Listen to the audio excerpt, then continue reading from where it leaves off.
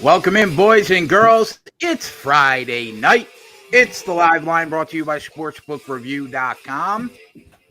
And life has been really good the last couple shows. We are 17 for our last 22 on the show. 17-5. We've absolutely killed it. We're up almost 180 units now. So everything's going really well. I got the boys with me, Ant, Spread, Tyler, myself. How are we tonight? I'm doing pretty good. Yep. What's going on, T? So I'm doing good. Just got done eating, ready to bet all these NBA games. We got about 10 of them. Spread, you like the board tonight?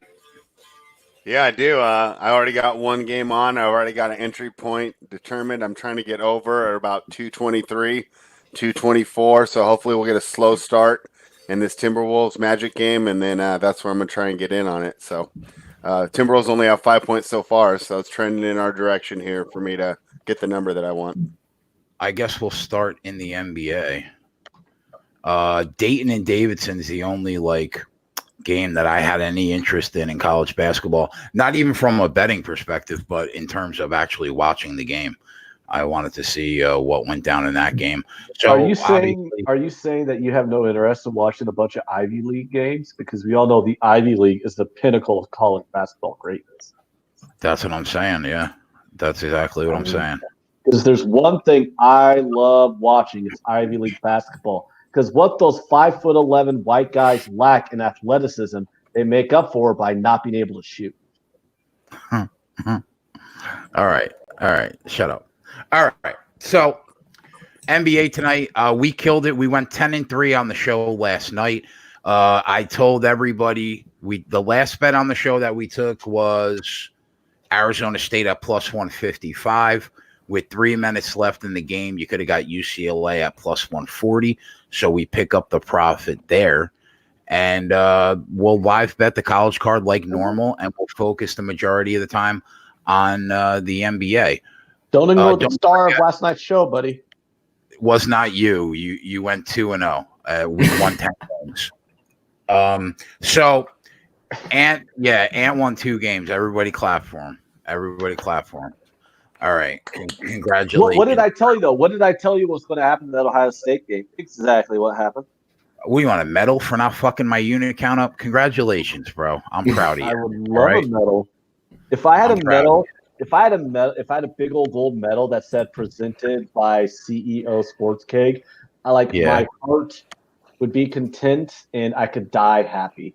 Would you be able to die happy if I gave you a certificate that said you crushed it on one night in college basketball? If I got a certificate of appreciation from you, everything in my world would be rosy. All right. So quickly, how about that? This show has over 700 bets, 706 to be exact, 415 and 291, 58.8%. We're up almost 180 units with an average line of plus 129. If you could beat that, God bless you. That's all I'm going to say. All right, so I'm done stroking my cock. All right, so let's move on to the NBA. King Weasel the only game that started yet, Orlando Magic at home against the Minnesota Timberwolves. The line opened up at 8. And let me get the totals up. Hold on, boys. And the total opened up at 233.5. Did you and Tyler have any pregame thoughts? Even though this game has already started. What do you think? No, I want to try and get a live over, and we'll go under too if it fluctuates. I just thought the over was more likely, but since I talked about it about 2 minutes ago, the scoring's picked up, so now the live total's sitting at 236. So if it goes the other way, we'll go ahead and jump in on the under. But I was trying to get about an over 223, 224 was what I was hoping to get in this game live. But if it gets up in the 240 areas, I'll probably come in on the under. Yeah, I agree with you there. How do you feel about the spread? Do you think it was set about right, or do you think it was too many points? I think it's too many points. If anything, I would take the Timberwolves. I don't know what the Magic have done to deserve being a 8-point favorite. And then you look at this Timberwolves team, and they might not have a lot of big games, but we've watched them upset the Heat. We've watched them play scrappy and cover spreads. And the one time they didn't do well was off the back-to-back. So that's fine with a young team feeling some fatigue. But overall, I'm actually kind of bullish on the Timberwolves because I think everyone's written them off, and so we're getting a good market price there. Yeah, I think we might be able to get plus money on both sides here in this game. Early comment of the night, King Weasel. I had a dream last night, or perhaps a nightmare, that Jay and Jeff were live streaming naked and doing the truffle shuffle. Don't ask me why. Listen, Jeff is a friend of mine. I'm going to go out on a limb and say because I'm a foot taller than Jeff, I look better naked. I could be wrong. I'm not sure. I don't like to think about myself naked all that often, but I'm gonna take a shot and say that's true, but it could not be true. All right, 7:30 tip. Toronto Raptors at home against Charlotte. Line opens up at 13.5, and it is 13.5 across the board. Basically, total opens up at 215, down to 214 in a couple books. What do you think about this game, T? I need to actually like the player prop here. Comment. What's that, Tyler? I said I actually like the player prop here. I like Siakam. I got it earlier today at 23.5 on his points. It probably jumped up to about like 25. I'm pulling it up right now because Van Fleet was announced out and so was Ibaka. But I still even like it at 25.5. I mean, who's going to guard him on Charlotte? They're giving up 26 points to power forwards over the last 2 weeks, and Siakam's averaging 26 a game in his last 5. And his last 5 at home, he's averaging 27. So you like a player prop? Yeah. Siakam over? Yeah, Siakam over his points. What's his points at? I'm seeing it right now on FanDuel at 24.5 at minus 120. Wow, that's a big ask. You think he gets there? Yeah, I think he can get there. With no Van Fleet tonight, that'll open up more shots for him. No Ibaka either. He'll get there. An official play, you're making that? Yeah, we'll make that one official. All right. Siakam over 24.5 points minus 110. Let me see if I can find a better line right now. Because all right, spread. It was minus 120.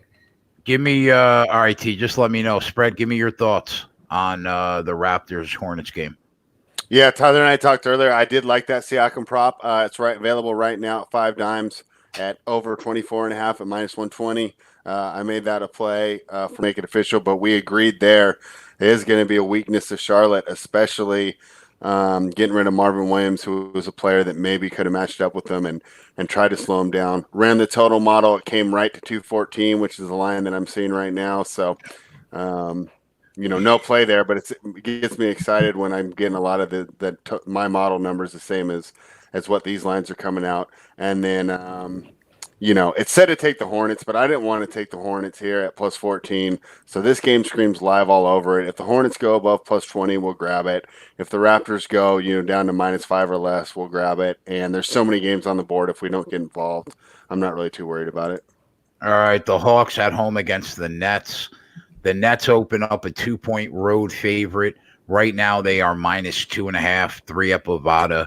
Total opens up at 233.5, but it's up 3.5 points. 237 at Bet Online, Bovada, and Heritage. What do you guys think here? Hold on, I have a question real quick on the live game right now. Would you be interested at all in taking the Timberwolves right now at 2-1? Or is it too early to get involved? I wouldn't be against it. I mean, I'm seeing plus 200 on a team that's winning in the first quarter. And I know the Timberwolves suck, but the Magic aren't that great either. And Spread was just talking about wanting to buy low on the Timberwolves right now. Yeah, I would do it, but I would do it the express idea that you're going to come back because I don't know if they'll finish it off. I just hope that they get a 10-point lead at some point. Yeah, you can just buy back. Now you got to hope that they open up the lead. Yeah, I don't like that because what was the pregame money line and spread? It was like 8 points. The money line was probably close to like $4. That's too much. That's too much for me. All right, and it just moved to plus 170. So, all right. Okay, go ahead, guys. I just wanted an opinion on a live spot I was looking at. Brooklyn, Atlanta spread. What do you think? So this is an interesting game, right? This is two teams that are actually both trending up. And surprisingly, net rating for our last 10 games, Brooklyn Nets are fourth in the league. So, boy, talk about Kyrie Irving having an effect now that he's gone. The Nets are definitely playing better without him. So when I originally looked at this line, I thought that it was going to tell me, my model would tell me to take the Hawks, but no, it said to take the Nets. I didn't grab it yet. I think there's going to be a lot of volatility here. I think this is definitely a candidate for plus money on both sides. All right, Tyler, any thoughts? I 100% agree with him. That was one of the games I had marked to where we can get plus money on both sides.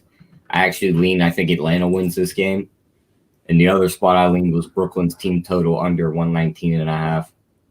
So you can't get really plus money yet. I mean, it's around plus 120. So you're going to have to hold off on that. We gotta hope Brooklyn goes up like 4-0, and we can probably get like plus 150. And then hope Atlanta takes the lead. Yep. All right, so that's a spot to look out for. The Pelicans, minus 12.5, they open up against Cleveland. 237 the total, now down to 235.5, and they are minus 13 in multiple spots. Did the Pelicans roll spread? No, I like if we're going to get involved pregame, which I did not, because like I said, I think we'll get a better number, especially with the Cavaliers, because that's the side that I'd be looking to take. I see a plus 13 right now. Pelicans, because they're favored so heavily, the number's going to move pretty close to the score. So if they get out to a 4 or 5 point lead early, we can jump in at about plus 17 or plus 18. I'll be pretty comfortable with that. I've been happy with the way Cleveland's been playing lately. So another great live spot, but this one we might not be so patient with. I can see us getting involved early and kind of being content with just maybe getting an extra 3 or 4 extra points there. Are we making the Siaka minus 120 official? Yeah, that's the best line I can find on it, unless we take an alternate points total at 25. All right. That's official then. Don Carleone in the chat, our guy. Don, I told you get that plus money on both sides of that UCLA game, bro. And we had to wait till about 4 minutes left in that game, but UCLA was plus 140. All right. Sacramento. Spreads team on the road opens up Memphis minus 4 at home. Now minus 2.5. The total opens up 229.5 down to 227. What do you think, spread? Two teams kind of trending in different directions here. Memphis definitely hurt from the losses of young players, Jaren Jackson and Brandon Clark, struggling at the power forward position. Then the Kings with De'Aaron Fox even being questionable. He missed the game we watched against the Thunder last night. They kept that one close. We were able to get plus money on both sides of that game. And boy, does this look like another opportunity here, right? We have two streaky teams. I don't think we'll get it live because I'm only seeing plus 115 on the Kings right now. But I definitely think this is going to be another opportunity to do plus money on both sides. And, I actually kind of like the Kings here, but I just think I'd rather play it safe and try and arb it because I think that's the best way to approach this game. What do you think, T? Before we talk about that spread, you like this under right now? It's at 243.5. Yep, let's do it. Let's do it. What are we doing? I got under 244.5 on Bovada. In what game? Minus 110. The Timberwolves. They just took her off the board because the Wolves just hit a shot. The Magic just came back and hit. I'm seeing 246.5 minus 118. That's the line you want? What are you seeing, spread? I'm bouncing around. I haven't been able to get it yet. I'm trying to get 244.5 right now. Let's see if they accept it. Nope, I got to retry it.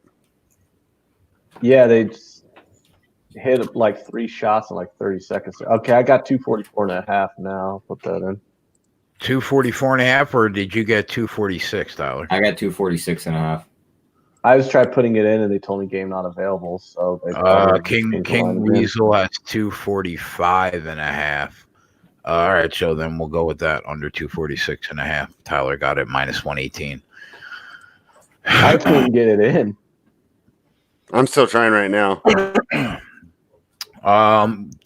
Dave's in the chat. What's up, Dave? Nets full game, Raptors first quarter, Mavs first half for our guy Dave bets. So I like it. We're not Michael Jordan, best NBA 3 pick tonight. Number one, don't bet a parlay if that's what you're looking to do. That's just throwing money down the toilet.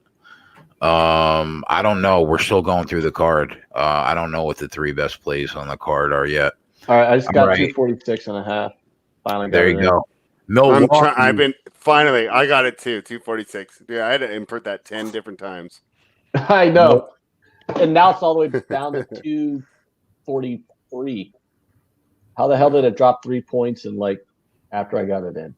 I don't know, but Tyler got 246 like 5 minutes ago. All right, Milwaukee minus 10 right now. Total 226.5, 227 at Bookmaker and Heritage. What do you think about this game, Tyler? Hold on. I had a play in that Memphis game before I jumped to that Orlando game. I like Valanciunas to go over 10.5 rebounds tonight. Personal play or official play? We'll hold off for now. That game doesn't start till later. We still have a little bit on that. Okay. All right. Yeah, so the Kings are still banged up front. He should be able to feast down low. They rank 3rd in rebound percentage to where the Kings rank 25th. And the Kings are giving up 18 rebounds per game to centers over the last 2 weeks. And Valanciunas at home over his last 3, he's averaging 15. Sounds good to me, bro. Milwaukee 10-point favorite at home over Oklahoma City. Oklahoma City got us fucking paid last night with that plus 170 we got on them. Total, they're catching 10 now. Their total is 227 flat, 226.5 in some spots. What do you think, spread? No Middleton, Anthony says. I like the over in this game.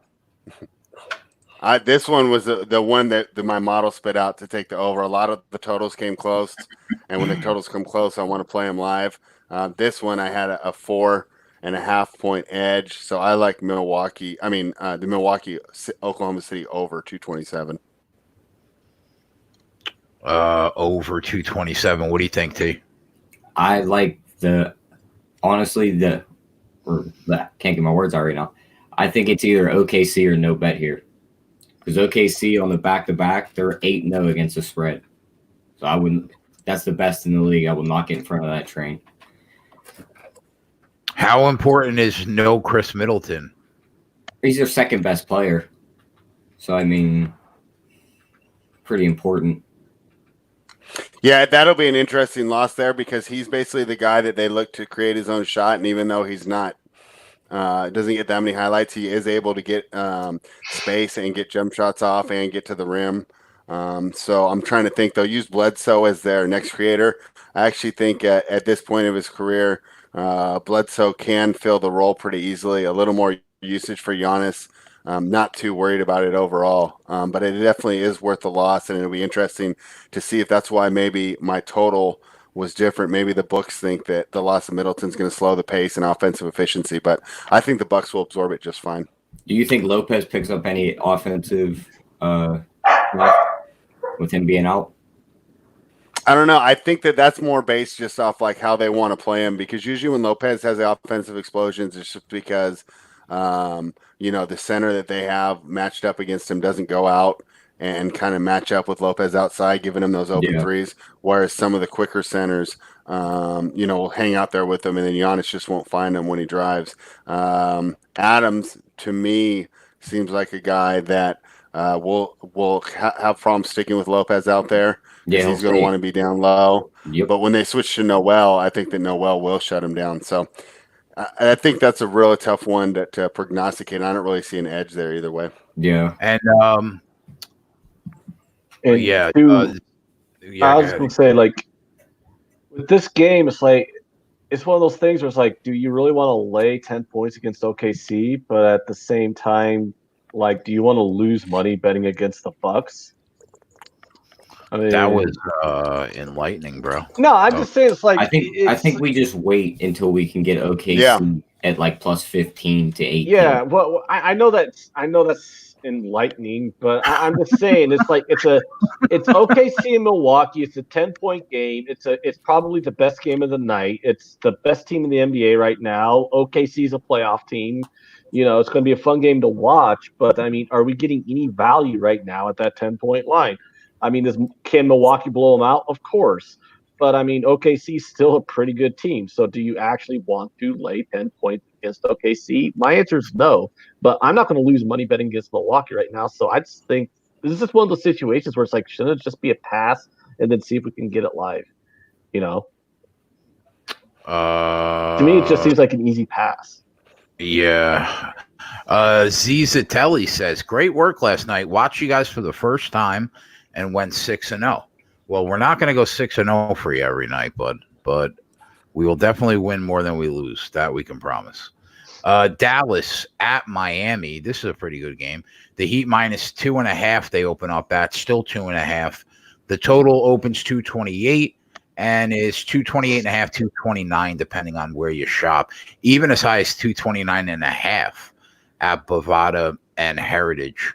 What do you think about this game, Tyler? This is the other one I had marked where I think we can get plus money on both sides. Both of these teams are very good. The only spot that I kind of leaned was the first half over 117. There wasn't enough there to make a play. And there weren't really any player prop spots.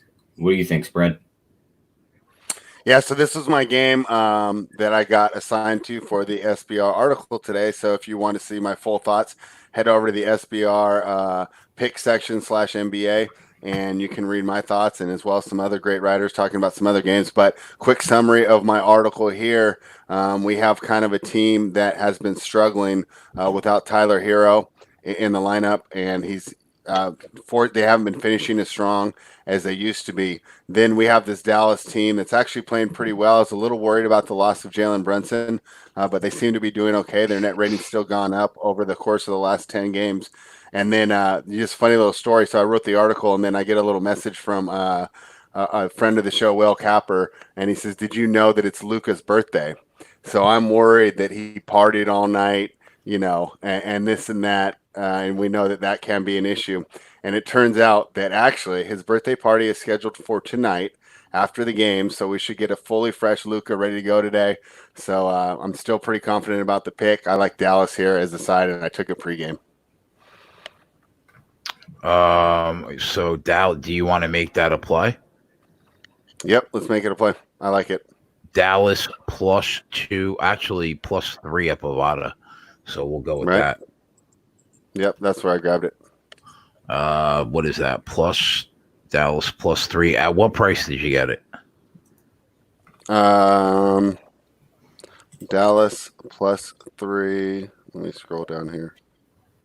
I scrolled too far. I'm looking at tomorrow's game. It moved back to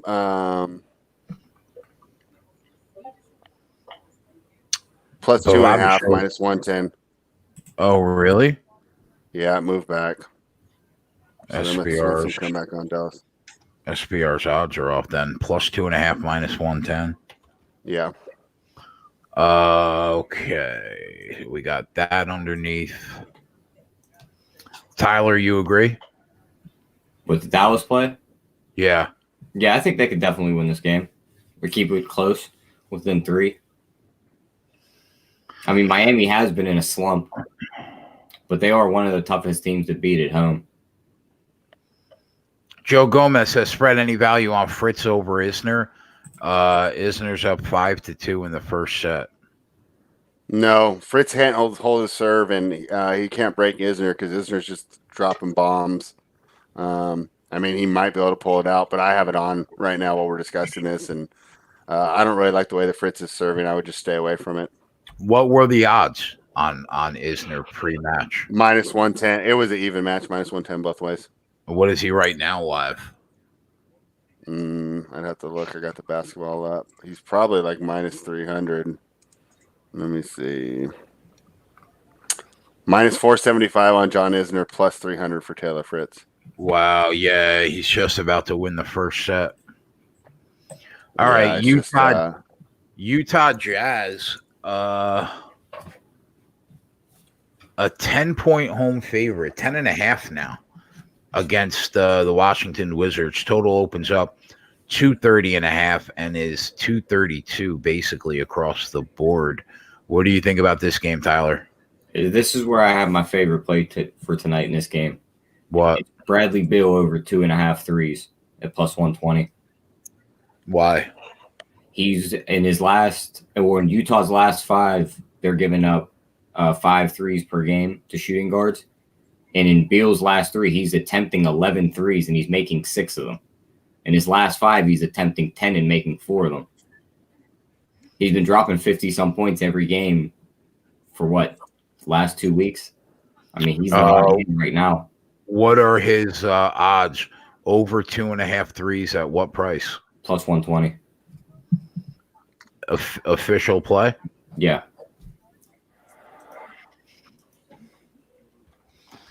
Beal over 2.5 threes. Plus 120. All right. Spread, what do you think about this game? Yeah, so I like the Wizards as a side, and it's funny because my model says to take the under, but I'm not taking the under in a Wizards game. So we'll keep an eye on the on both of them. I don't want to get involved in either of them pregame, but I'd like to grab the Wizards with a little more points here. And, I'm actually going to throw my model results out the window because I don't know why it's telling me to take the under in a Wizards game.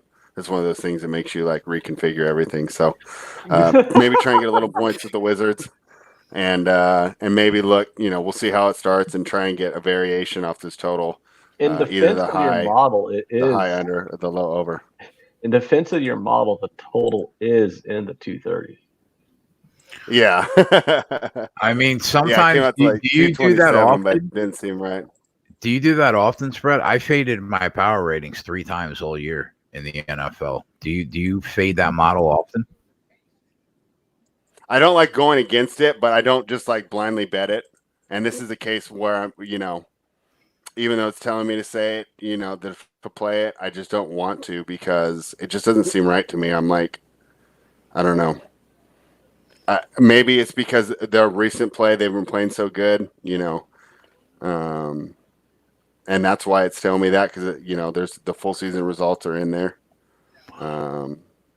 Brian, but everything else came out pretty close to the line, so it's an interesting anomaly here. Breaking my heart, Dayton up 42-24 at the half, man. I wanted to get on Dayton all day, and I didn't pull the fucking trigger. That blows. All right, Phoenix at home against the Pistons. Line opens up 7.5. Phoenix is now a 9-point favorite. The total has gone down 2 points, basically 218. Some spots 218.5. What do you think about this game, Tyler? 2 shit teams? Phoenix are nothing here. I mean, Detroit is probably the worst team in the league at this point. There's who's going to score all their points at this point? Spread Derrick Rose? Yeah, but what's funny is now that they don't really have like a set pecking order, the team's actually playing pretty fluidly, and they actually don't defend that poorly. But yeah, you're right. I mean, I'm not betting on the Pistons. Yeah, I would lean to the under here too. No official play there. All right, Clippers and Denver. This is the best game of the night, I would think. Maybe Mavs Heat. Clippers open up a 6-point favorite. They're 6.5 across the board, maybe 7 at Bovada. Total 220.5 up to actually basically stay there. You can get 219.5 at Pinnacle, 220 at 5 Dimes Bookmaker and Bet Online. What do you think about this game spread, the nightcap? Yeah, I like this game a lot. I'm thinking about going over here. I'm seeing a total of 220 here. I had it about 224, so I like that. But once again, I think we'll even get a better shot live. I don't think this goes a wire-to-wire over game. And on the side, I like the Nuggets. And, hopefully we can get an even better number than 6.5, but I'll probably be looking to get in for the Nuggets because I think they can keep this game close. Tyler? I'm actually on the other side. I'm not betting against a fully healthy Clippers team. I mean, we've seen this team just when they're at full strength, they make the Lakers look like chumps. I mean, the 2 times they played them. What was that? No, I was laughing. You're right. One thing I've noticed over the last month about this Denver Nuggets team is they just get out of the gate slow, don't they? They always seem to get out of the gate slow, right? And then they hit their stride at the half, and then they just pull away in the second half. What do you think about the Clippers in the first half, or at least the first quarter? I don't think that's a bad look. Maybe a first half. Yeah, it's not a bad look. I'll check what the first quarter line is right now. I'm thinking if it's -6.5, it'll probably be 2.5 to 3 for a first quarter game. That was kind of the reason why I wanted to wait to get in on my positions, though. Like I said, if they do start slow, we might be able to grab the Nuggets, +11, +12. And if they start slow, we might be able to get over even less than 220. So those 2 points the point about them starting slow is another reason why I wanted to wait and not get involved with this one pregame. I'm looking at the first quarter line right now. They're -3.5 in the first half, -2 in the first quarter. I like the first half more than the first quarter. What about you, spread?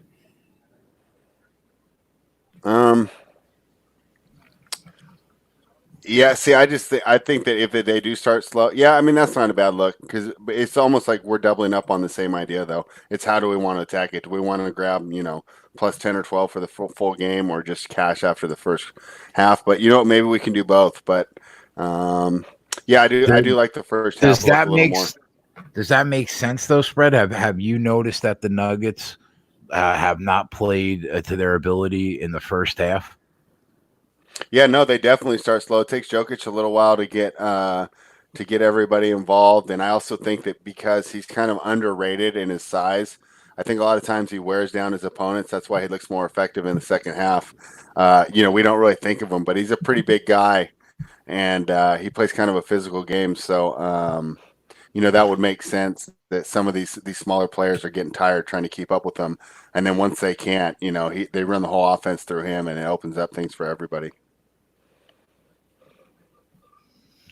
Dan Kelly says, just to let you guys know, Denver is 13-2 against the spread with lots of big. Oh, he just deleted it.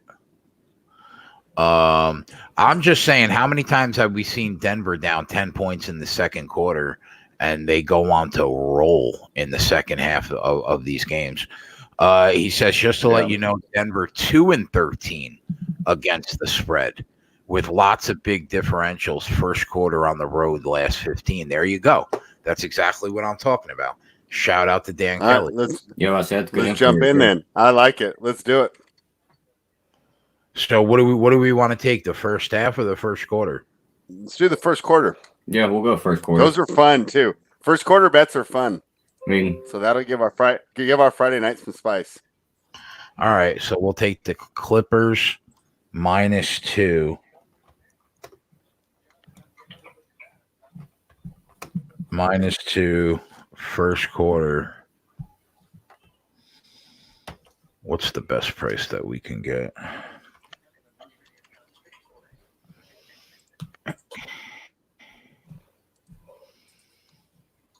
-114.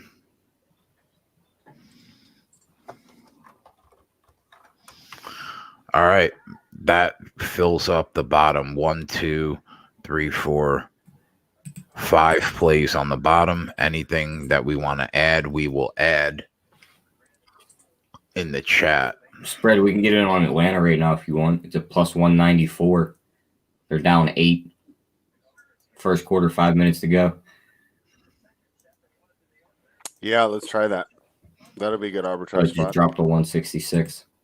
What are you doing? The Hawks money line is what? Plus 166. I'm hoping to come back on the other side. How much are they up or down? They're down 8 in the first quarter with 5 minutes to go. Oh, so if they tie that game. I just got it at plus 203. You got an even better number. 160 people watching right now. Please like the video. That's all we ask. And head over to sbrvideo.com/live line. Brings you to the best sportsbook page and all that good stuff. Tomorrow we will be on at 4:00. UFC Fight Night 169, Norfolk, Virginia. There will be no title fight because somehow I can't believe that.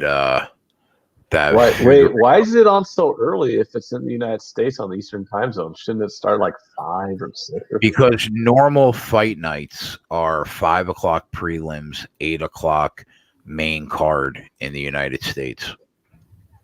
Oh, I didn't know that. I was just always used to whenever it's like in the United States, if it's in like the Central or Eastern time zone, we start later than that. And like the main event's usually like 11 o'clock at night for me or something like that. Yeah, normally with the pay-per-view starts at 6:30.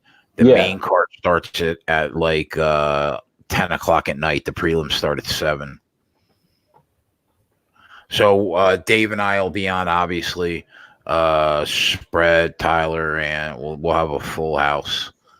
No title fight though, which kind of blows. I didn't know that, Spread, until you put that in the chat. I can't believe he missed weight. Yeah, and then I think he tried again one time, and then he was just like, "Screw it." How do you miss weight in a fucking title fight? I mean, isn't it? He looked pretty shredded, job, though. Right? Isn't it your job? Yeah, it's your job to make weight. Yeah. So exactly, how do you miss weight?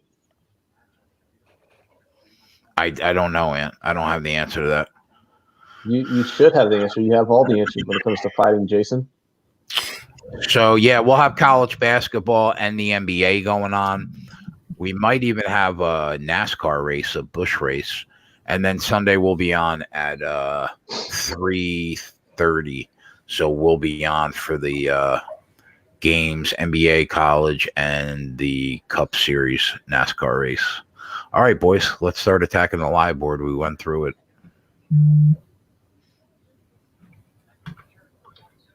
Yeah, so there's a question in the chat about what I'm on for soccer tomorrow, and the answer is nothing really. You don't like anything? Not on tomorrow's card, no. The only thing over the weekend that I like is Wolverhampton. Is the Wolverhampton draw no bet or pick them on the handicap at like plus money against Tottenham, but that's a Sunday game. But like, I just don't see anything that I really like. Maybe a shot on Inter Milan on Sunday, but yeah, I'm just not really. I'm not a fan of tomorrow's or the card. I also tend to play more dogs than most other people who give out soccer plays. So I'm not really a fan of that. I see this big minus 400 favorite, taking them minus 1.5, or parlaying the favorites, anything like that. That's not really my style. I usually like dogs. I'm just not finding anything like also. So that'll be all the soccer talking half of the show. All right. So this live line has? It's a good thing we stayed off the Wolves. Good thing you guys talked about for taking the Wolves the money line because they're down by 13 right now, which is actually kind of good. That if we can get one of these teams to blow the other one out, that's good for that under 246 because the live line's. I think we'll get in this game one of them like 5-minute, 6-minute periods where they just run up and down the floor. And it's just they're building brick houses with all the shots they're missing. Let's hope so. I like that, building brick houses. So I'm with you though, Jay. That Dayton Davidson game, I was looking at that for a while today, and we missed the boat on that one because Dayton's butt fucking Davidson. Yeah, that blows. That's a complete annihilation. I was going to bet that too today. It was the only pregame look I was thinking about betting.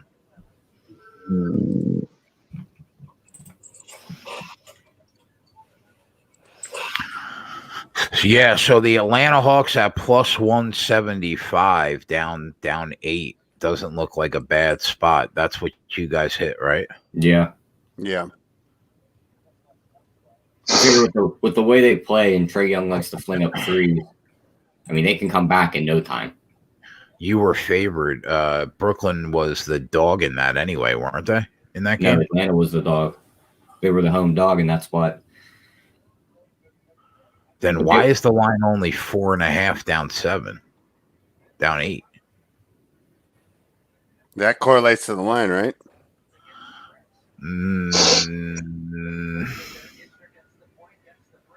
Well, remember what I was talking about earlier? So it's only at this point, it's basically 1/4 off the closing line, and then 3/4. I mean, 3/4 off the closing line, and then 1/4 off the current score.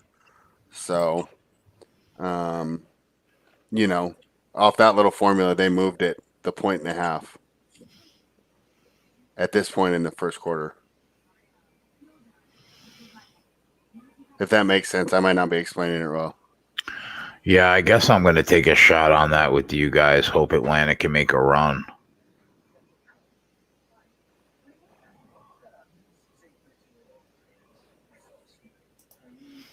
Yeah, I'm betting that. I can't fit that in the chat. I mean, underneath. Hawks plus 170.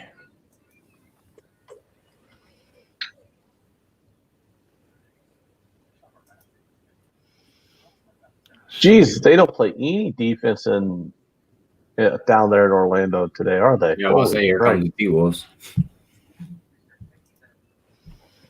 Now it's plus 140. You mutt.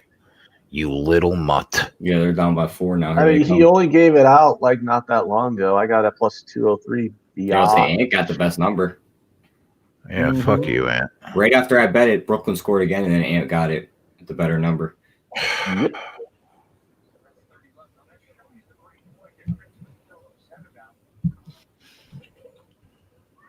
Oh. So I like just farted, and it really, really stinks. Okay, Max. What? No, I'm just saying. It's like, ooh. I got like smell that. Boy.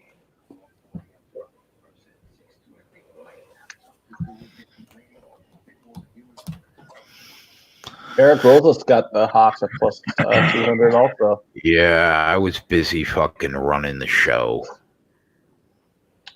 Yeah. That sucks.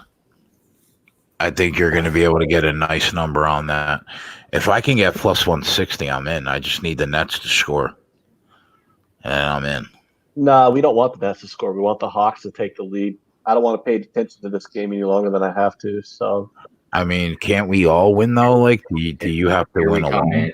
2-point game. What do you mean win alone? I mean, it's like me, Tyler, half the chat. I mean, why don't you just be happy for your friends in the chat, Jason? That's what we're here for. I hate you all. By the way, I heard you yesterday saying, I want the show to lose a unit so this cheeky motherfucker can. I don't want to deal with him winning. Ugh. It's like I would take the loss. Touche, Ant.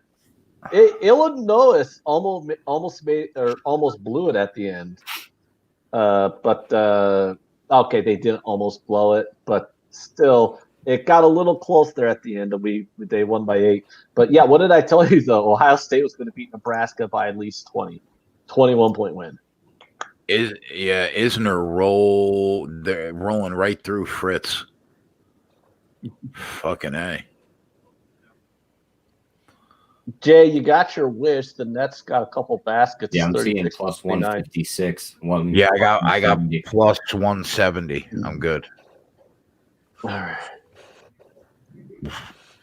All Can right, we now, get a fucking stop in the T-Wolves game? Sweet titty fucking Christ, man.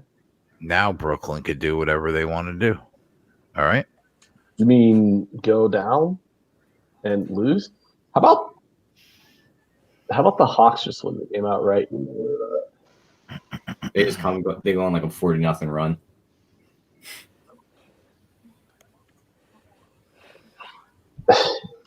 DeAndre Fultz says, yeah, the Magic at 12-point lead.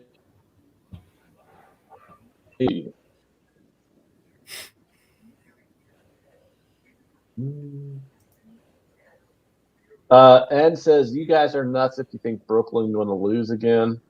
I mean, they could. They're not that good of a team.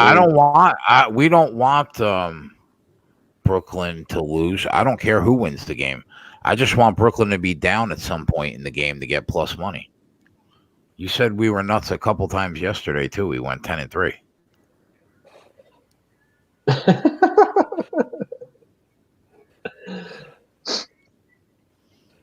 Yeah. Well, they're at the end of the first quarter. The Nets are up 36-29. Are we at halftime yet in this other game? No, I got a minute 5 left.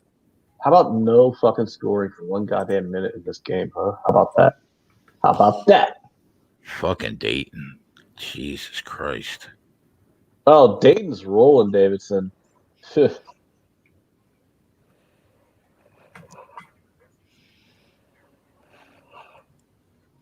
Dan Kelly took the Nugs team total under 55 in the first half. Diego's asking if I'm actually drinking something other than alcohol. I mean, believe it or not, I usually am drinking something other than alcohol on this show because I'm not getting drunk on a Thursday night or Monday night when I got to work.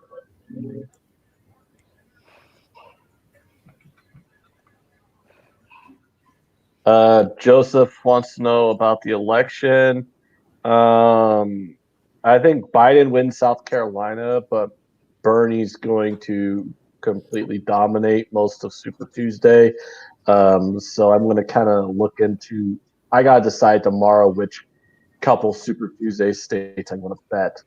There's a few of them where the line is like minus 1,500, and that's not really worth taking.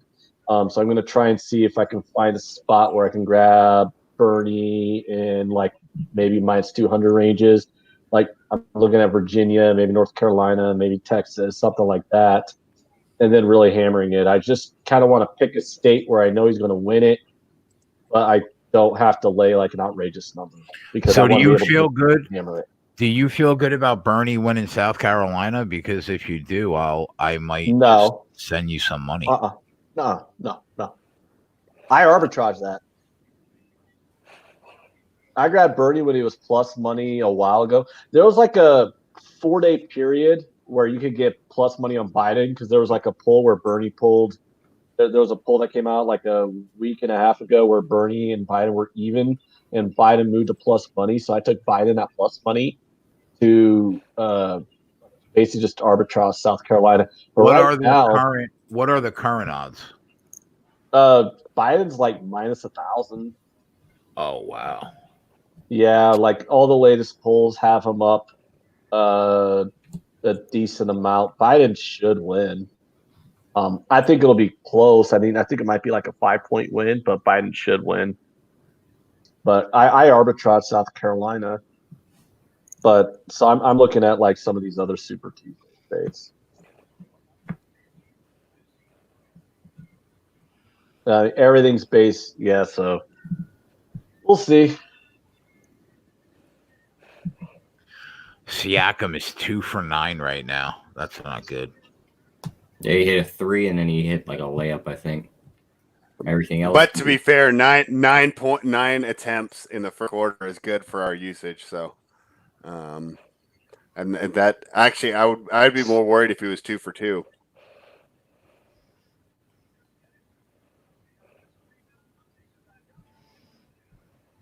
69-65. Are we going to see some defense in the second quarter or just some missed shots or something? Hopefully some misses. Are they due to suck at shooting?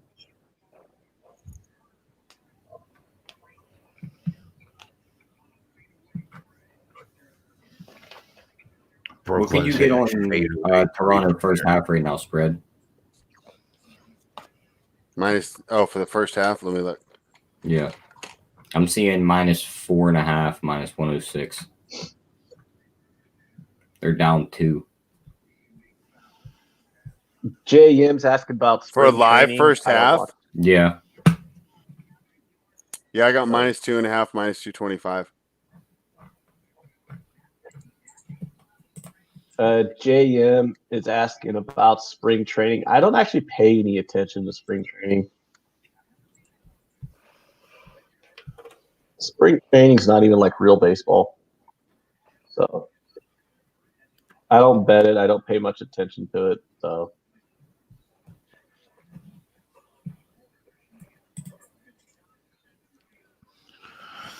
oh boy. Oh boy, oh boy, oh boy. Dan Kelly talked about South Carolina as one of the states that allows any registered voter to vote in a primary. Yeah, there's a decent amount of states that have vote in primaries. And the head of the South Carolina Republican Party is trying to get Republicans to go vote in the primary and vote for Bernie. And I don't think that's a good idea if they actually want to win. I don't see how voting for the one guy that can actually beat Trump. See, that's just so funny. It's like, I wonder if Republicans realize that. Like, Trump knows that. Trump's even on record, like, saying is like, Bernie's the guy that I fear the most. But a lot of hardcore Republicans are like completely oblivious to the fact that Bernie's the one who can beat Trump. You throw Trump up there against like Bloomberg or Klobuchar, Trump wins by fucking landslide.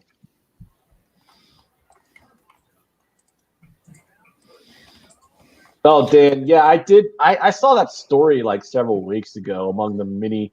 It was among the many political stories I've read about. So,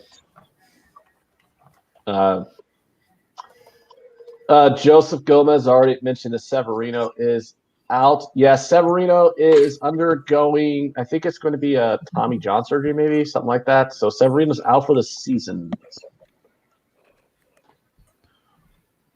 Is Tyler and Spread here? Yeah, we're here. I'm just not liking the way these guys are going. Are you talking about the I'm getting two guys frustrated. Are you talking about the two guys who I'm waiting for this Raptors line to hour? move a little bit more, and then I'm giving it out. Yeah, I'm frustrated because these games didn't go the way that I wanted to for the first half. So the numbers I circled are never going to materialize, and I'm mad at myself. I'm trying to figure out what I did wrong to get these numbers. I want Jay to calm down because Tyler and Spread did nothing but talk for the first 45 minutes because they broke down the whole card for us. Give the boys voice boxes a little rest, shall we? Unless they got a lifeline. Martin, what have I bet so far? Clippers first quarter -2, and the Hawks +175 on the money line, buddy. So far.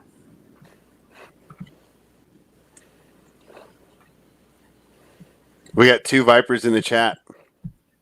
I like it. Mm-hmm.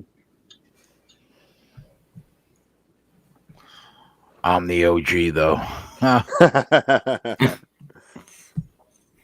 True that.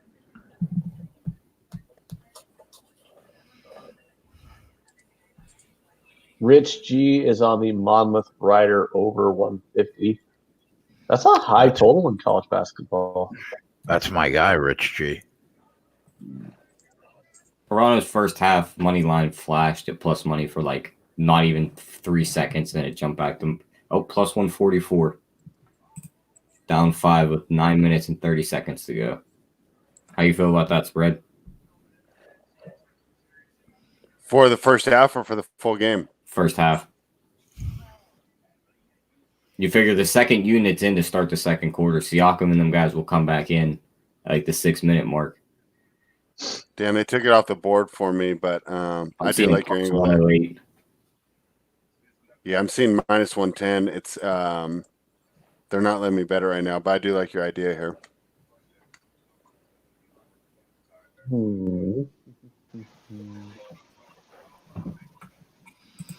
So are we looking to get plus money on the first team that we can in the Kings game and the Mavs game? Yeah. This is just after last night. I mean, this is just there's so much going on right now. That's good though, because we're not doing much college basketball. Yeah. I mean, I told you. I mean, there's tons of Ivy League on tonight, and that's just the pinnacle of college basketball watching right there. Yeah, the Texas State, Texas Arlington game and the Washington State game were interesting spots, but I didn't have an opinion on any of the Patriot League or. Hey, the Hawks cut down to 3, so we might be in the Hawks. Yeah, we might be cooking here in a few minutes if this run keeps up. The Magic and T-Wolves are at halftime. Do we care about the halftime lines, or are we just going to ride out our total that we already have on the game? All right, I'll read them anyways. The halftime is 69-65 Magic. The second half spread is Magic minus 3.5. The total is 115 on the second half, and the second half team totals are 59.5 for the Magic and 55.5 for the T-Wolves. Yeah, I mean, it's 3 points different than what we got in at. You know, obviously our entry point wasn't perfect there, but I don't really see any reason to put any more money in this game. Still pretty comfortable with our position. Like Tyler said, you know, there's such a high total, basically looking at, you know, 245.5 points. One little short spurt by either team, and this thing sneaks under. So no reason to add any more money here, but I do like our spot. All right.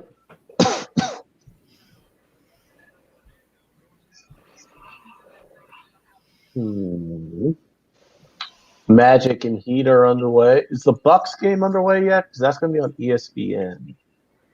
Yeah, it's about to start right now. They're doing so. Everyone else is scheduled for the 5 o'clock start time is tipped off, but the ESPN game, they're doing a little extra pageantry and having some fun there. So that one has yet to tip off, but should be tipping off within the next couple minutes. Oh, Jay. So I was listening to a podcast today, and they randomly, they're doing like a weekend review type of segment, and they started playing the national anthem from Shaka Khan and to make fun of it. And I never really did get around to watching those videos that you tweeted out about that Shaka Khan national anthem, but I heard it on that podcast today, and sweet God, was that terrible? It's bad, right? Like, how does Shaka Khan, who I like Shaka Khan songs, I mean, she has some pretty good pop songs back in the 80s. How does she sing the national anthem so bad? I mean, can you explain that one to me? No.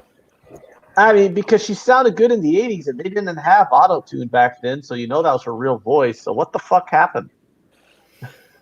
I'm like, whoa. The Kings right now. What could we get on the Kings right now? Oh. Plus 143. That's not a lot. No, I'm seeing plus 170 on Bovada. Ooh, I can get plus 180. They're Yeah, down by plus 170. 9. Are the Kings better than the Grizz? They're on the road, dude. The Kings are down by 9, you said? Yeah, 16-7. Wow, this book is way off. Wow, what's this showing? Like 3-2.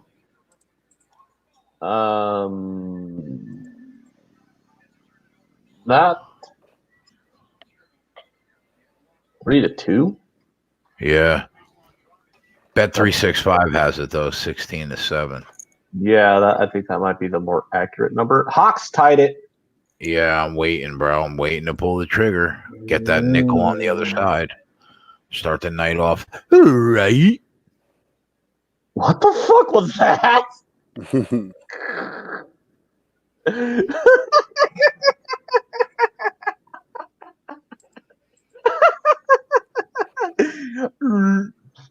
Was that like a Scooby-Doo impression? Oh, that cackle though.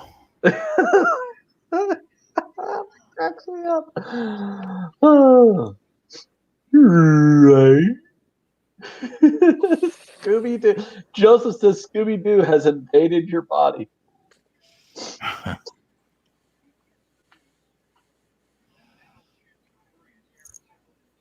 Yeah, you go to the line for a chance for 3, Trae Young. You fucking beast. Give me that plus money, you bitch.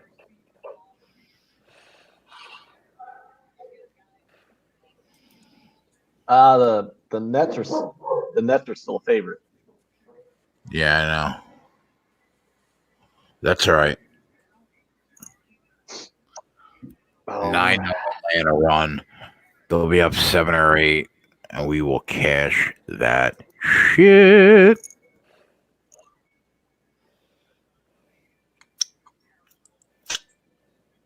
Bogey, you son of a bitch. You take that back, Bogey.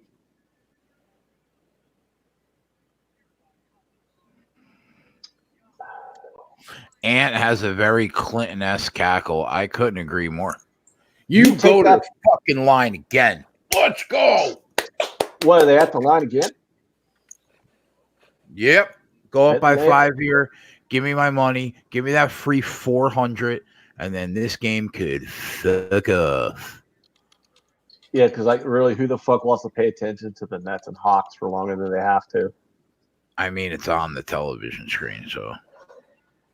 I only got plus 102. I need it to be like 58. If they're yes, Anthony. Me too. Wow, the excitement from Tyler and I'm sorry. I know we're not supposed to do this. I was backstage and all I'm my getting pregame looks are what going wrong. am I doing this fucking show not by to just sit myself? here. I'm sitting backstage waiting to be brought back on. He's already talking shit. Holy crap! No, I'm like mad at myself for the way I like set up tonight. I could have done so much better. So. Anyways, get back in gear. They did all the work for the first 45 minutes, and now you gotta fucking cry tears because you want to count the fucking minutes people talk on this show, Ant? You want to go down that road? Dude, I would probably lead, right? Am I like a minus 10,000 to be at the bottom of that list? Yeah. Tyler, are you going to jump in on the Raptors 115. here, or do you think that we're done? Do you think that this is bad? I see minus 125 right now on the money line. Do we just take that? Plus 127, Jay. What do you got on the Nets? I'm waiting on the Raptors. I got to see a little life out of them. Not that. I think I'm going to grab it.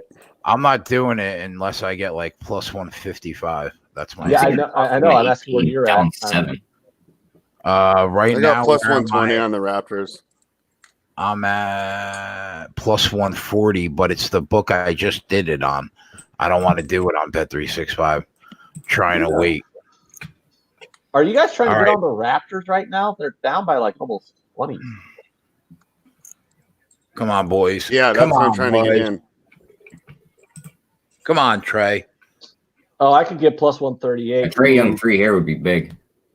Trae Young 3 would be good. Yeah, I got plus 140 at Bet365. I just took it though. The plus 170 at Bet365. I just threw $8,000 in that book. Viral got in at plus 164. Scott Thurston donated $2. Actually, Scott, don't do that because it doesn't go to us. I don't know where that $2 goes to. Yeah, we appreciate it. We appreciate it, but keep the money. Yeah, somebody at SBR gets that money. The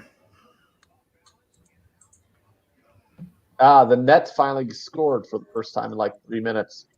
Oh, the Hawks come back and score 59-50. Oh, 59-56.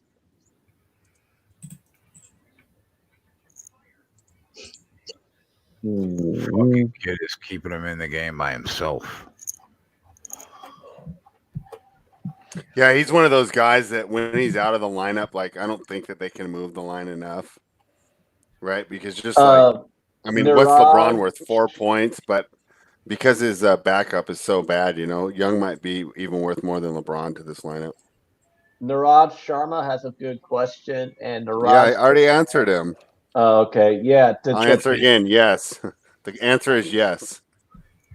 Yeah, I think the joke amongst a lot of professional sports bettors is if you're still on your first Bet365 account, you're a square. Jay, how long did you have a Bet365 account before they didn't ban you, but they limited you? Well, they send my bets to the desk, whatever the fuck that means. It took 3 weeks. 3 weeks into having a Bet365 account before they started limiting you? Mm-hmm. But they're nowhere near as bad as FanDuel. So I took all that money out of FanDuel and put most of it in Bet365. Yeah, but it took FanDuel almost a year. Yeah, it took FanDuel a while. But so far, knock on wood, everything's been going well with Bet365. Yeah. But I am going to open up a PointsBet and a Sugar House account. So yeah, because you theoretically took FanDuel to the cleaners in theory on your play money account at FanDuel. Theoretically. Yeah, they limit you on your play money account there, right? Theoretically, they made live NFL player props, and then theoretically I raped them.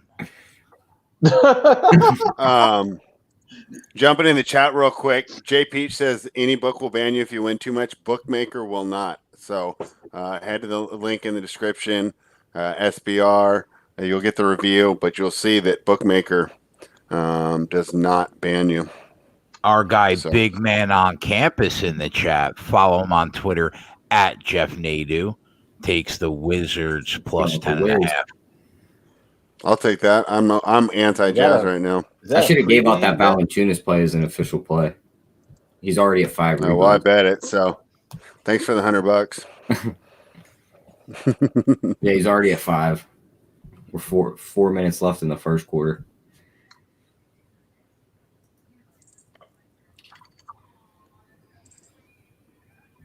See if this Magic game will slow down at all. I wouldn't mind.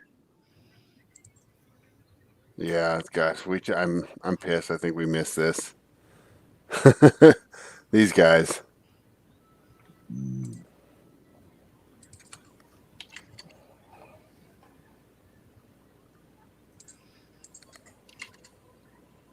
The Raptors are down 13 and they're -2.25. What the fuck? Big Man said, I hate Creighton. I love it. Fuck you. Why the fuck we ever invite him on our show, man? That's some bullshit right there. The fuck. I'll be on them. Are they playing who are they playing tomorrow? They're playing the Johnnies, aren't they? They're playing the Johnnies on Sunday, and they're going to kick their ass. Yeah, you better be kidding.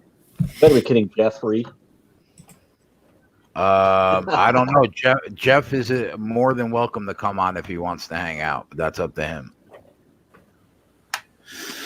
Oh. See, this sucks it really sucks that these books look down on you. Like you can't get plus money on both sides of a game, or they're going to tell you to go fuck yourself, which is atrocious. I mean, let's be honest. If a line is bettable, it should be able to be bet without fucking ramifications. Could we agree? Yeah. Yes. Yeah, I agree. I mean, Well, the funny thing is they act like they don't just completely rape people all day long who bet parlays. So why the hell are they that worried? What about all the people sitting in the casinos on fucking slot machines and all that shit? All right. Well, I'm at plus 140. I'm at plus 154, so I'm jumping in. DraftKings. God damn it, Tyler. Plus 160 at Bet365. There you go. I can't take it, though. I can't take the number. Why? Because you took it the other side on Bet365? Yes. Or I take it right now. Oh, I got plus 150. Here we go. Woohoo. Everyone's getting unfucking believable. Accept it to go down? No. Cancel that. I will wait. Oh, because the Nets just scored. And the Nets are now all the way down to plus 110. Unfucking.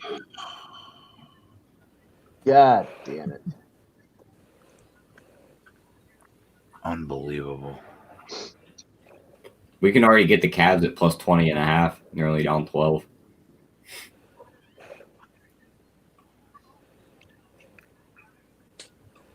Yeah, what do you think about that? I'm kind of rethinking that position, but I think it's because I've been like my pregame looks haven't been too good so far, so I'm second guessing myself. I think we can get more points there. Greg. What's up? Listen to me. Yeah. I believe in you, Greg. Oh, well, thank you. You can do it, buddy. All right. Give me one stop and a bucket here, and I'm out. And I'm out the door with $400 profit. Give me one stop and a bucket. I see plus 150 right now for the Nets. Yeah, but not at DraftKings because God damn it. The Hawks took the 6-point lead, but it's at the point in the half where they cut off the live betting. They cut off live betting with like 40 seconds left. You fucking shit me, you mother cunt. God damn. Spread, we're at 9 rebounds in the first quarter, ain't even over. Yeah, I know. So thank you for that, Tyler. You're going to help get some of these misreads that I have to even out on my balance sheet.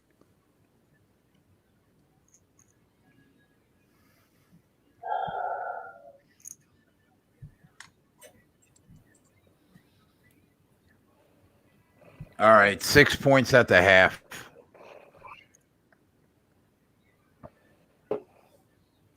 Unbelievable, man. I can get the number I want right now at that 365. All right, we got to eye up the Timberwolves game because they're up 3 now. That's a killer. Oh, my God. That's such a killer.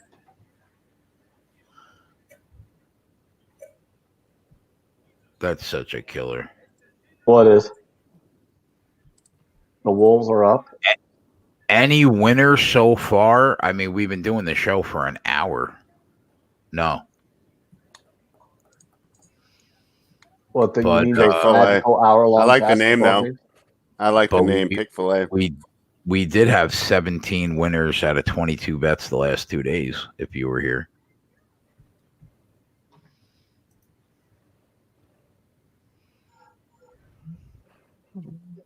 Spread, we got that bet in the first quarter. He's at 13 rebounds. Thank you. Valanciunas. Thank you. My account appreciates that. He's got in the first quarter. His prop was 10.5. How the fuck do you get 13 rebounds in a quarter? Because the Kings have 2 centers that are injured, so they're running with basically like a glorified power forward center. Like this and just grabs the ball. Yeah. Like if you saw the guy they're starting, Harry Giles, like the guy's thin. He's got no knees. Like he tore both his ACLs before he got to college. Yeah. Okay. These guys are – I can't believe what these guys are doing down here in Orlando. I think a lot of people can't believe this, Greg. So the live you want to know what 248, so it's not like we're that far off. It might just be that Orlando averages 104 points per game, right? I'm aware that they're not. They average 104 points per game, and they're at 78 with 7 minutes to go in the third. That's how bad the Timberwolves defense is. There's some things that you just can't model. I figured this number was inflated from the start because of the last game Orlando had, too, when they scored 130. Yeah, they're definitely kind of turning things around, huh? It's funny how quickly these teams can go from looking really bad to really good. So let's hope that's not the case with the Jazz tonight. Yeah, Connor Butler, I've seen that play where Valanciunas cashed. He stood under the hoop, grabbed 3 quick offensive rebounds. Oh, did it? Yeah, I mean, Yeah. like, who do they have?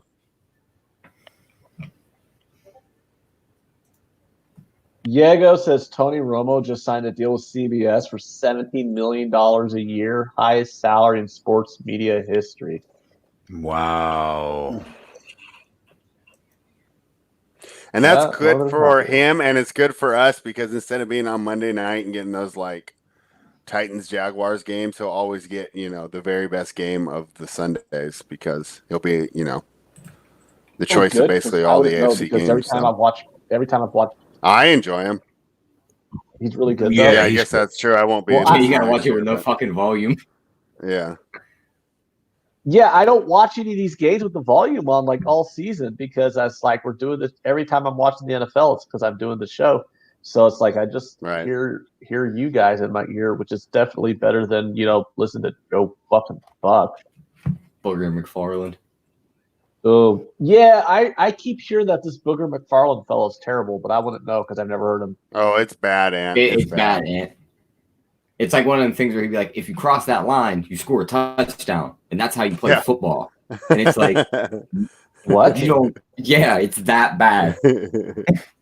Is there maybe a go on YouTube and of just type in Booger McFarland clips? Yeah, I was just about to ask that. You'll be there all night. Jay, were you able to get back in on Brooklyn yet? No. I'm seeing plus 160. What are you seeing? Where? FanDuel. Oh, that doesn't mean anything to me. Yeah, I'm seeing plus 135 on Bovada. Hey, Tyler, we're up to plus 22 in this Cavaliers game. Do we want to enter this game, or do we just think that maybe the Pelicans are going to be too much for them here? I mean, I could see them running away with it. Maybe like a 28. I think we should jump in. Is that what we're going for? Okay. Yeah, I want one of those, like 28 to a 30. I remember one I had where I was doing this with the Charlotte the other night when I don't know if we were on the air. No, we were on the air, and I just didn't give it out. And I got them like plus 26, it was plus the 33. Game, wasn't it? Yeah, plus 36. They end up losing by 39. So it's not like, grabbing these big points is a for sure method. But I'll tell you what, I'd feel good getting plus 21.5 right now. What'd the game close at? Like plus 10? So you're getting like a free 11 points. I do like that. And then what about this Raptors over 198 on a game that closed at 214? I'm seeing 200 right now, 200.5. I mean, do you think that we get there? I think we get there. What do you think? I think the Raptors kick it on in the second quarter, or in the second half.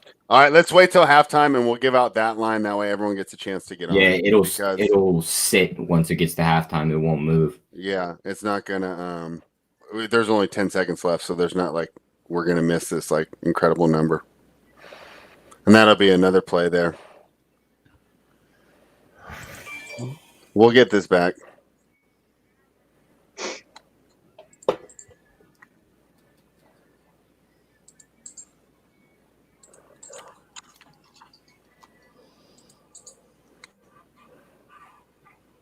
Is it baseball season yet?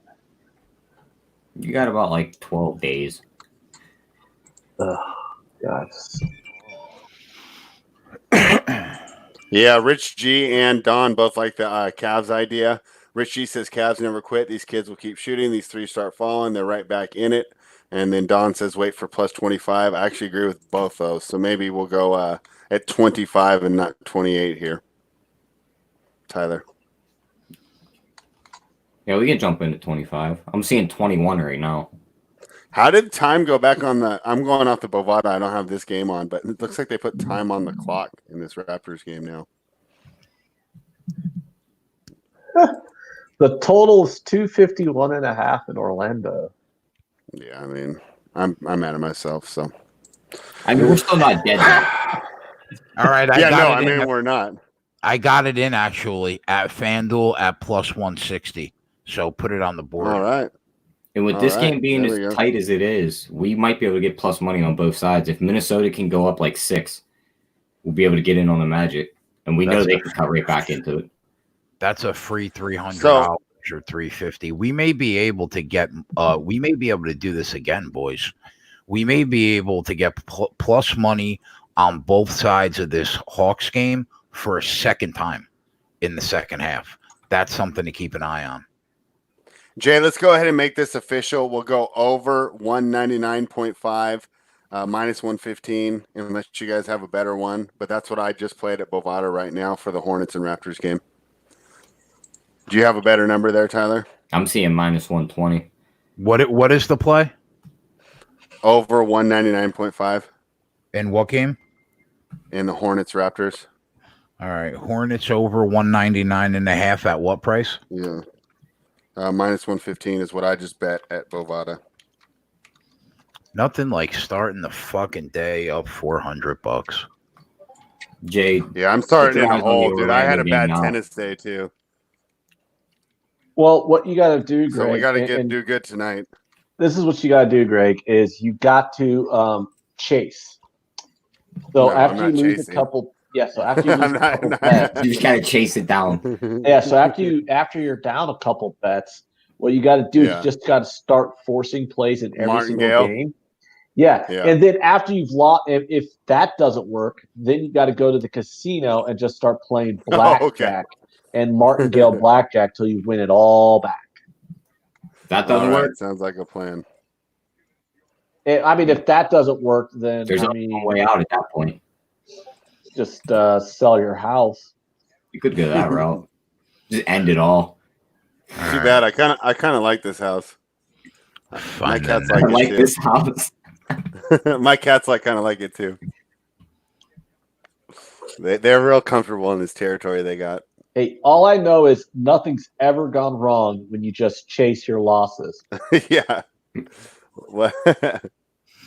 All right, so the next game to do this in is the Dallas and the Minnesota game. Orlando. Minnesota gets one more bucket. We're going to get Orlando at plus money. Yeah, but there is only 4 minutes left in that third quarter, though. You still feel good about it? There's Minnesota 11 can't minutes. play any defense. The Magic will be right back in this. Dallas and Miami also, though. Dallas is plus 130 in a tie game with 11 minutes left in the second quarter. If I see plus 160, I'm going to hit it. I'm confident that we'll get the Heat at that price at some point in the game. Dallas isn't going to go away in this game. Yep, I agree. So that'll be the second spot. And then Tyler, like he just said, with the Minnesota-Orlando game, we'll look for a spot there. There's only a couple minutes. Right now. Yeah.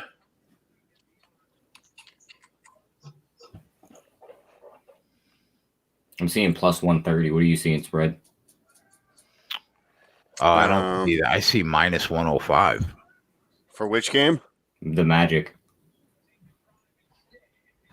Yeah, I got minus 125 on the T-Wolves, minus 105 on the Magic. Yeah, that's what I got. I got that line in the Raptors game, 198.5. Okay, then you're doing better than me. And actually, it did. So money came in on the under. So yeah, being patient helped because. Yeah, I bet the second half total at 105.5, so that would be 198.5 total.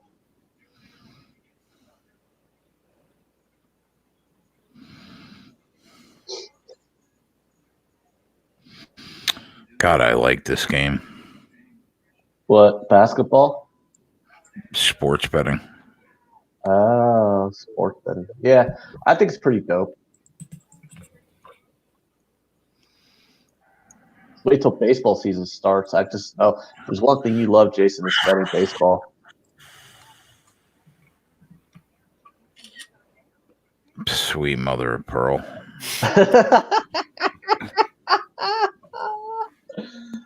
Oh.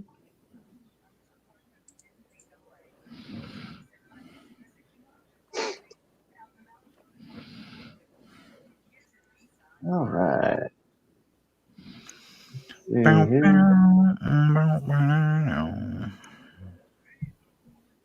Two bros can't wait till baseball either, Jay. Yeah. Good luck. Connor Butler's hyped to see me do my thing during baseball. Mm-hmm. Good luck again. God, Jay, you're so melancholy when just the word. I'll tell you, baseball. you want to know why? It's the only thing that it's the only sport you've never been able to beat. I just don't feel. Yeah, it makes me feel uncomfortable, and it bothers me because I have an edge in everything else. I bet. Well, I don't really bet that much hockey, but like everything that I bet, I know I'm profitable in long term. I proved that to myself. Except baseball kicks my fucking ass, and you know what? It kicked my ass when I was 20 years old, bro. Running a package too. It's just always beat the shit out of me, baseball.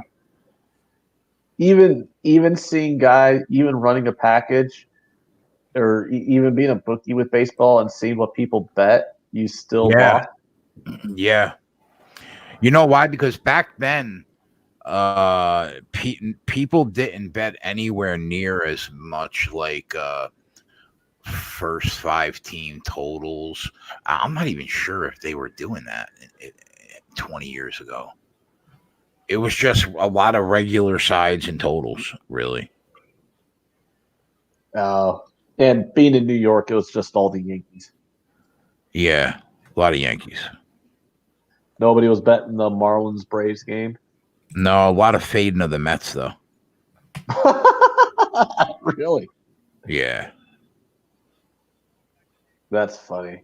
I don't know. I don't like betting Yankee game. I don't like betting on the Yankees that often because I just think there's like this Yankees tax because they're the most popular team, and I just feel like it just seems to me like they also always get steamed. So it just seems like you're always paying an extra 20 cents to bet on the Yankees from what the line should be. So I usually just stay off Yankee games.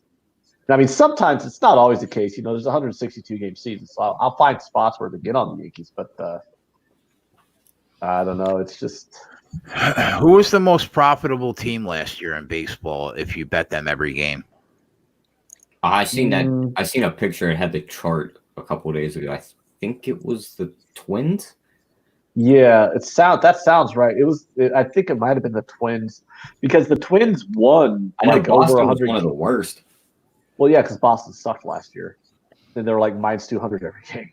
I think the reason why it was the Twins because they won over 100 games, but they were never really like a big favorite until like toward the end of the season. That's when you started seeing like -200s on them. But I mean, you can grab the Twins at like reasonable prices all season long. So it might have been the Twins. I can't remember. Deer Slayer's asking if I have any opinions on the White Sox this year. Yeah, the White Sox should be a lot better than they were last year. I think the White Sox, if you want to know season win total, I'm staying off of it. But the White Sox, I think they'd be about a 500 team.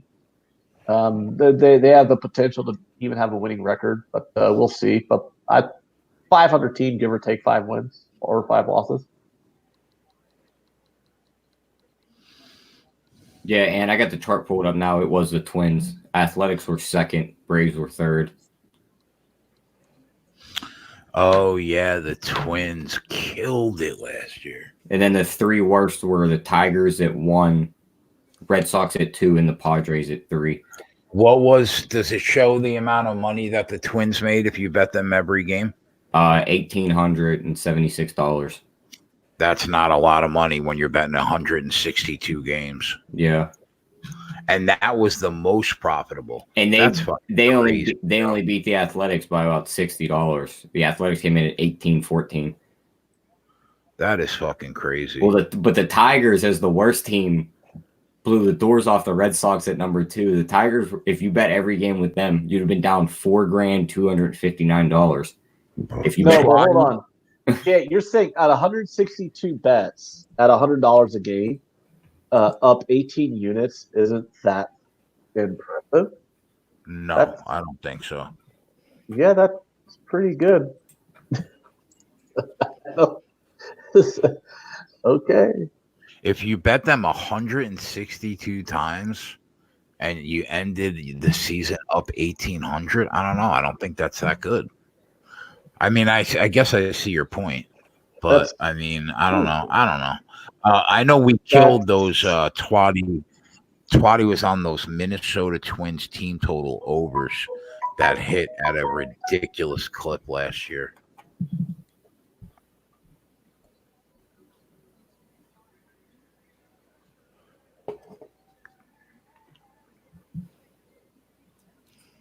Rich said you bet 16 over 16,000 and you end up 1,800.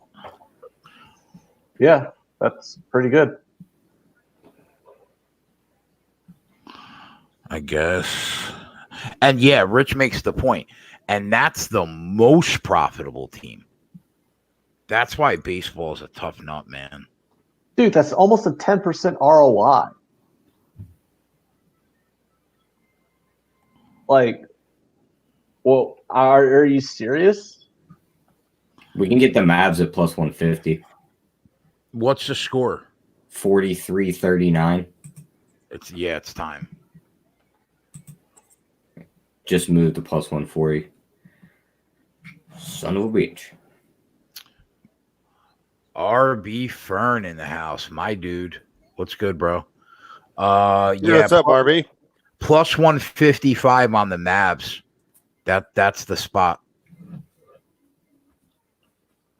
I'm going to try to get that in right now and do this. Oh, plus 165.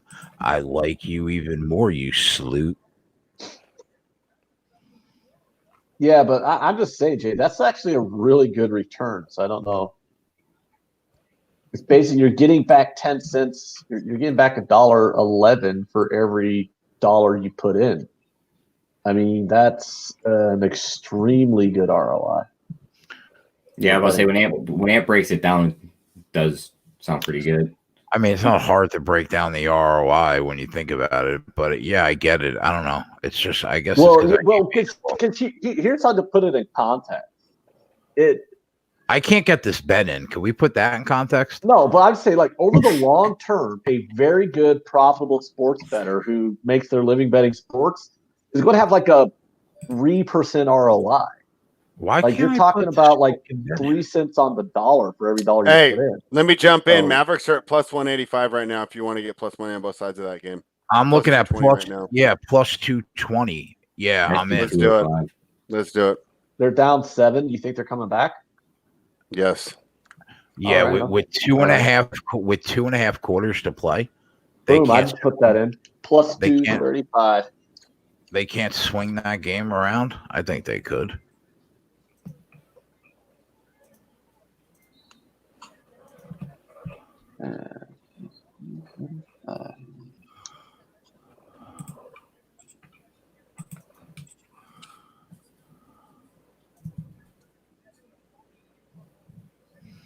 It's a free bet, really. I mean, we just made 400 on the other game. I mean, there's literally no risk involved. It's a free wager. Yay. I'll be right back, guys.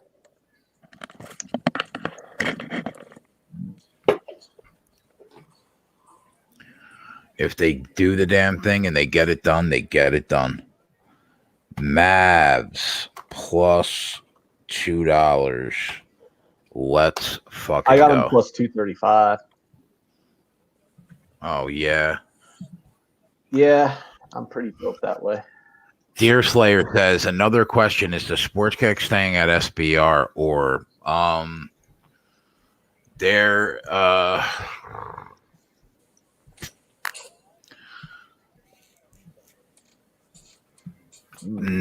no. I maybe a little bit for March Madness. I might do a couple games with them for the Sweet 16. But no, we are going to be moving back to our channel officially. soon.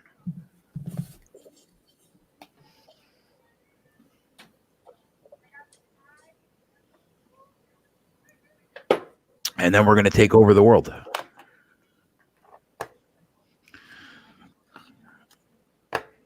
Ant's Pinky and I'm the brain.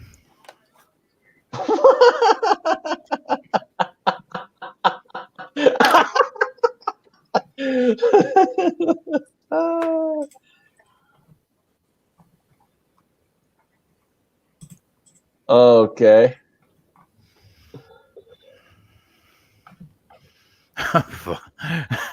Viral. Appreciate that, bro. Let's talk about more of that stuff later. Viral video said Ant is so pinky. Isn't he though?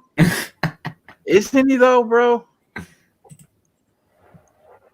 Hold on. I'm the Morty to Jay's Rick. Not really. I'm much more of a Rick than Jay is. Yeah, Ant gets the Rick part. Yeah, I am way more Rick. Because here's the thing. Jay's not an alcoholic. I'm arguably probably not. I'm not a Rick alcoholic. But I mean, I'm right. arguably. I appreciate the self-awareness. No, but also Jay's not a nihilist. And if you watch Rick and Morty, Rick is an extreme nihilist. And Jay knows this from our conversations. I'm a very nihilistic outlook on that. So yeah, so like I like to. I'm okay. Maybe no. I'm a drunk and I'm a nihilist. I'm not a super genius, but I got 2 of the 3 going. Jay's got none of the 3 going. So I don't know. I don't know if Jay's a Morty though, but Jay's definitely not.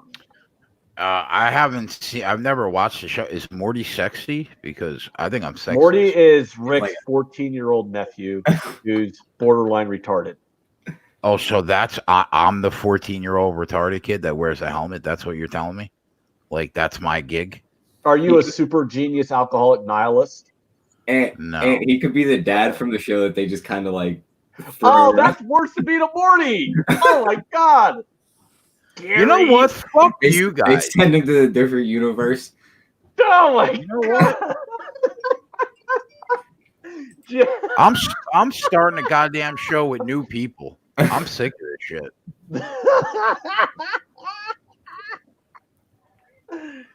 I'm out. Anthony Christopher goes, yeah, he's definitely the dad.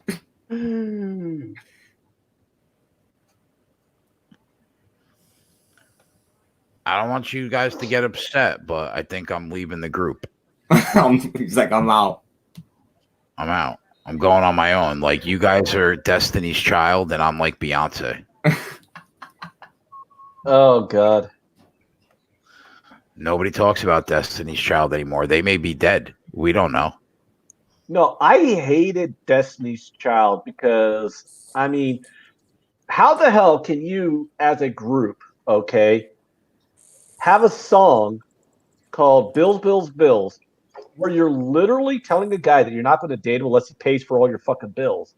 And then 2 years later, have a hit single called Independent Women where you're bragging about being all independent and shit. Like, where's the consistency in that? Like, really? Untouchable Jake called me Peter Griffin? That's a fucking low blow, bro. That's a low blow. This crew would be fucking lost without me. That's a low blow. Ugh, Jay. That's hurtful, Peter Griffin. Tito says that's the modern day woman. Anymore. You're telling me that my chin looks like a ball bag? Martin goes, damn, that's bad. And Martin shits all over everybody. Now, like, when Martin says that's bad, bro, that's bad. You know what I mean? Martin's the measuring stick. If Martin says it's bad, it's bad. Peter Griffin is a great American.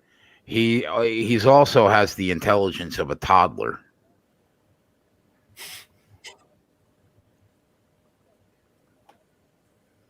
God damn it. Good thing you don't wear a beanie more, or they could call you Cartman.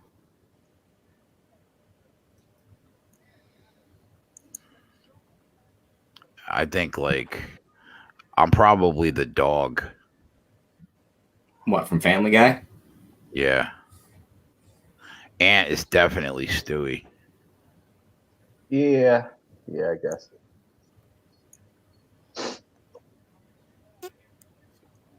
Al is like Peter Griffin.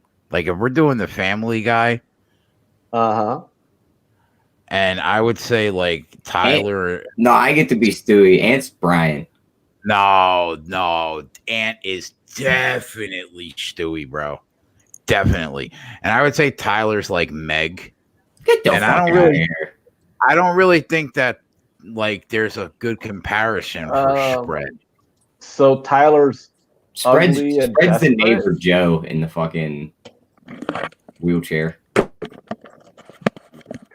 Oh, Ant Ant could also be the guy that does illegal shit and, like, fucks the neighbor. What do you mean? What? I'm trying to think of the characters on Family Guy. Who, Quagmire? Yeah, Ant could be Quagmire, maybe. Yeah. I don't know about that. No. I don't know if that would work. That guy's the Bar from Spaceballs? Jesus Christ, you guys are killing me.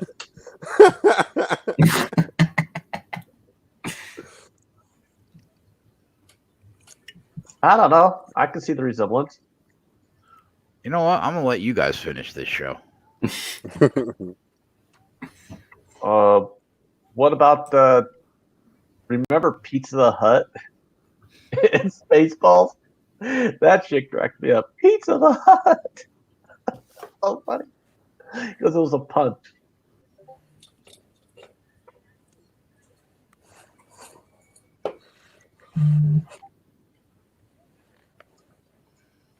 Tie game in Memphis. Keep an eye on that one. All the women and independent. Throw your hands up at me. Great John Candy. John Candy was great. I'll give you that, man. Big John Candy guy. Did we grab the Kings, right? Already? No. Oh, we didn't? Okay. I was gearing up to look at the Memphis side. Kings score a couple more buckets. We'll get plus money here. Yeah. All the single letters. The DMs are gonna start to roll in. Why did you buy off your nickel bet of the Atlanta Hawks at plus 170? That's gonna start to happen. Well, there's plenty of time left in that game. I mean, I'm not calling any NBA game with 9 minutes to go. A 9-point game with 6 minutes to go in the third quarter. I mean, yeah, that game is nowhere near over. Yeah, I'm going to call this. With 30 seconds to go, I'll call it, but not right now. Hey, the total in this Magic game's at 262.5.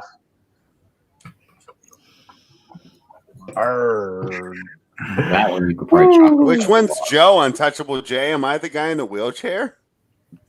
Yeah. Oh yeah. You put him in the wheelchair. Yeah. Spread doesn't yell enough to be in the wheelchair though. The more I think about it, I'm gonna keep yelling at the Magic. Don't stop making baskets. This is unbelievable. I'm the dog for sure. Siakam was at 15. He woke up in the second half. Yeah, I mean, like I said, when we had 9 shots and he was missing them, I said that's fine. That's a matchup they want, and that hopefully they'll just end up start falling. What you get worried is when you bet a guy and then he doesn't get any shots. Like, remember a couple times we bet Bogdanovich on the Jazz, and he just wouldn't shoot the ball. Yeah, or Ingles, and then you only get 3 or 4 attempts, and that's when you're really screwed on these props. You just want the usage, and then it goes either way. But you want to identify the usage, and then. What do they say? Let the chips fall where they may. Kevin Taylor says, I'm Adam West, the mayor. I'll take that one.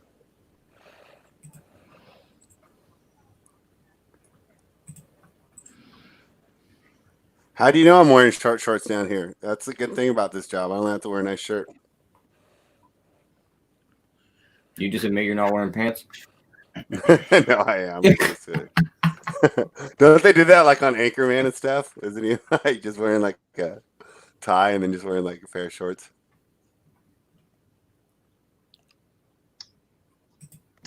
I would wear short shorts for the joke, not for actual. Short shorts are making a comeback, though. I mean, are they making a comeback, though? Have you watched college basketball lately? Yeah, they got. I mean, yeah, some kids got some nut huggers. Now has a dude wearing John Stockton's almost every game. Good old Johnny S. All right, spread. So Toronto's back in this game. They're down Especially by 5. Houston and Memphis. What do you think they win this game by? Do you think they just come back and handle them? No, it's gonna be a close game. They're gonna buy like less than 5. I'm about to say because we can get -4.5 at +108, -5.5 at +140. We still got a quarter and a half to play.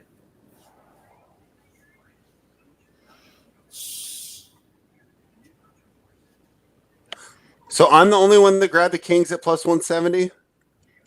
I didn't hear you, Fred. I would have. Okay. Yeah, all right. You couldn't hear him because you're too busy berating him for not talking as he was saying it. No, no. We got, like I said, it's so funny. Last night, it's like we were living and dying, or at least me, because there's only 4 NBA games, so I have like completely abreast of them all. And now it's just like overload with the amount of games we got going on.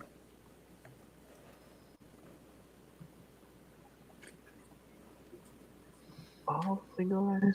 Oh. I got that stupid Destiny's Child song stuck in my head thanks to you, Jason. Piece of shit.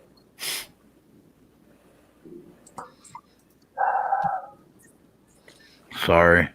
For somebody who's free rolling like 3 games right now, why do you look so pissed? I'm not free rolling 3 games. Well, you're free rolling 1. Yeah, and I got that bet. I bet that bet on Dallas. I do want to get in on what spread the action he's got going over there. I think that's a winner. I think in the second half, that's probably a win. They'll be able to come back. Yeah, I'm thinking I will too. So just if you want to go over the halftime lines right now, Ant, 50-47 there. Kings are -1.5 for the full game, -120 right now. And the over-under is 206, which seems a little low to me, but fair disclaimer, I haven't had that game on my TV for 1 second of the first half. What do you think about that, Tyler? I haven't had that game on either, but I see that total's dipped all the way down to 207.5. How do you feel about that? Yeah, I would lean over here, right? I mean, what did this game close at here? Let me look.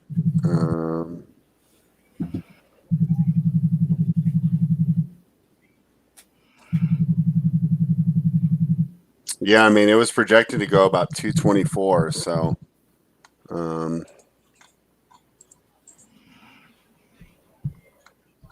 yeah, I mean, so we're down a lot. The numbers dropped. Yeah. So yeah, I'd say over or don't even touch that game. If you want to go over though, I think that over 206 is a nice little look.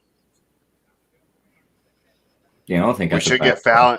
We should get some fouls at the end, right? I think it's going to be a close game, so I don't think they're going to dribble out the last minute. So, all right, let's go ahead and do it. We'll make that over 2 and oh my gosh, you just moved to 208.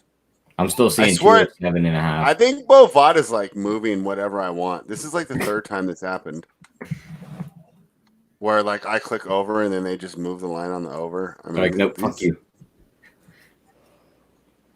Let me see what bookmakers got, even though I don't like their live betting software that much.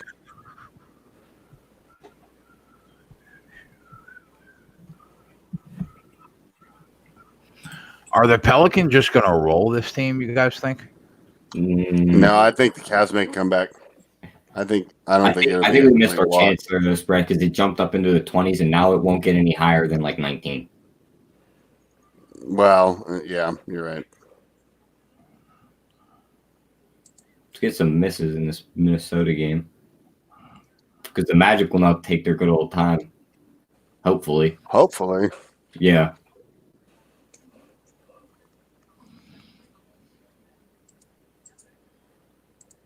Hawks up 11. Yeah, they take the Kings game off the board. I don't know why. It's weird when they do that. Maybe it's a different area for Jonathan halftime. Taylor just ran his 40-yard dash. The running back out of Wisconsin, he ran a 4.3.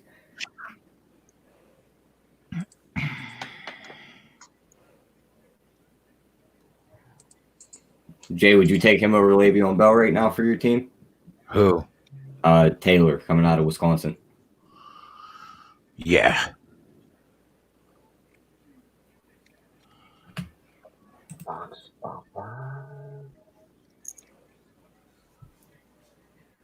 I don't want a running back, though. I think you guys are going to address line problems. That's what I think it's going to be. Offensive lineman. So what do you think, Tyler? That total settled at 207.5. Do you want to make that an official play, or do you think that we're getting greedy here? I'm seeing 206.5. I think we can get a better number. I think we should wait. Okay. Let's wait. Plus, we should be able to middle this game the moment it kicks off in the second half. Is if the Kings come out and score first, we should be able to get the Memphis Grizzlies close to like plus 150. Yeah. And then that'll be it for you for that game, won't it? Because you already have both sides. I'll have to come back in with the Kings.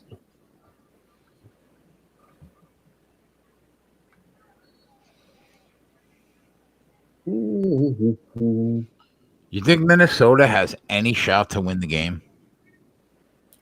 I wouldn't count them like completely out. You can get them at 10-1 right now, down 9. I mean, with the way they shoot threes, that's quick 3 possessions down the floor, and all of a sudden they're in the game. 1. 14-1. Get some scoring in this Raptors game, shall we, please? Because the live total's 199.5. Dallas go into the half down 8.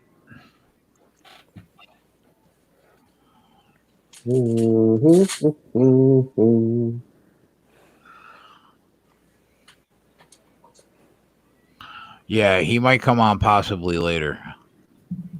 Dayton won that game by 15.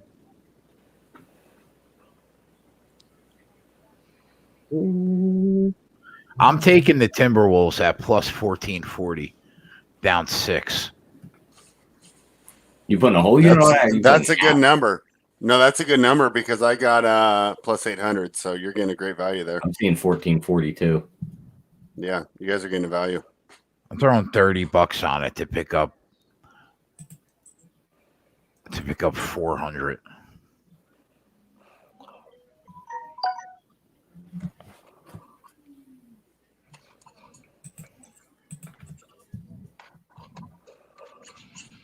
It's probably a loser, but I mean, it's worth $30.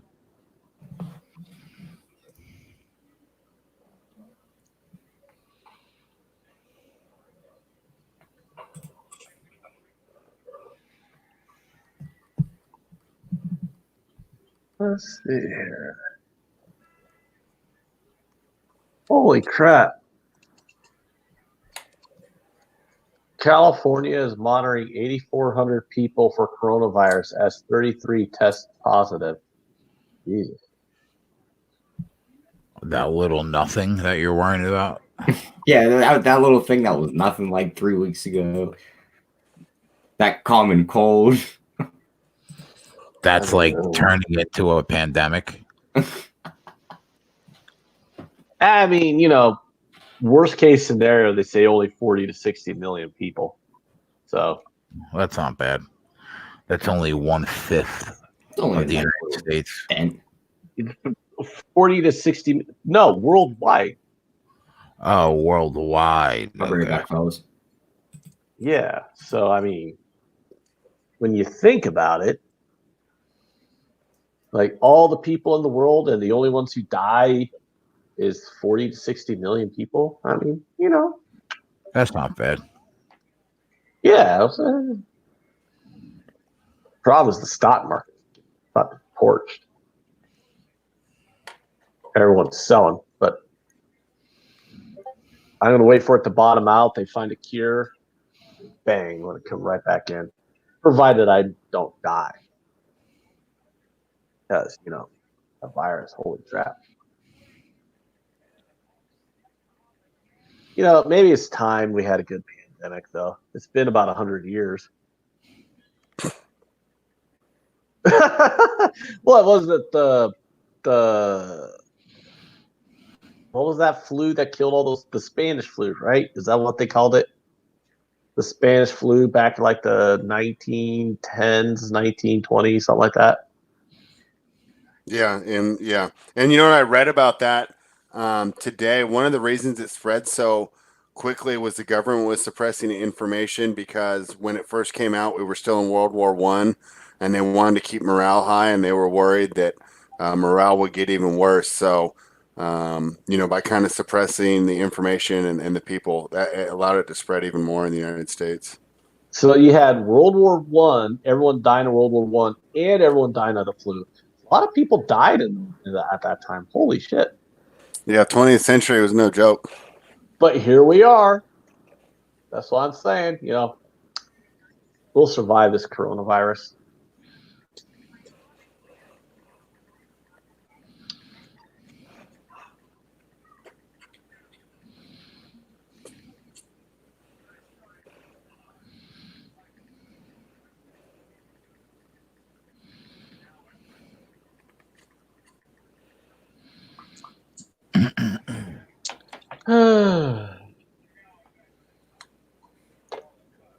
Deer Slayer's going to be on an international flight. King Weasel said this is the government's way to cull the herd. King Weasel says Ant has ligma. I got to Google that real quick, and I'm not. No, he's setting you up. He's setting me up. Right into it. Yeah, you're going to walk right into it. Wow, what is it? Let's see. He'll probably hit you in the chat with it next. Oh, it's like ligma memes. Oh, it's a pop culture. It's a made-up disease and internet hoax claimed to have killed a popular Fortnite video game streamer. There's a popular Fortnite video game streamer. Fucking 12-year-olds need to get off the fucking internet. Okay.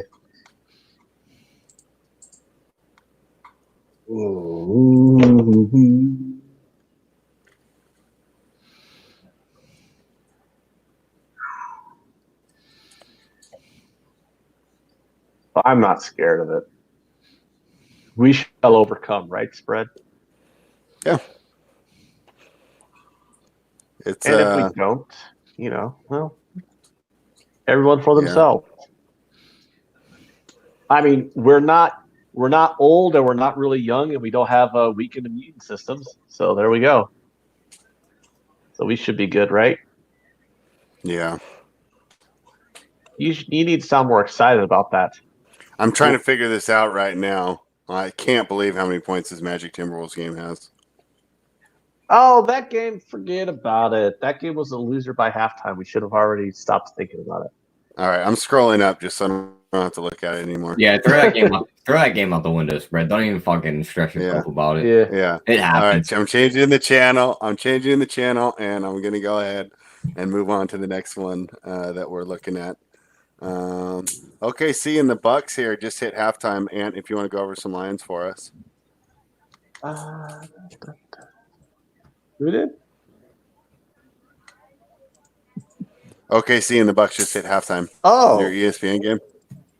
Okay, give me a minute. They haven't populated it yet, but the Bucks are completely raping OKC, so that's crazy. Holy shit! No, really, the Bucks are. Washington comes out to a 10-2 lead in Utah.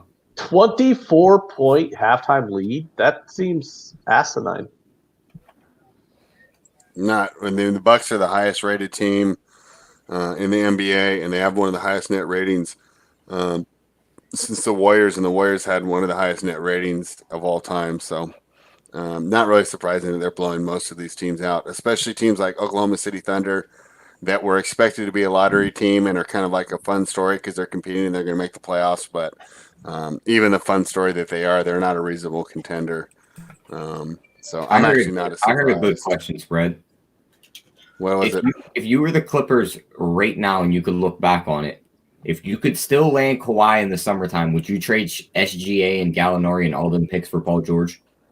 Well, but the thing was he only wanted to play with Paul George, right? He wasn't going to go there. That's why, George. if you could have did that without bringing George in for all that, would you have just left George in OKC and just ran with those two guys and all the picks? No, I think I would have done it anyways. I think it increases the Clippers' prestige. And SGA's got an awesome future. But number one, would if he developed like this if he wasn't playing with Chris Paul? I don't think so. I think Chris Paul's been instrumental to it. And then number two, when it comes down to it, they're trying to win the title this year. They're trying to kind of turn the whole LA fan base around. They're trying to create some new young fans. They're looking to have their own arena in 2 or 3 years. And they definitely love to have a championship banner in there. And I definitely think that even though George has been struggling with injuries this year, he helps them overall, especially in that matchup that we're expecting against the Lakers. So I think it's worth it. I think, the draft picks are going to hurt even more. But if everything goes well and all those draft picks are, if they're basically just glorified second-round picks, then, I still like the trade.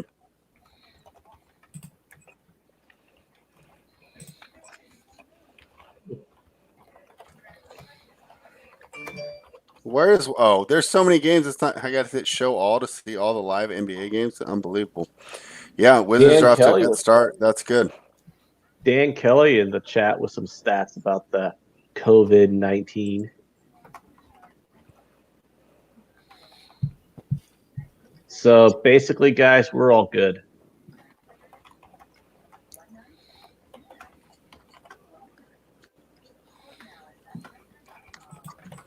Big King BJ doesn't like Paul George, says he's always injured. Yeah, I mean, I think the funniest is remember when he called himself Playoff P in Indiana and then Joe had a terrible performance. Yeah. Well, Siakam just scored again. What does that put him at? Do you know, Tyler? 20. All right. 5 more points. Thank you, sir. Beal already got a 3 for us, says Jason. Thank you, buddy, for keeping us abreast tonight. It's a wild guy. I just wish I had 5 TVs in here tonight. Doug Barnhouse, who's playing the Jazz? The Wizards are playing the Jazz.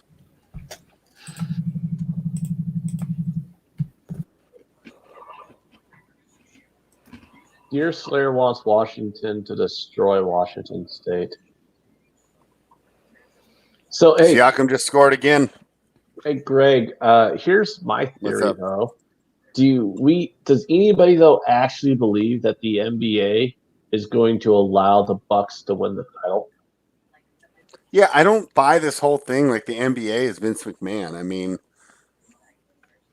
really, as a Sacramento Kings fan, should you not be leading the charge with the conspiracy theorists?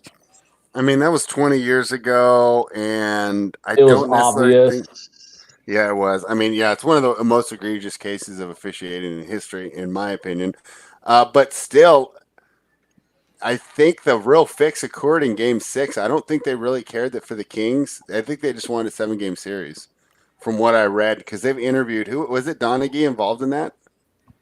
I don't know, but here's another thing too. Is when people like me, who's an NBA conspiracy theorist, when people go, "Oh, you're just a conspiracy theorist," blah blah blah. I'm like, okay, well, what is the one sport that has literally had a referee go to prison for game fixing? Did you ever hear the podcast where he explained how it worked? Yeah, I've heard it. No, but wasn't it basically just call a bunch of fouls for overs and shit? They have ref meetings, and it would be they would go over this team didn't get this many calls this game, so we're gonna favor them tonight. And then he would call whoever and let them know. And they would just bet that side. Wow. Yeah, so I just don't see the NBA really interested in wanting Milwaukee to win the title over the Lakers. I mean, but you could do so many of those, right? I mean, Toronto probably wouldn't have been in the finals last year, if the NBA was really going off ratings, right? Like they put Philadelphia in there, or Boston or someone. So, Spread. it's easy to. Who do you Go think ahead. wins this Memphis game? I think the Kings do. I've been really down on Memphis since they lost Clark and Jackson. I think that's a tough cluster injury, like to steal a football term. But losing both your power forwards and your big men is tough, and I just think it's a lot for John Morant to go against a hot Kings team right now that's shooting really well. So I like the Kings to go ahead and finish this off. But if I see more than plus 150, because I already got the plus 170, I'll buy off it because I don't feel that strongly about it.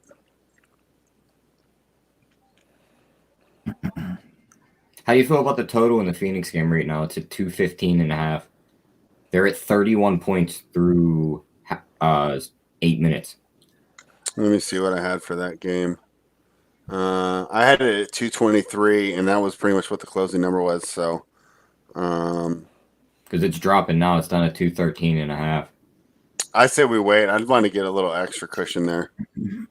It seems like it's too close to being right. Yeah. I'm just worried it's going to keep dropping. It's going to get down to like 200. We're going to look at it and just be like, we should have jumped in on that. Yeah, and it might. So I don't know.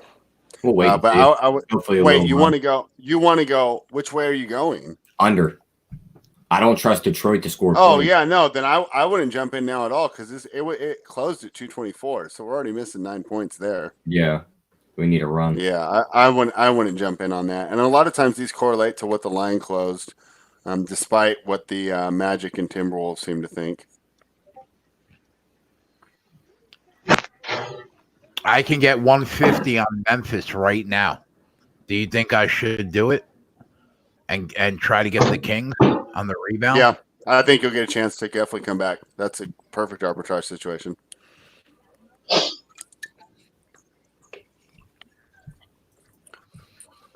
Because we got 9 minutes and 40 seconds left in a game with two really streaky teams. So,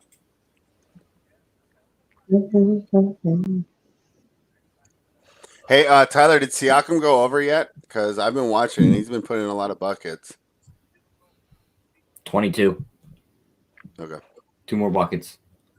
Or if he gets an and 1 or a 3. Yeah. 261. This total is going to be in this Timberwolves game. Is it going to be 261? Tyler, we don't care about that game anymore. It's in the past. Just don't think about it. All right. Yeah.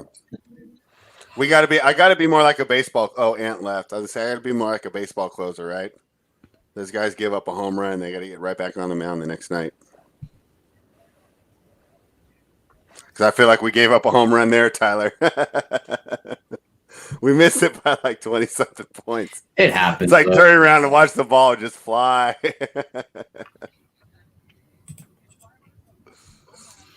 All right, I'm taking Memphis at plus 160. Good. I think you have a great chance to arbitrage that back.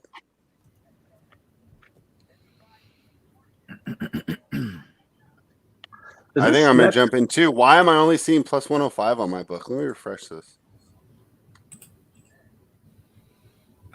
Why is the Nets game? I wonder if they know what I'm doing.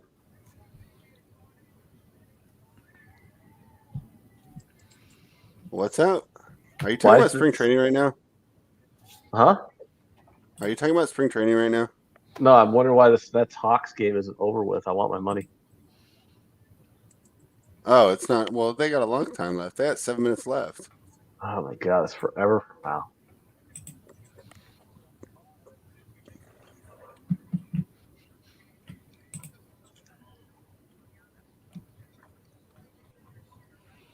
Sumner is on the Heat, second half over 115.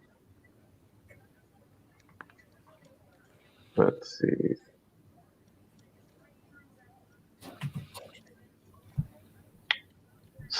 How the heck are the The Pistons. No, I'm just saying the Bucks are just completely destroying this team right now. It's hilarious. It's just funny to me when you see like a 20. He's at 17. Yeah, it's just funny to me when you see like a 23-point lead at halftime. Doesn't seem right. Well, and you better get used to it because these teams start tanking, and the Thunder aren't a tanking team. But you know what's funny is I circled the T-Wolves as the tanking team, and that's out the window. But with the Pistons, the Hornets, the Cavaliers, you know, I mean, we're going to be seeing a lot of blowouts. That's where we can't put the Knicks from a gambling perspective. They're a weird team. They can't make up their mind if they're going to try, if they're not going to try. It'll be the last game of the season, and they're still out there fucking trying. Yeah.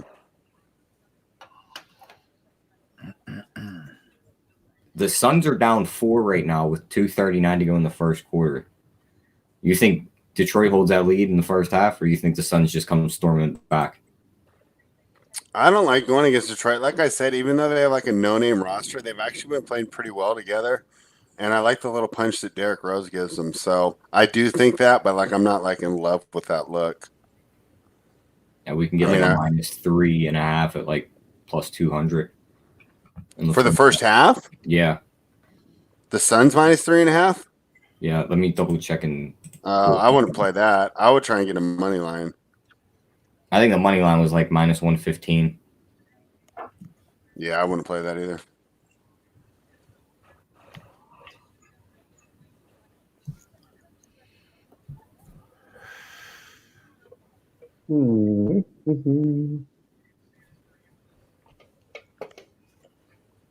Yeah, the Suns' money line is minus a lot. I wouldn't really be interested in betting that right now. I was looking first half, not the full game. Okay. Yeah, full games. Because you figure with them being down 4 in the first quarter, they're going to discount the first half quicker than they are the full game.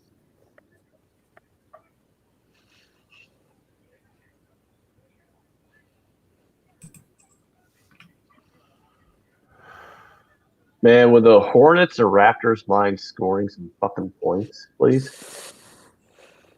Yeah, can't they borrow some from the Timberwolves and the Magic? Right? The Hornets are up 5 and plus $2. What we need is overtime in this game, probably. I'm gonna imagine. I think that's about right though, Jay. After because what were they down when we talked at half? It's like a 10-point game. They've cut it to 5, and we know that when it comes to crunch time, the Raptors will be able to score. Yeah, and I don't like the Hornets option, so I think that price is about right.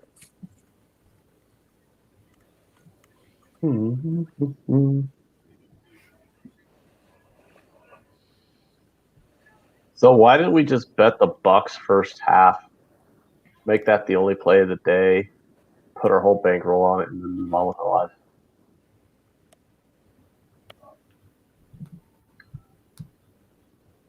Yeah, because it seems like it's so obvious now.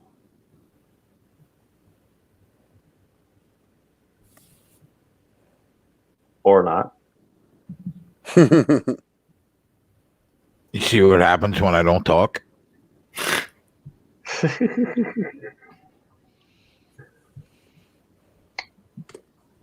Let's see.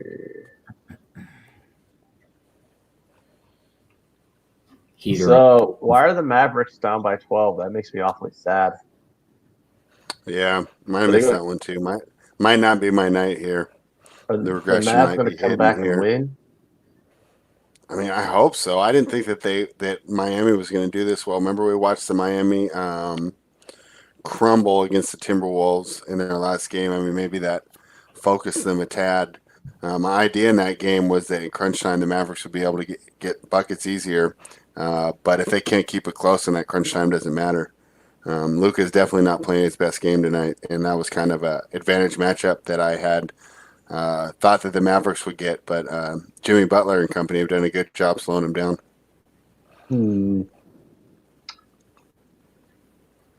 Oh, well. It's not over yet, though. I mean, 8 minutes to go in the third. I mean, a 12-point run. I mean, that's four possessions. So keep an eye on it. I like your optimism there. Well, it's just knowing the NBA. I mean, how many of these games have we written off, and then they storm back? So. Yeah, that's true.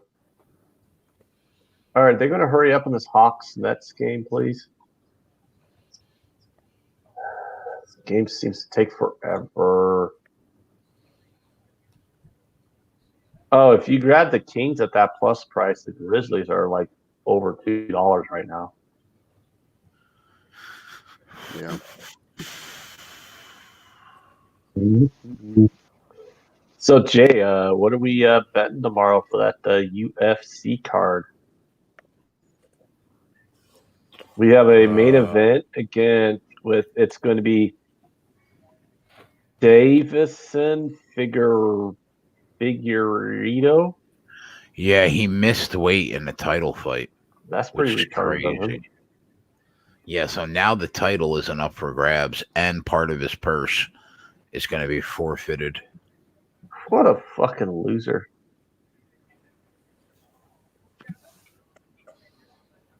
Hey, how about this fight?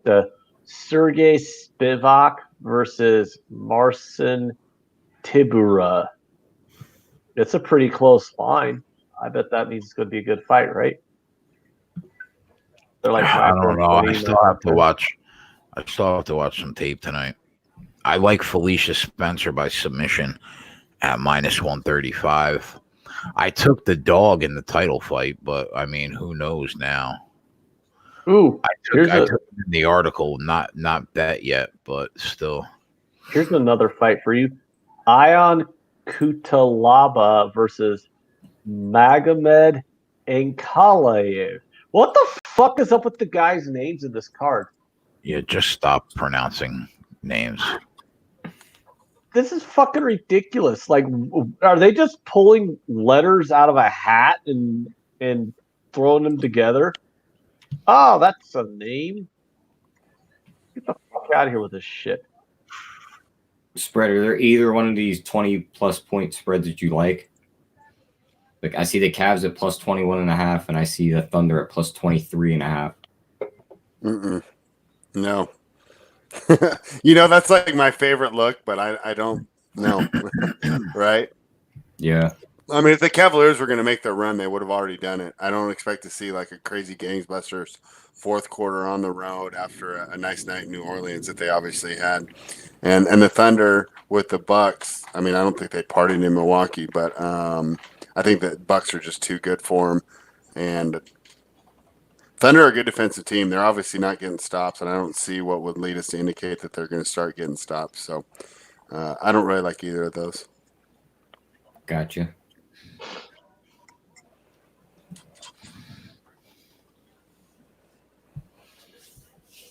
Two-point game in Toronto.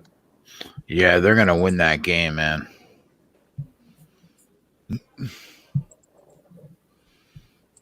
They're going to win that game, and they're -290.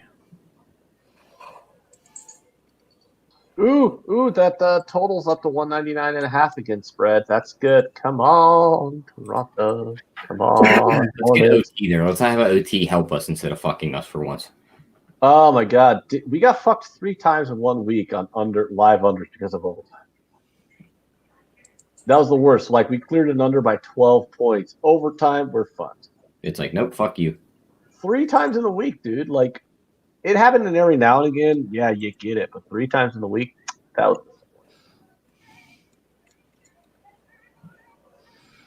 very disappointed.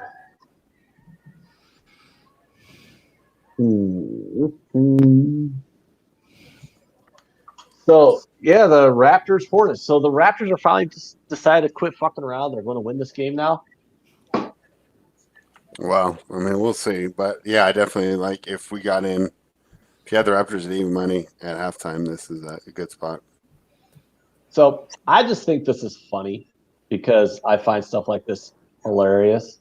I mean, I don't find the losing money part funny, but I mean, if you lose a bet, you lose a bet. We all know we're going to lose, right? But Is there anything funnier than having an under in a game that ended up with 260 points. No, I mean, and you know what? It's like it's better losing that way, right? Yeah, than then some losing on like the BS. last shot of the game. Yeah, some like BS foul, or, or some BS. Well, at least we right knew at we the were. end.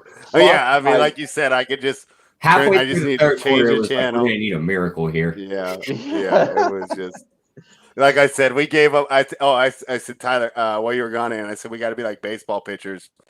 The closers where you give up a home run, you got to get back on the mound the very next night because we just gave up a bomb right there.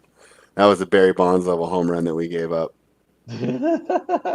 Yeah, I just kind of got to laugh at that. I'm looking at this final score. Like, I had the under bet on a game that finished 136 to 125. What are my dogs doing? Sucking at life. No, my dogs are awesome. Fuck you, dude. They're playing with each other right now. They just ran out of the room. 6 minutes left in the game, and the Hornets are up 4 and plus $2. Yeah. Man, if they could And just the total that lead a little bit, there's a short enough amount of time that you're going to get plus money on Toronto.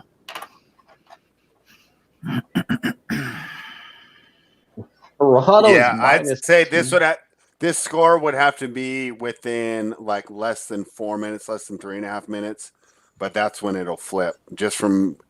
I've been trying to kind of like just chart, but like I said, it's completely unscientific the way I'm doing it because I'm not getting everything down. But I think that's when it would flip there. If you got the over 198.5, you could bet under 200.5 for a 2-point middle on this total in the Raptors game. That's essentially just buying off your bet, but I know it was a joke. Wow. But Jay does know that playing good defense. I did hit a 4-point middle one time. There you go. I showed Jay the bet. He's like, "You assy motherfucker." I'm like, "Yeah."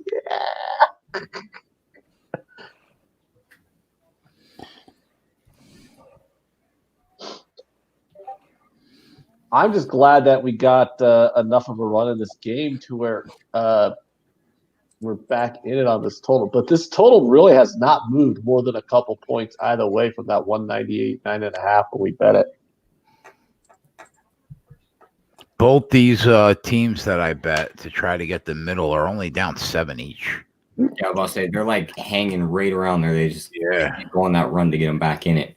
7 with a quarter and a half to play almost. That's nothing.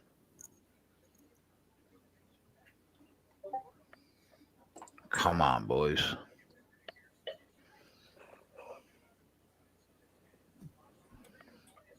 Beal took 5 threes in that first quarter. He made one of them. But like I said, the usage is what we want to see. Yeah, I was about to say, if he's shooting that many of them, I'm all game. Yeah. And check in on Siakam for me because I don't have the points at 22. Okay. Ball's that one's gonna hurt if we don't get that one, Tyler.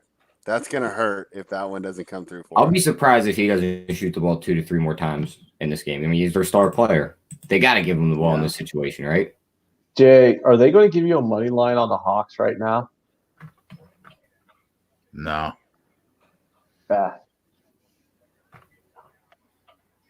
Fast.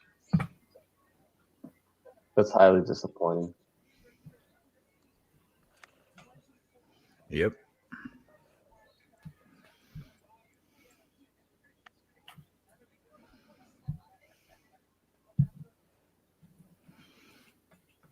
Every time Dallas gets close, all of a sudden they're down like 9 or 10. Yeah. I've been watching, and they just can't get stops. They've already given up 81 with 4 minutes to go in the third. Obviously they're not going to make every shot, but I mean they got to get stops, and it's not like Miami's making these tough, impossible shots. Yeah. The defense just isn't there. So, but like I said, this is plenty of time. I mean, if we were down by 20, I might be changing the channel, but I definitely still think that the play is alive.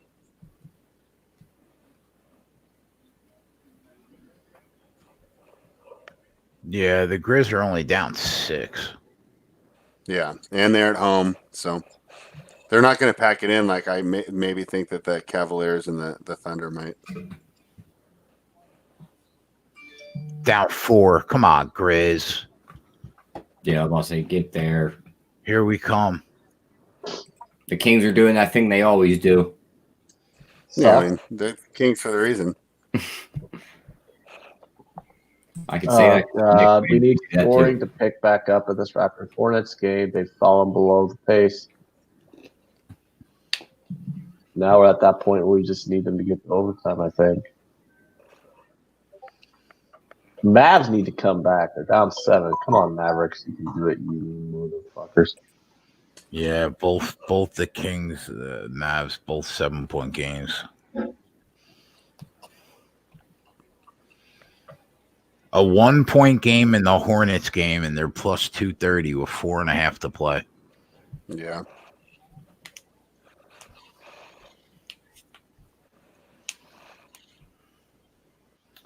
Now they're up 3 at plus 160. I mean, all they need are 2 stops, and the Raptors are plus money. They just scored. It's 87, 84. Man, I'm worried about that total too there, Tyler. We got to hope for. I think we're going to need a T in that one. Yeah. Did OKC have a fire sale on arm sleeves? That's a good question. Dude, what's up with like all the arm sleeves and leg sleeves? Like, what are they for? Just or something? It's just because Iverson did it. Yeah. They don't look cool. I mean, I don't get it. Remember we used to wear the ones with the pads on the elbow? Yeah. Then Dwight Howard had like the Adidas ones that had like the fucking metallic strips on them.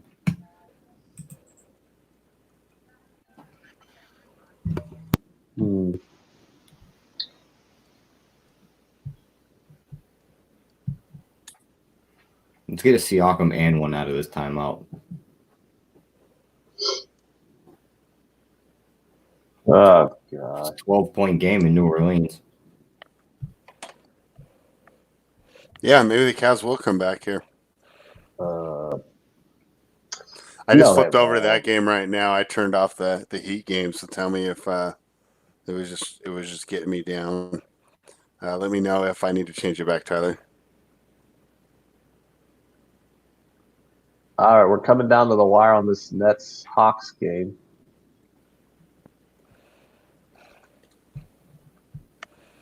Exciting move. Triple Beams Dream says the Raps are losing this game.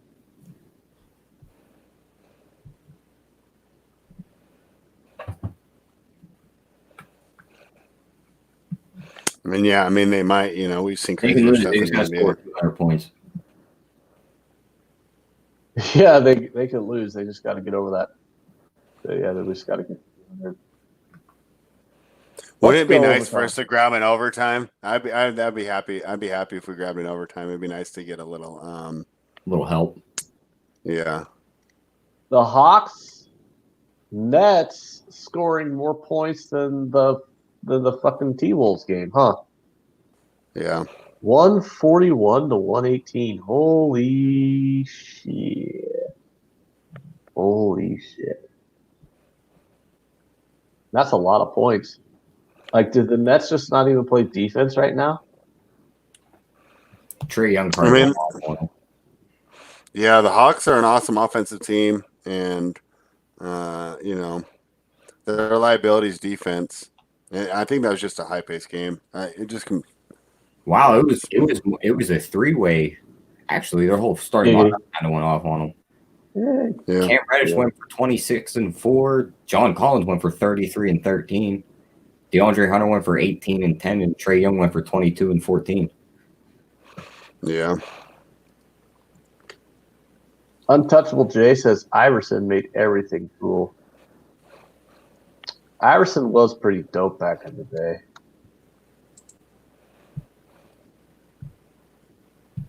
All right, Siakam's at 24.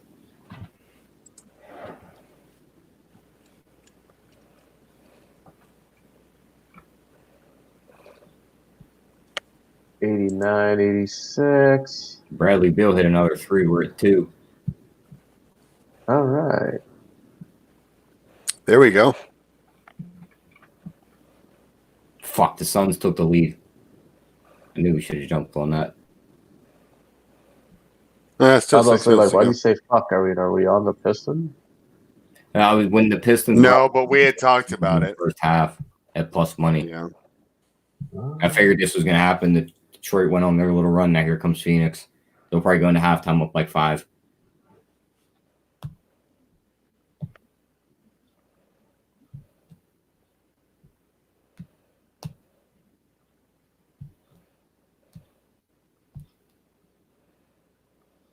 All right, we can officially put it on the board. Oh, Tyler, you didn't tell me. I got to switch it back. What?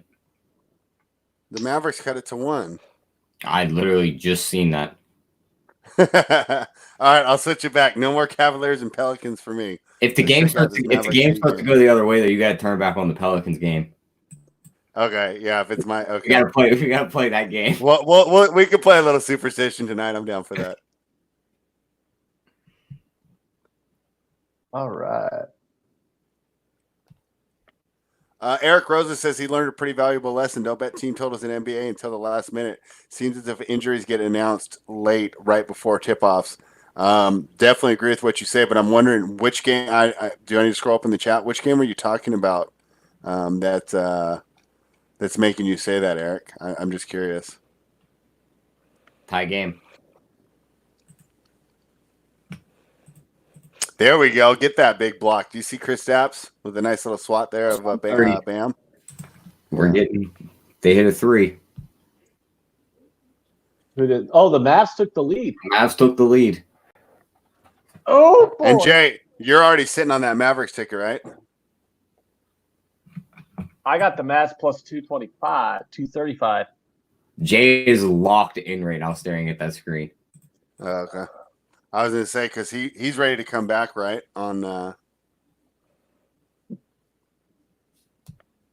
We see a nice little run here. Let's go, Luka. Oh, nice play by Jay there.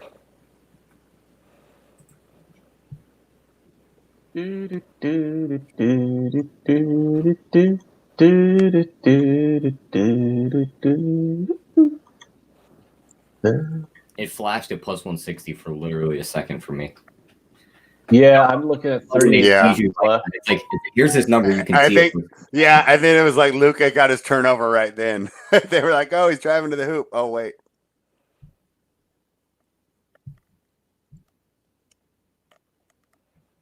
They were like, we know this is the price you want. You want to see it real quick? And we're going to take it away from you.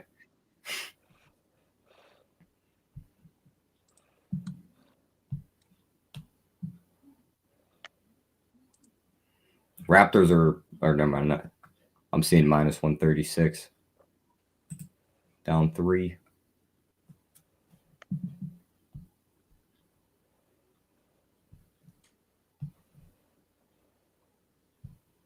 Yeah, I'll watch that one out. Then I'll go see the end of the plus 146 on the Heat right now. Game. Plus what? Jay, did you copy that, Jay? It's going to jump. If they miss the shot and the Dallas grabs the rebound, we're going to get it. No, he's going to the line.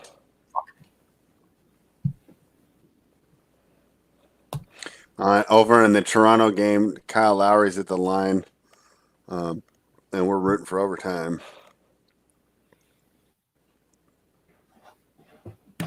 Can you guys hear me? I can. Now we can. Yeah, I just I've been going fucking crazy over here, bro. Oh, really? Yeah, because I was like, Jay, jump back in on the Heat, and then I looked over. I've been locked in. Anybody that's looked at the screen, I'm clapping my hands like a fucking lunatic. Yeah, I know. We just couldn't hear you. All right, plus 140. Give me something Sean nice. Sean B. Yes, that is. One more shot. All right, spread. How about the 37.5 on OKC now? Is that just too high, or are you just staying away from that game completely? Gosh, I got flashbacks of when I took the plus 36 with the Hornets. There it is. Grab it. I see plus 180. I see plus 185, but I got to get it at the same book. Well, do it. You got relatives. Worst they can do is ban you, right? Yeah. Just make sure you bet enough to pay for that VPN you're going to have to get. Why? Will that VPN do the trick for me? Well, if you switch to like a different person's book, you can't just use the same IP address. They'll catch you that way. The Grizzlies fucking killed me, though, bro. They don't have a fucking shot in this game. All right, we got to root for overtime here, guys, in this Hornets Raptors. They're only down 10, Jay. There's 10 minutes to go.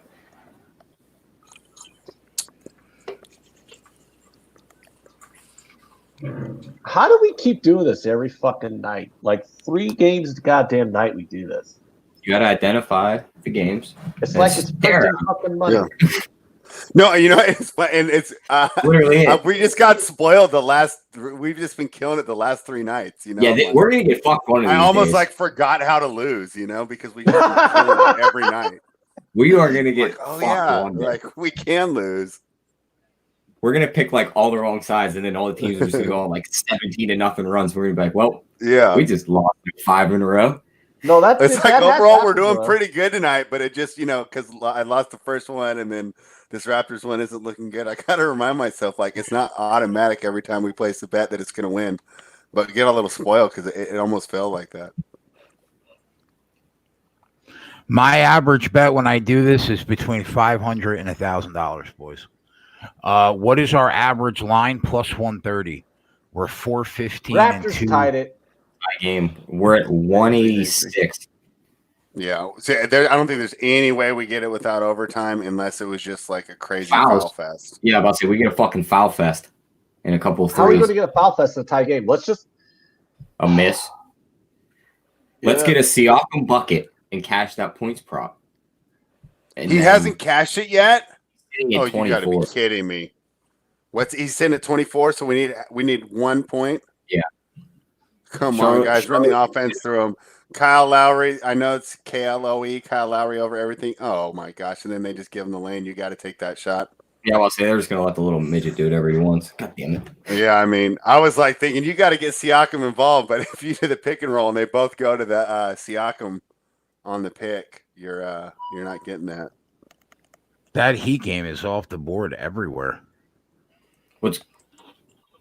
Yeah, that's weird. They'll put it back up there real quick.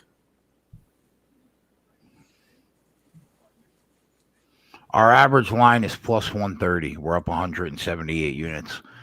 And it's like 415 and 288, I think, is our record. I have the graphic I put up before. I'll put it up. I just got to get plus money on this Heat game and pray for a miracle with the Grizzlies. We just need the Grizzlies to come out of this timeout on a run. Or I just let my Dallas Mavs fucking plus 200 ride for a nickel. I don't know.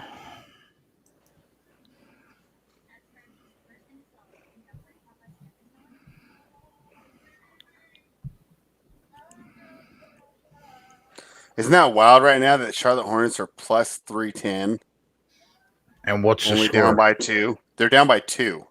They're plus 310. Yeah, I'm not going to bet it personally, but to me that line's wrong. They could win that game. It should be like plus 175, plus 180, right? I mean, Raptors should still be favored, but I mean that's just any kind of bounce of the basket. Anybody could win it when you're talking about. There you go. They're up 1, 96-95. They hit a 3. That 300's gone off the board, and here comes Memphis. Let's go.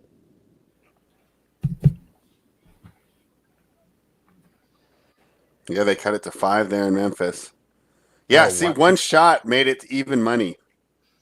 Can these motherfuckers? I'm seeing minus 115 on the Hornets now. Can they put the Heat game like back on the fucking board, please? Like, what are they watching the show? Jesus Christ. Yeah, and it's like third quarter. I can understand when the players are running up and down the court. It's back on the board right now for me, Jay. 175 I got. That's good enough for me. Go. Go time. Charlotte's plus 120 up 1. I mean, Lowry is at the line. Gosh, we better not get killed on the Siakam prop. This is horrible. Got it in. Heat plus 175. Holler at your fucking boy. Let's go, Memphis.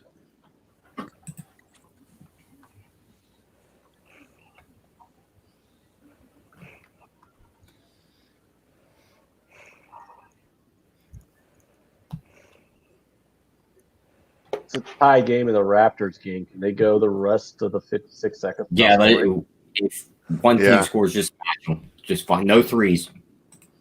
All layups. Grab it. Siakam got the ball. It's over to Kyle Lowry. About 30 seconds left. Let's see how this goes. We're going to root for we'll need 2 misses. They'll run this down, but there's still a little bit of time. So 2 misses or 2 makes, preferably. 2. Yeah, good point. So give it to Siakam. If we're going to lose, at least let me cash with Pascal. Yeah, at least let us get one of them. Oh, we got 4 seconds left? 1 second left? I'm seeing 5. I'm seeing 1 I'm when seeing I 2 seconds. It's 2.1 seconds left, and I don't know why the ball stopped. They called timeout.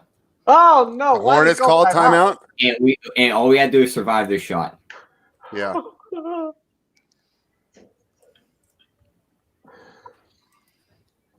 Did they really call a timeout with 1 second left? Yeah, they're gonna try and hit because they want to advance it. They want to advance the ball. But you know what sucks? They're so pissed. They had a guy. They could have won this game. They had a guy that was leaking out. It was all by himself, cherry picking, like you know. Hold on. When you were a kid, and you didn't feel like playing defense. Jeff, just because of that comment, I'm going to stay up until 3 a.m. Jeff, you could come on now, bro. We could have. When can this Anthony go to? I could have 6 people on this show.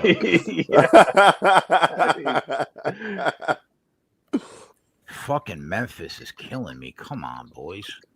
Yeah, Dave Betts is seeing that too. Isn't that crazy? That's why these coaches got to let their guys play.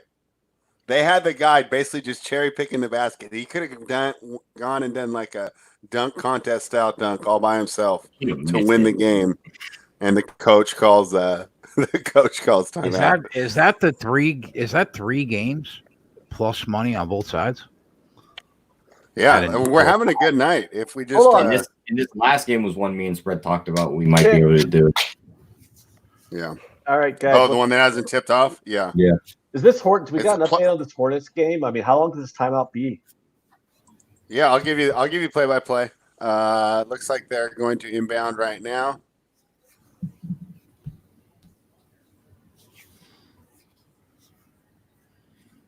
Let's see who they go to. I'm thinking they'll go to Devontae Graham. Chat saying overtime. Did they call the foul? Did they call that a foul? You got to be kidding me. I hope not. Oh, they did call a foul. Anyone watching? We got fucked.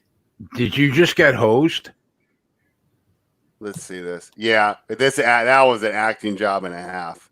The guy initiates a little bit of contact. Can't they? That's what I'm looking for. They can't do a challenge. No, and then we'll get to the other side. But now, most likely, with only 2 seconds left, it's going to be a 3. So, can they challenge that? Yeah, they should challenge that. Doesn't look like they're going to though. I see him standing at the line. That's a terrible call. Terrible. Just when I thought we were going to luck one out, Ant. You guys overtime was right in front of us, and then they took it away from us. What if he misses the free throws? I mean, it's the NBA. Oh, wait, I think he's challenging. You can do that in the NBA? Yeah, they added that this year. Something's going on. This is where we're not having the sound. Although I don't know if I could really hear what they're saying. Anyways, it looks like he's trying to challenge to see if the referee's acting like they won't let him. They're probably like, there's no way you can do that. They're giving him some fucking stupid excuse. I thought they could challenge that though. Doesn't look like they're going to allow him to challenge. They got Terry Rozier stepping in the lane. That's a bad call. Bradley Beal play. Yeah. Winner. There we go. Good job, Tyler. Give me a minute. He's up to 4 threes right now. It's not even halftime.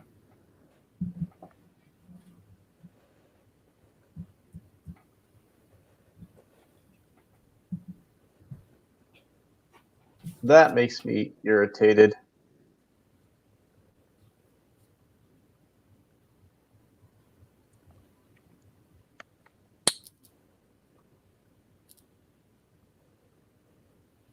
What a fucking joke. Don't you just want to burn the whole world down right now? I feel like that every day. This is a terrible call. What about Well, these things happen. I hope the refs get coronavirus. Toronto, and it's an international city. Yeah, they can international their asses right into the coronavirus wing.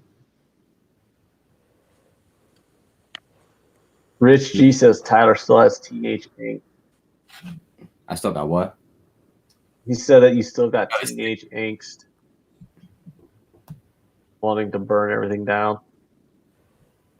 I feel like what if the Raptors inbound and get a foul called, and then it's on Siakam, and then we win the game? No, it's pretty much not going to happen now. Whatever it was, they gave him like a technical or something. So then Terry Rozier was able to make a 1-point shot.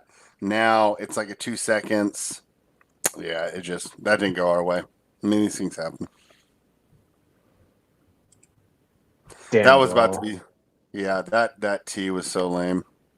Hey, but you know what? We don't have to be sad that we lost our bet because Sumner hit the Hornets at plus 310. There you go. When I mentioned that I thought that was Memphis off. So down by 4. I'm glad that the chat was able to profit off our misfortune there. Yeah, and we missed the Siakam prop. That game is just hasn't been fun. Bullshit. It's all bullshit. All right, I got a chase. Give me another bet. Grab the Nuggets. Can you guys grab hear the me? Nuggets? Yeah, we can. 4-point game in Memphis, bro. This will be the 4th game that I got a free, 400 from plus money on both sides. I just need Memphis to get their shit together for the next 5 fucking minutes. Don't break my balls. Get your shit together and give me this plus money. Play some defense. What, did you just bet the Grizzlies? I bet them right before halftime. They've been down like 8 or 9 for most of the second half, and it's a 4-point game right now. I'm going to take the Grizzlies right now. Then. That's why this live betting show is the shit. We've been cleaning up, and it feels like we've had a bad night because we haven't hit every bet. Yeah, you know why I feel like we had a bad night? Because we went 17-5. Yeah, 2 days. Yeah, we're just But this will still be over $1,000 day if Memphis can get their shit together.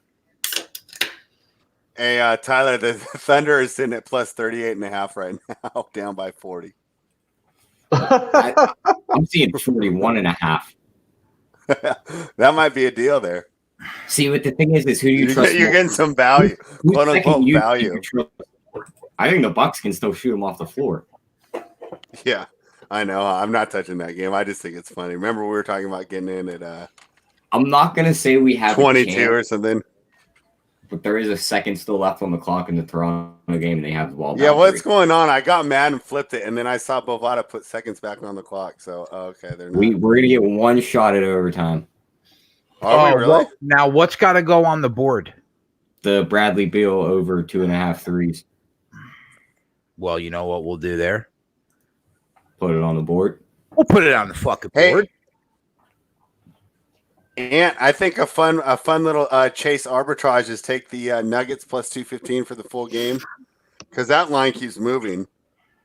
And then did you grab the Clippers -2 first quarter that's going across the bottom of the screen? Does anybody know how to make graphics like that winning graphic? If you do, hit me up. Those little animations.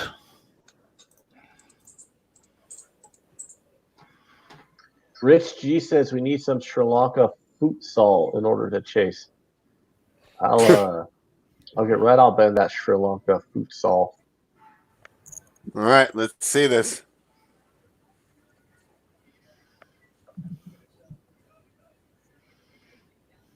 Oh, this game's not over. This Raptors game isn't fucking over yet. How? Now it's over. Now it's over. Man, we could have got it too. That sucked.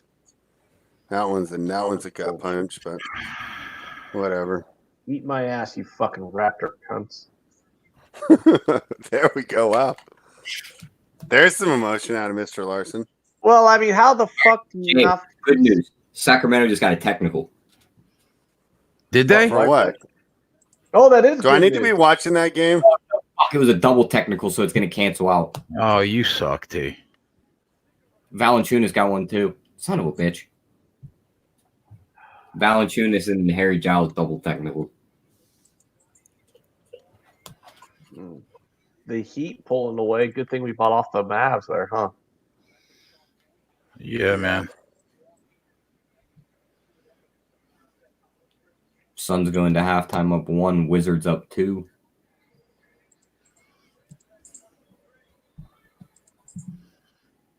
Who won that first game that we arbed? I don't know. The Atlanta game? Atlanta won. Oh, the Hawks. Oh, okay. The Hawks wound up winning that game by like 23. Yeah, blasting them. Fuck me. I prefer not to, but okay. You can get the Thunder plus 41.5. Holy shit. So the Bucks are the best. The sad team thing in the is NBA, that's right? the right line. I mean, right now they are, yeah. Are they even better than the Lakers? Are they better than the Lakers? I don't know. That's what I'm asking. Are they better than the Lakers? I mean, those are so basically right now, like most people who do NBA, so. like they tier it. They say the Lakers, the Clippers, and the Bucks are like the top tier. You know, there's about 3 equal chances to win the title. And then, you get into your other teams. Like your Houstons, your Phillies, your Miami. The Lakers have a better record than the Boston's. No, they don't. I mean, yeah, the Lakers do. Lakers don't have a better record than Milwaukee. Milwaukee's holding the best record. Yeah, I mean, right. Milwaukee's got a way better record than the Clips. The Clips are a top-tier team. Right. But the Clips are saying that because, number one, they don't care about the regular season at all, and they're 2-0 against the Lakers head-to-head so far this year. So that's what people are pointing out when they, a lot of people think the Clippers are better than the Lakers just based off those 2 games. And the idea that they will that's probably going to be a meeting, right? That's probably going to be who it comes down to. What, Clippers and Lakers? Yeah. West at least. Unless Houston or somebody sneaks out a win. All right, I threw on this Kings game. I'll watch the end of this Kings game with you guys. Memphis is down by 8. Yeah, your fucking Kings are fucking me good here. Yeah, they didn't give up the lead. This is unbelievable. Yeah, they're looking to go wire to wire. Are you watching it right now? Giles looks nice. I can't believe we didn't extend his option. He got 16 and 5. Holy fuck! And he looks good. Yeah, that was an easy cash, huh? Thank you, Tyler. Wish we'd have got the Siakam one home, but yeah, whatever. Can't get them all. It's nice when you're winning by like 14 rebound margins, though, and losing by half a point. So it makes you just feel like, you're seeing things well. Rich G's pointed out the Cavaliers are coming back. Yeah, I got that on one of my TVs right now. So I guess we should have jumped in at plus 20. It was just a little gun shy there. I thought we were going to be able to get a higher number, and then it slowly started to drop, and then it just never climbed again. It stayed like right at 17. So, yeah, this one's about to cash. It's going to go under, and the Pelicans are going to cover that 10-point spread. So there you go. I know Rich G jumped on it, so none of us lost, and Rich G won on that game. So I'll take that. Pretty good Friday night here we got going on. What game should I go to next here, Tyler? I guess I'll go back to that Mavericks game. That's the only one left. It's not at halftime.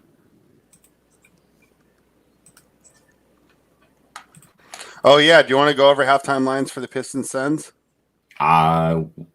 What's that total at? I'd lean To under. 11.5. Yeah, it's lean under on the second half total.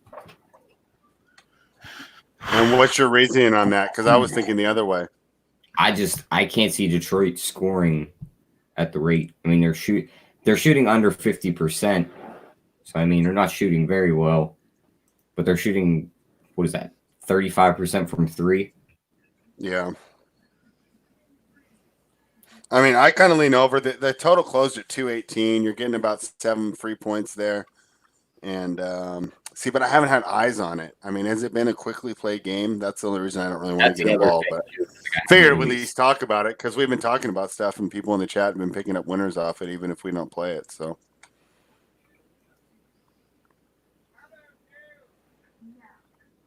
Who did the Hawks play? The Nets. The Nets.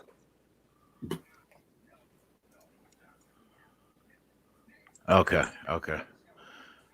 All right, so I picked up 350 there. Oh, man. And 310, that's...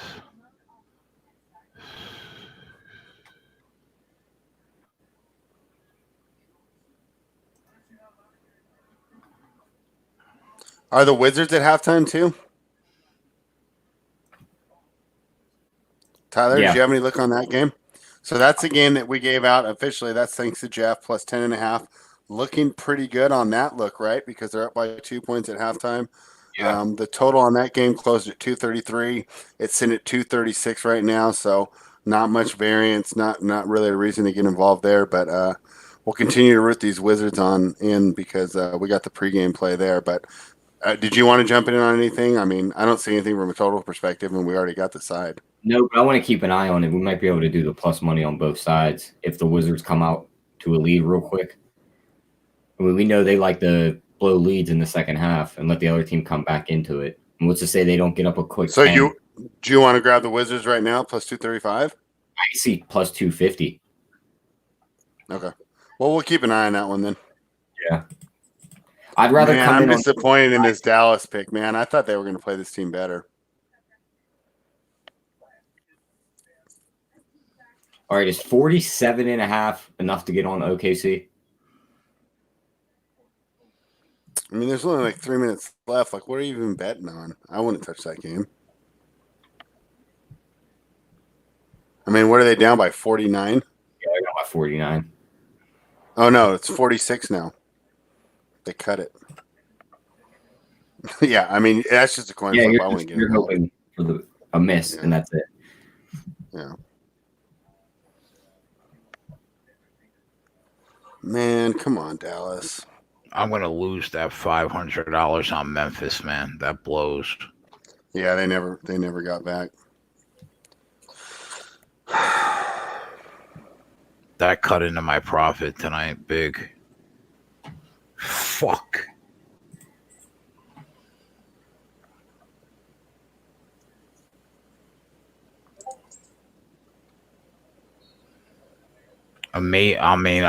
What's crazy is I'm still up. Like, yeah. I'm up like 250 on the day, but I should have been up 750. Yeah. D Money's with us tonight. What's up, D?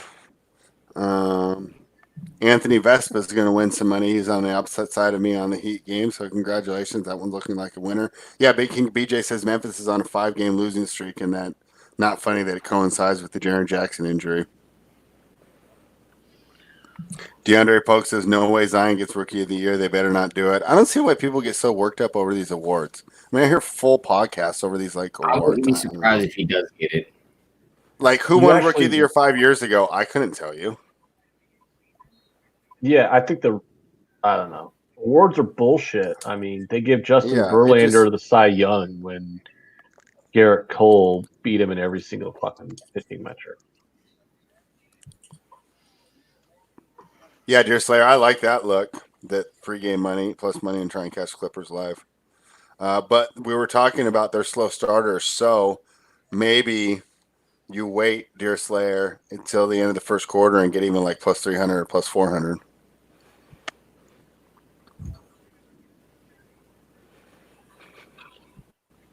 Did you guys bet this Jazz game? No. Were we supposed to? Yeah. Big Man just... gave it out. Big Man gave it out in the chat. He wanted to make it official. He won plus 10.5 on the Wizards. Oh. So I jumped in when he did. Memphis hit a 3. It's a 4-point game with 1:15 left. Why are you giving me hope, Jason? Imagine. Can you fucking imagine, Anthony? Do you believe in miracles? I mean, it'd be cool. It'll keep me up for a few more minutes. That's for sure.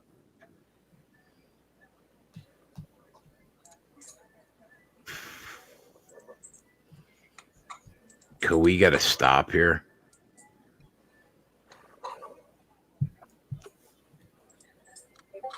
They're doing an instant replay on something.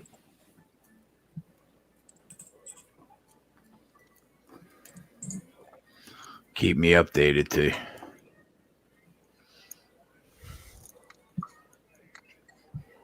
They scored 102. Yeah, they're down 6. Timeout, Grizz.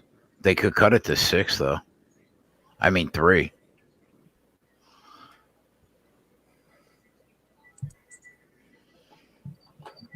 Man, that blows. Fucking slut. Who you calling a slut?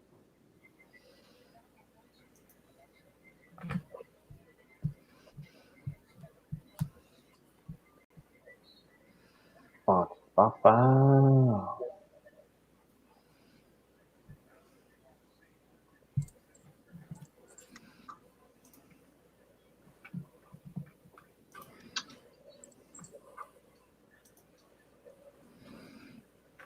Oklahoma City sent their fucking G League team to play today.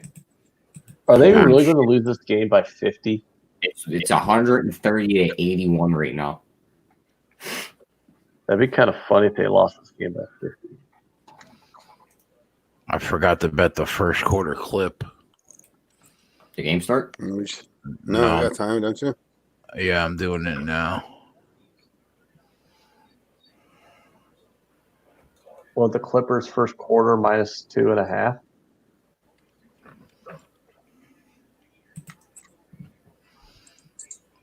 Texas State, Texas Arlington's a 1-point game with 15 minutes to go.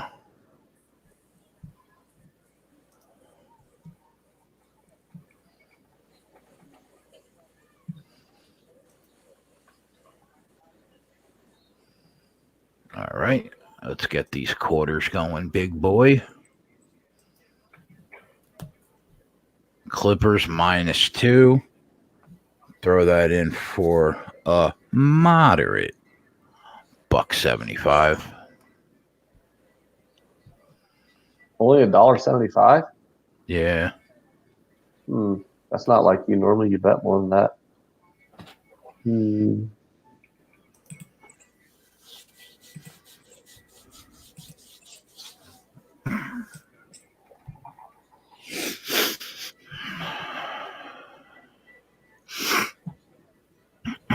If they cover that game, I might roll that over into I'll double up on the clip first half.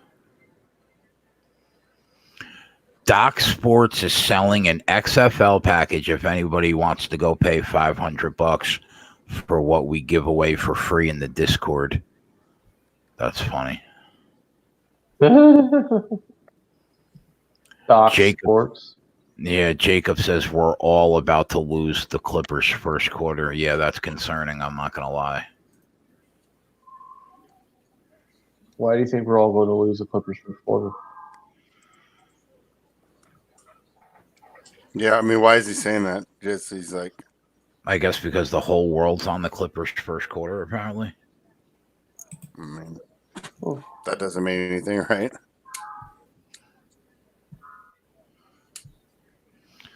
Give me a 3-point here. That's what I want to see right now. 102.99 with about 40 seconds left. Come on, boys.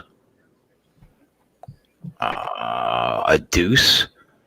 You go for a deuce in that situation? What the fuck are you thinking?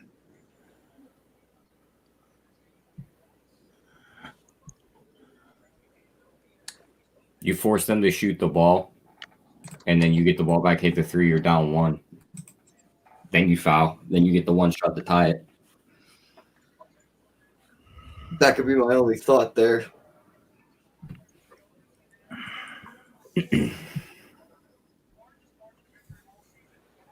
I'll be right back, guys. They got the stop, and they missed it, right? Oh, fucking idiots.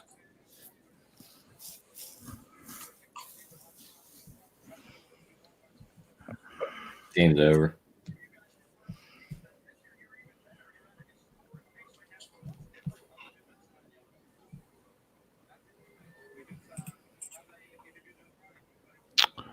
I mean, I can't complain. I'm up money, but man, that nickel hurts.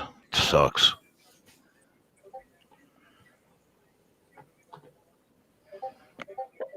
I was getting used to making a couple dimes every show. It's a 2-point game, T. 9 seconds. Oh, wow. Can you fucking imagine, bro? It's going to be a 1-point game, Jay. Why? I'm pretty sure that was an and one. Wow. So they're going to foul right.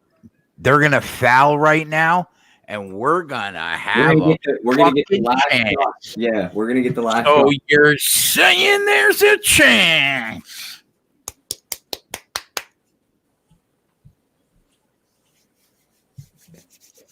You got to hit this, Ja. Yeah, John Morant's got to hit this fucking free throw. Don't fuck me. I would appreciate that. Oh, Anthony. All right, he hit it. All right, we're guaranteed the last shot to tie this game or to win this game. Imagine if they win the game and I never had a chance to arb the other side. That would be crazy. Can you fucking imagine? What do I got on this game? I got 500 to get back 1,300. Oh, my God.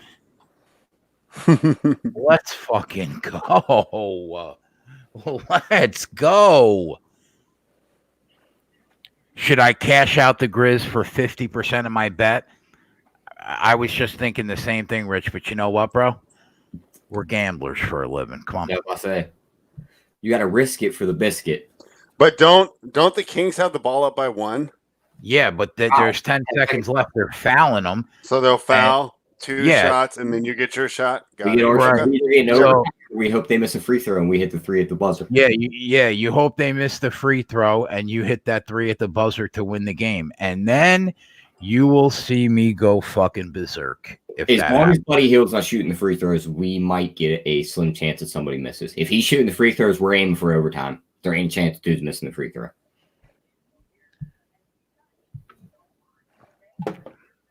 I considered this a loss already, and I'm already up money no matter if this nickel goes down or not. So I'm in. I'm in for the fucking full ride.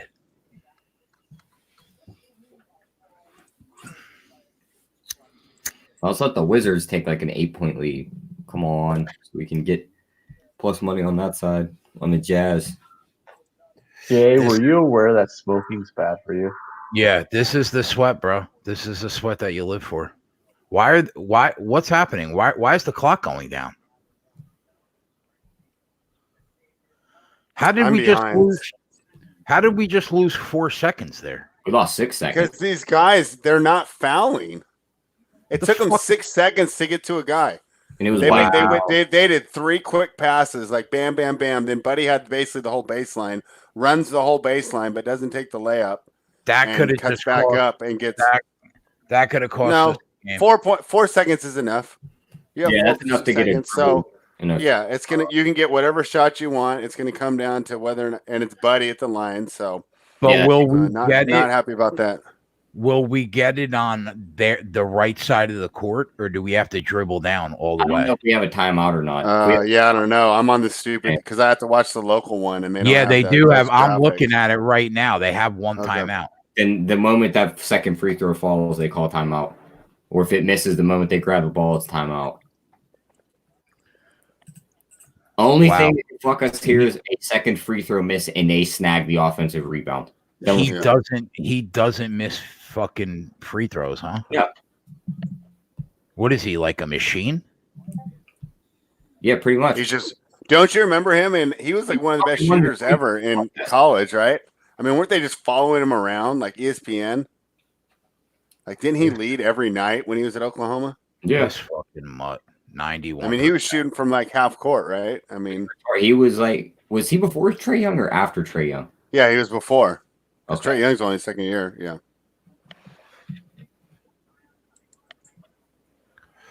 Man, looks like you had the right look on this under, Tyler. It's down to 207. On that Pistons can't score. I'm gonna say who's gonna score points in that game? Just Derrick Rose and just in general. I just thought they would be able to keep up.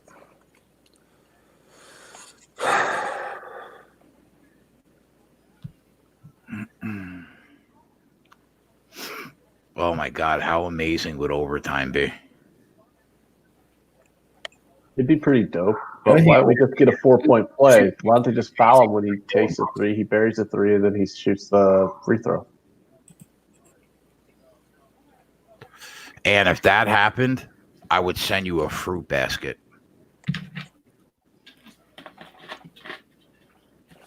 That'd be pretty cool. I would mail you like one of those incredible arrangements. Yeah, like those edible arrangements. If that ever happened right now. Any kind of edible arrangement that you wanted.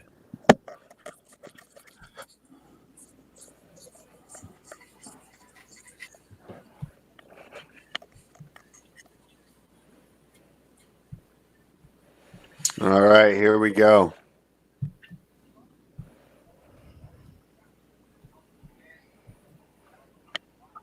He missed it. Yeah, we lost.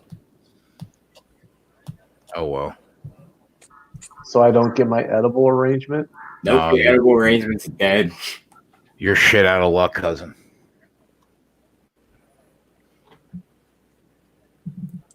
I was looking forward to that, too. Sorry about that. I mean, you probably should have brought it up. Now I'm disappointed. Tyler, what do you think of Lou Will over 13.5 points? I think that's really low for Lou Williams. He's going to be their second unit guy shooting the ball. I have that game going over. I think so too. When I have the game going over, I like the over on the props a lot. So, Jeff, are you in the chat by any chance watching this show?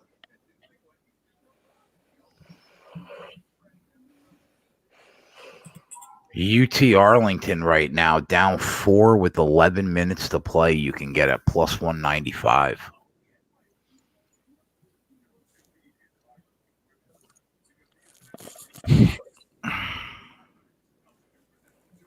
I think that Washington State game, Washington was like a minus 300 favorite. And they're down right now at home, 15 minutes to go. Yeah. Don't we fade the Jazz? Sumner says. See, I want to. We already did. I did. When Jeff gave it out, I placed it on. I jumped in for 300 on that Wizards plus 10.5. So I was already leaning that way. And then he gave it out pregame, and I thought, that's a good idea because I haven't seen higher than plus 10.5 this whole time. So it could be like a wire to wire. That total in the Detroit game is back up to 214.5.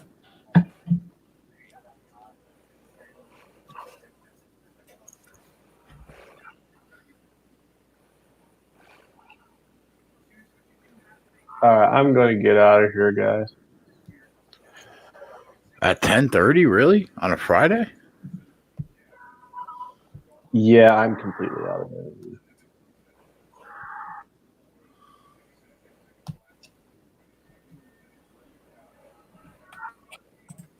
It's been a long week. And your dog sounds fucking pissed in the background. I can just hear that echo every couple of seconds when you start to talk. Yeah, I keep having to mute myself. I got to go shut that dog up and go to bed. All right, bro. Be ready for a long day tomorrow. Oh, I figure UFC. It's going to be fun. All right, I'll see you tomorrow. Later, Ant. Fucking part-timer. I knew it was coming. King, he's not saying that. He's just reading King Weasel's comment in the chat. I'm kind of saying that. Washington State's up 4 at even money. But Washington was a 10-point favorite. Yeah, that's a cheap price. I see in the chat that Washington State's not really doing very well for the second half. So Washington's getting back into this lead. I heard Jeff talking about Washington falling off the map, though, recently. They've been looking terrible. That's a cheap price, though, when you consider what the closing line was. Spread, what did this total close at in the Phoenix game? You said like 220? 218. It's back up to 217.5. They're at 1. Maybe it's good we didn't take the under then, huh? They're at 141 with 5 minutes to go in the third quarter. That's like what, like 70, 80 more points this game? I don't think they get there. Do you? What? You're trying to go what under? I see under 216 right now. Yeah, before it starts to dip back down. I don't know. I mean, Phoenix is so good for offensive explosions, and they do play a higher pace. One of my reasons that I leaned over was with Oubre. You saw that Oubre's out for the year, right? Yeah. Yeah, it kind of sucks for their defense too. Was it? Yeah, but he was a big part of their offense. Like he would like set the tempo. No, he's great. So yeah, maybe that's the other reason why I like that under. Yeah, but Rubio and Booker keep him at a high pace, right? I'd say Booker more than Rubio. Rubio likes to bring it up the floor, set the offense up, and run his play.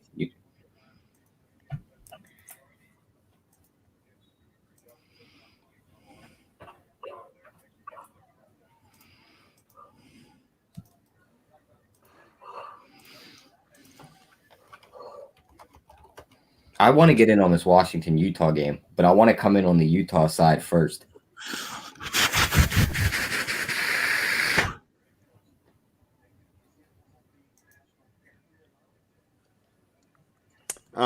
Yeah, I kind of like the over there. Untouchable said the Mavs are keeping it interesting. I thought that game was over. I gave up on that. I'd much rather have that side because I got him at 2-1. By 6 with 30 seconds left. You'll need a real miracle there. Yeah. Check out Bradley Beal 5 3-pointers and then watching his point prop.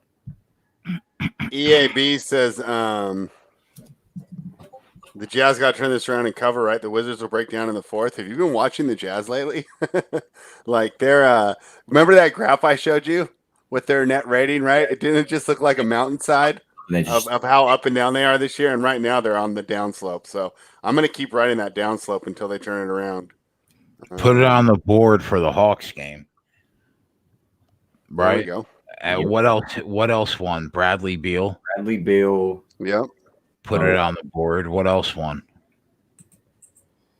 Wasn't there one more? Wasn't my play. Valanciunas, but we didn't make it official. Yeah, are you shitting the bed tonight, Fred? Yeah, I'm 0 for 2 on the ones I gave out because I gave out the Magic and then I gave out that under. All right, so what did we get? Bradley Beal was what, over 2.5?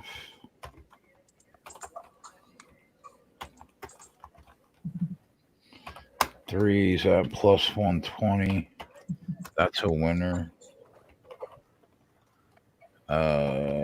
Hawks.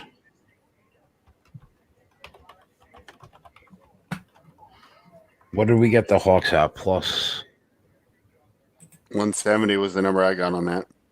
Plus 170. That's a winner. So that's it so far. Yeah. Not our best night, right? But I mean, we weren't going to go 10-2 every night. Oh yeah, I mean, but I thought this morning when I woke up, I thought we were, but reality's kicked in. There is another winner. The fucking whoever wins this Mavs game. Yeah, that one. Right. Yeah, that's going to be a winner, but I'm pissed because my pregame play was you were on minus 2.5 or the plus 2.5. And it's over, so you can put that on the board, Jay. But I missed my pregame play. I missed my article play, so it's always disappointing. But I don't have an article tomorrow, but I'm going to make sure I come back with a great one on Sunday. So what did we hit? The Heat plus 170? Yeah. Put it on the board.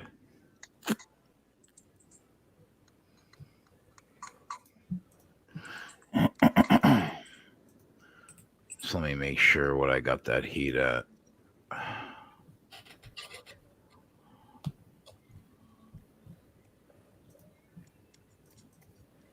Now it's up for the Clippers to turn things around. True Seeker says, I bet $100 Anthony sleeps with that little silk eye cover thing. Yeah, I saw that. That's pretty funny. I wouldn't doubt it. Sumner hit Mavs plus 9.5. Nice. Oh, there you go, Sumner. Good sheet. What did I get the Heat I think we need to turn our attention to the Phoenix game. Oh, we got the Heat at plus 175. Boom. If we get 1 or 2 more buckets, we're going to catch plus money there.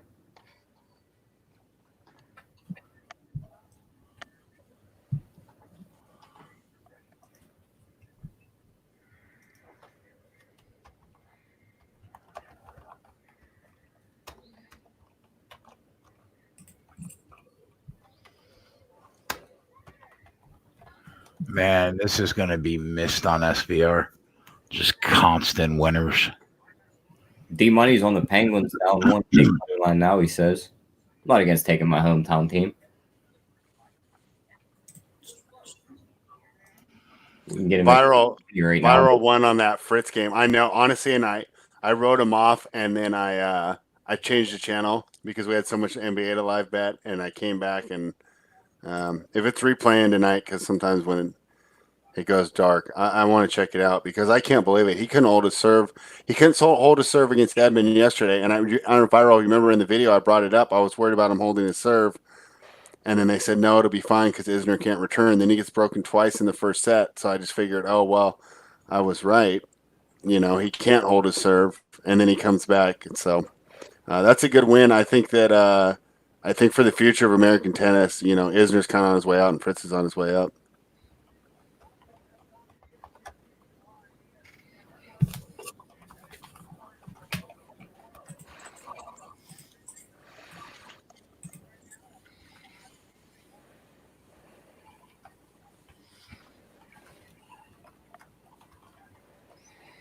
All right, let's go Wizards.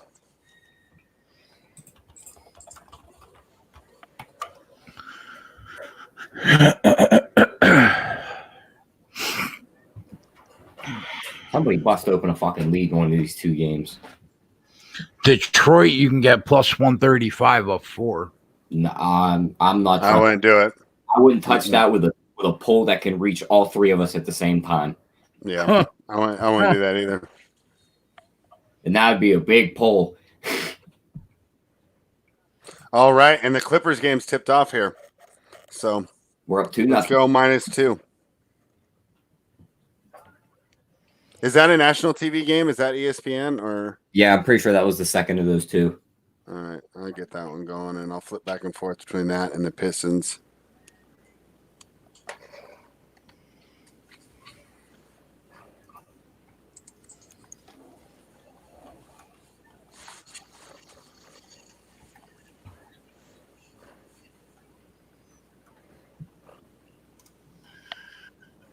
I will be right back, boys. Uh-oh, the Tyler and Spread show, what the people have been waiting for. I want to say here we get to do it. We're gonna overwhelm them. We are going to overwhelm them with talk. All right, Tyler, let's break down these games. We got the Pistons that's sitting right around the closing total of 218. It's 216.5 right now. We're not going to make it an official play, but would you still lean under there? Because I don't know why I like the over and you like the under. Pulling that trigger. If it can jump over that 218, I'm on it. You're going to go under the original number? Because I see 217 right now. I'm seeing 216.5 minus 104. I see Utah is up 4, and that spread sitting at 7.5. That total is 30. I mean, I guess we could have tried to get a nice little middle there on that Jazz game. But you know what? I feel a lot better about middling totals. It's 218.5 right now if you want to make that a personal play. I don't know if we'll make it official because, like I said, I still think that total is going to keep going up. I'm seeing 219 now, but it's minus 130. Yeah. I just dropped back down to 217. And I got the Clippers game on, so I'm not sure what's going on there. I'm just going to root these Wizards on home. I so hope they cover. That would suck if they win. We should have done the first half. Money. They're at plus 106. Yeah. So are you going to be on with us tomorrow, or are you working tomorrow? I might jump on for like the first, because I have to work tomorrow night. Okay. I might jump on for like the first hour, and we could break down the NBA card. Well, let's do some of it right now because that's tomorrow. You know, we're going to be the sideshow, the opening act for the UFC. So first game I see is Bulls +3 against the Knicks in New York. Do you have a lean on that game at all? Nothing on that game. Shit show all around. Right, plus money both sides. Yeah, probably on that game. Okay, that seems like it. They took it off the board, but it looks like the line was the Heat -7 against Brooklyn, coming off that big win tonight. I don't know. I kind of like the Heat there. What do you think? Yeah, I like the Heat there. I see the total set at 223.5. I would lean over there. You go over on that too? Yeah, the Nets don't look like they're doing too much defensively. And then the last game we have a line for tomorrow is the Rockets at the Celtics. Celtics -1.5. Boy, I'll tell you what, I don't want to get involved in that game pregame. What do you think, though? If I had to, I'd pick Celtics. But plus money on both sides, hopefully, in that game. But would I get surprised if the Celtics come out and just go for it from wire to wire? No. Yeah. And then a question in the chat about the over on the Clippers game. What do you think? Might be a little late because it says 219 is down to 215. But yeah, I would lean over. Yeah, I like that game to go over of the 220. And Nuggets are off to a slow start. And I think, was it our good buddy Rich G who gave us that information? Because that seems to be dead on. And this is kind of exactly what we thought. At what point there, I kind of want to make this over a play. How much longer do we wait, though? Do you want to hit it right now and just get these free 4 points? Or do you think you can go a lot lower? I think like 213, 212 is our entry point. All right, we'll look for that then. And that would be the nice free teaser. Say like 115. The other one 100, and we're fine. Yeah. The Wizards can't score now. The Jazz have pulled ahead 86-81. So definitely the plus 10.5 is in jeopardy. Too bad. Was definitely hoping to get that. Let's jump over and see what they're saying in the chat. Jake Jacobs talking about Suns plus money. Darren Ricardo says he looks like he chose the wrong team for the full game. Big King BJ, there's no such thing as a lock in the NBA, but he's liking our look on the Clips -2 first half. And Dan Kelly had the team total. Oh, it's Dan Kelly that gave us the real good information on that. So we can thank Dan. And that's what's awesome about this show, right? Is,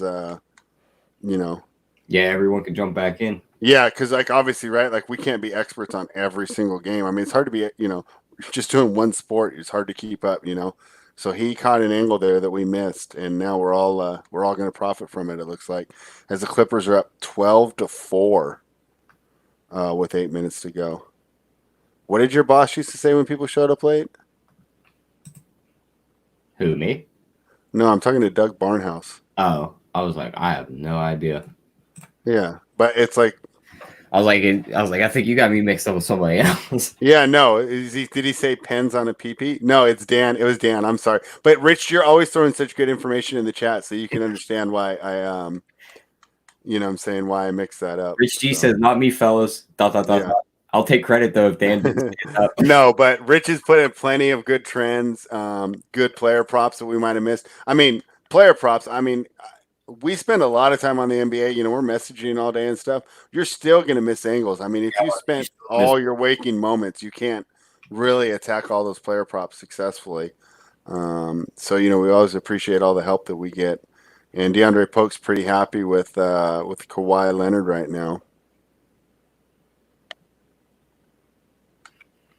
See, this is the reason. Remember, you were talking about jumping in on Denver pregame on that money line. Yeah, but now wait. Then now you can get plus 310, and I don't know. This was the thing that worried me. This is why I didn't want to go in, because I was scared that the Clippers were just going to come out and just run away.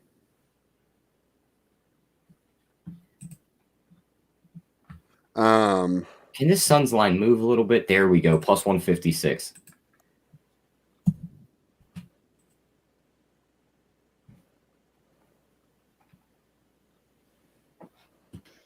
How's my first quarter? All right, Jay's back. Look. They're up 10. Jay, Phoenix just jumped to plus 156. No, I see plus 245. Oh, you're seeing 245? I'm seeing plus 160. They just took it off the board, though. I knew that team started slow.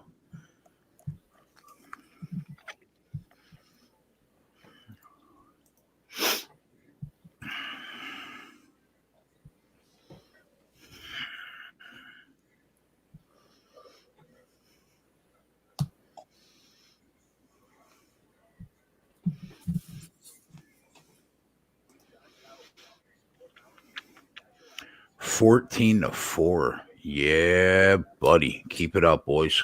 Yep. Jazz is back to the original line going into the fourth quarter. Oh, man, all that good feeling that we had at the plus 10.5. And now it's just right back to plus 10.5. Hopefully the Wizards can turn it around here.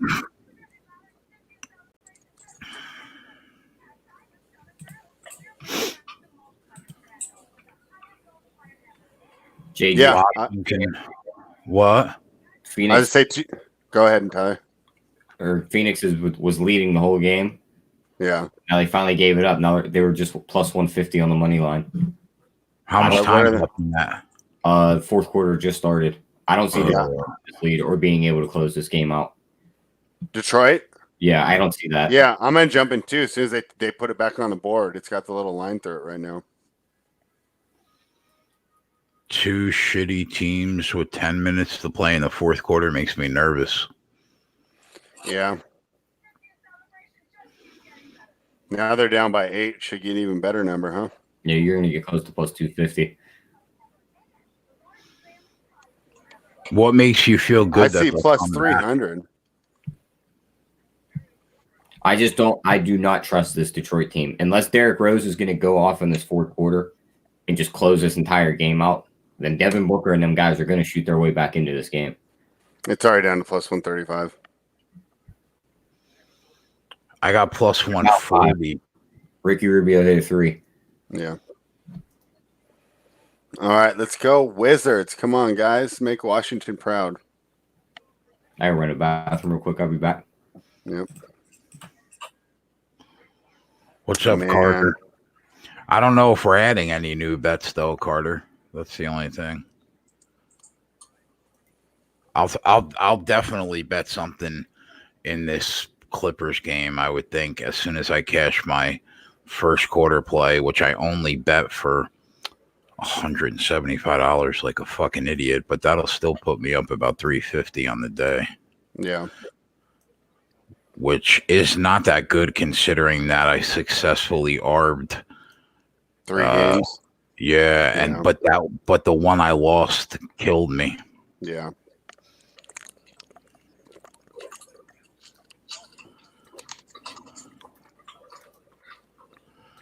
All right, so what can I take off the board here? Clippers. Damn, Suns are plus 400 right now. Beal, the Mavs is over, right? Yeah. The Siakam is over. Yep. The Magic game is over. Yep.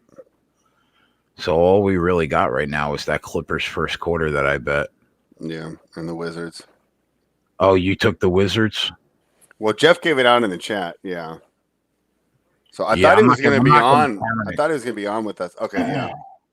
Yeah, so did I. If he was on, then I would have counted anything that he was on the show for. What about tennis tomorrow? Can we talk some tennis? Is there any tennis that you like tomorrow? Yeah, I like Petra to beat Sabalenka, and that's pretty much even money. You think Mike is gonna fucking lose? How dare you? Yeah, I mean, she might not though. Sabalenka, when she read, like I said, she's still one of those players that's really tough to read. But I was really impressed with the way Kvitova played against Barty. And then I think that Novak is going to have an easier time today with Tsitsipas than he did yesterday or this morning with Monfils. Did you watch that? Monfils was a plus 700 dog. He beat Djokovic? No, but he won the first set 6-2, and then he gets to a tiebreak in the second, and it's really close to finishing it off. Wow. Yeah, and then when it goes to the third, he just falls apart. When he couldn't convert that tiebreak, it was like, they were still playing, but it was over. But I think Djokovic, I don't think Tsitsipas has the game to kind of, I don't think he matches up as well. So I took Novak -4, and I took Petra Kvitova -125 for tomorrow. So you took Novak -4 games. Yeah, so he's got to win like 7-5, 6-3 or whatever. And Kvitova, what time are those matches? Are those the only two tennis matches of the day? No, there'll be an Acapulco one off of what the results for today. Let me look and see, because honestly, I wasn't paying as much attention to the tennis this evening as I was last night, because I didn't play that one girl Renata. Let me see if she ended up winning.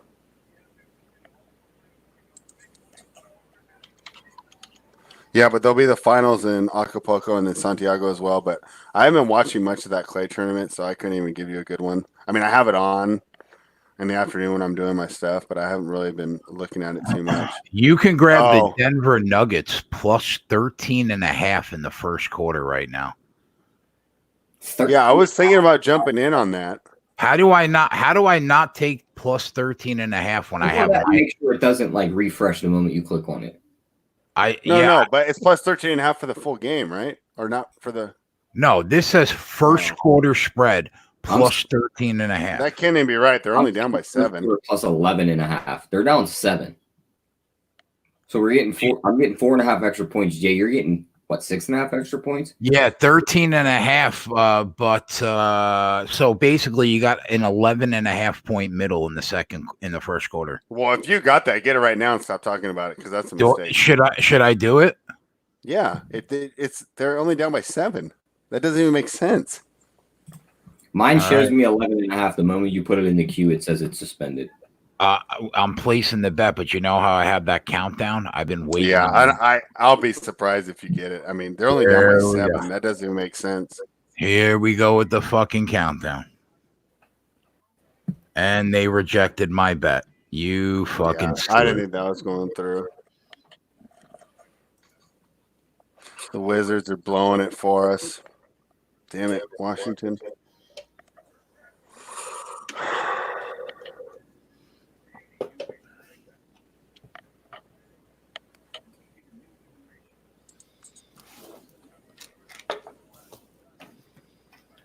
Bum, bum, bum, bum, bum, bum.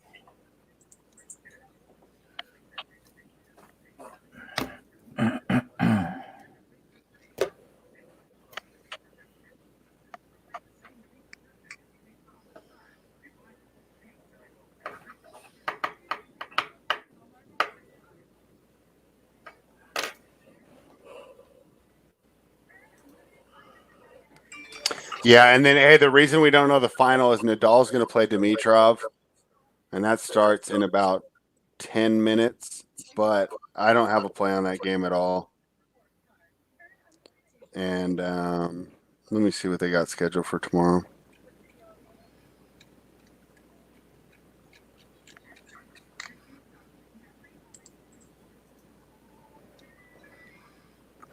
Yeah, I mean, I don't really have good plays on this. We got Ramos versus Casper Ruud in Santiago, and I don't know. I mean, I know Casper Ruud pretty well. I don't know Ramos that well. And then Sensation, Say Both Wild versus Olivio. Both those players are playing well that I don't know too well. I'm not playing that match. Oh, and Fernandez did win, so the Renata train's over against Heather Watson. I actually leaned Fernandez there, but I'd like to see what the line is because I wouldn't lay too much. If that's an even line, though, I'd be interested in getting it. But fair disclosure, I've been against Heather Watson all week, and I've been losing. So she's playing better than I expected. There is a race tomorrow afternoon, too, that we'll be on for basically like the AAA version of NASCAR, the Xfinity Series, which does have some of the Cup Series drivers in it at 4 o'clock tomorrow on FS1. So I'll probably throw something on that while we have the fights going on. Cool. Yeah, we should have a busy day tomorrow. We got NBA on the slate, not as much as tonight, but definitely enough to where I can, interrupt you and give you some live plays here and there. Yeah, college. Yeah, we'll have big we'll have college the race. Yeah, it'll be busy. And then Sunday we'll have college and the race and NBA.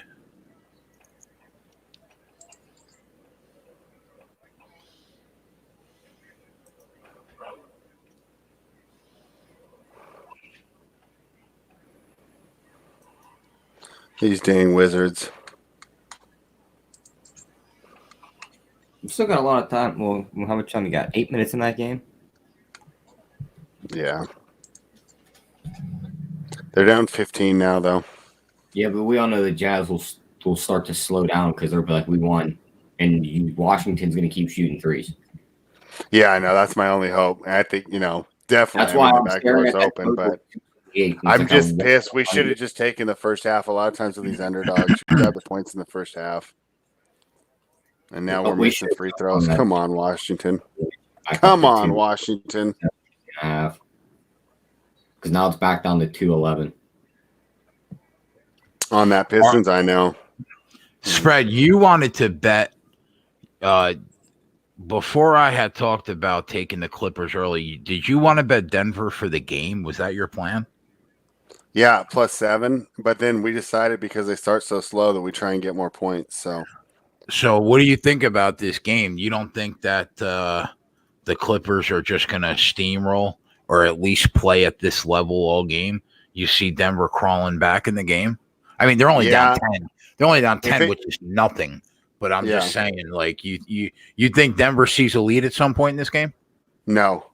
But if it gets to +13 or +14, I want to jump in. Because I don't think that they go away. Gotcha. But no, I don't think we'll be able to arb this one. They can start off slow against certain teams in the league, but when you're playing one of the best perimeter defensive teams in the league, I mean, yeah. The moment you start they realize you're starting to get hot, they're just going to clamp down on defense and they're going to put an end to that real quick. I really just want to make sure that this team finishes out this first quarter before we same start. Here. That'd be a nice way to looking at bet add to the unit count. 100%. Let's go, Washington. Washington doing the damn thing against Washington State. I missed that, man. I should have arbed that game. That was stupid. Yeah, someone in the chat. Let me scroll up. Someone got it. Rich got it. It's so hard. Within 5 minutes. Yeah, 5 minutes. I like you know what people don't understand, which is something that like you take for granted but you don't realize how hard it is to run a show 5 hours a night and live bet this board and be able to catch every angle is fucking so and be entertaining on top of it is so hard, man. Like when I'm sitting at home by myself, just studying the board, forget about it. That's a wrap. I can beat any fucking board.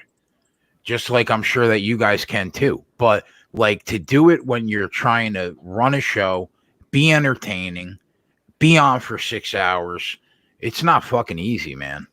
Yeah. Like I would have caught that, what Rich got on Washington and Washington State, but it's impossible to catch everything this way.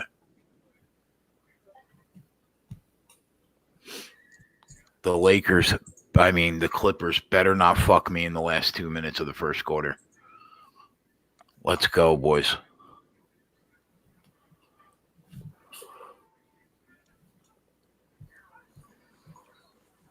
All right, go to the line. We'll take that.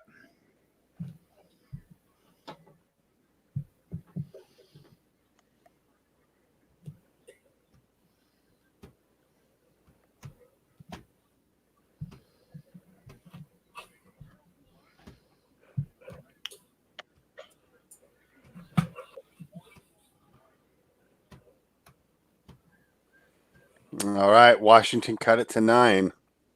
What's the still bet? alive? That's I have what plus you got. 10.5. Plus 10 All and a right. half, yeah. Let's root that in.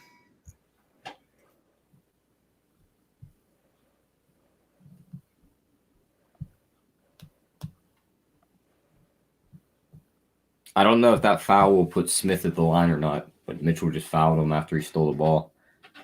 That could be 2 more points.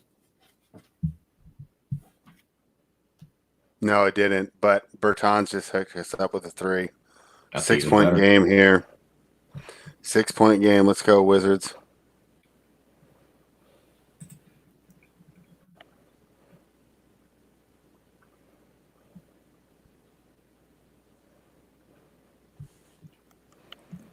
Denver's going to make us sweat, huh?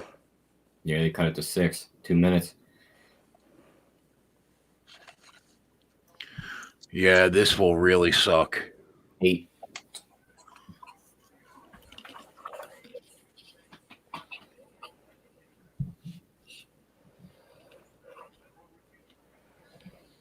Yeah, this is Lou Williams' time right now, right?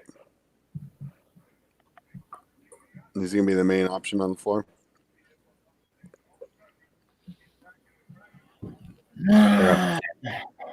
What? 10.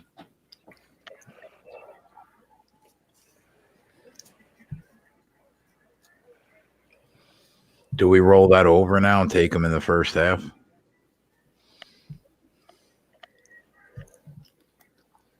I don't know. What do you think, T? I'm not totally against it. Denver kind of made me a little nervous, the fact that they cut that back into it, but then the Clippers just opened it right back up. So, what is the first half number you're seeing? Let me see. Pull it up real quick. Yeah, we got this.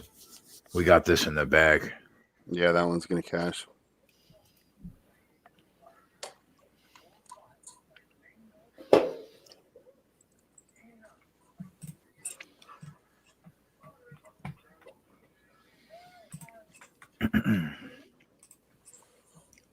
Yeah, they're talking in the chat. They're talking about the Suns losing at home to Detroit. Yeah, it's funny, and we talked about gearing up to fade these tanking teams. And when we talked about that last week, 2 of the teams that Tyler and I had circled were the Pistons and the Timberwolves, and they've been anything but. Yeah. A lot of times, and my idea is that you're getting players that have been on the bench all year that are excited to play. They're a little fresher.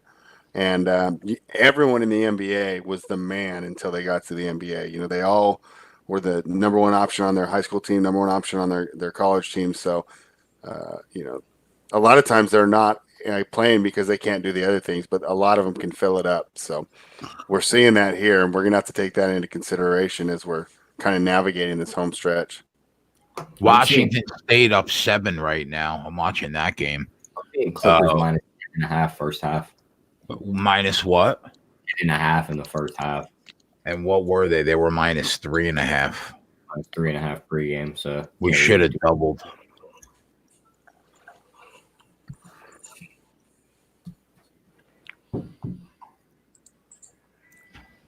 I was talking about taking UTA, right? Texas Arlington.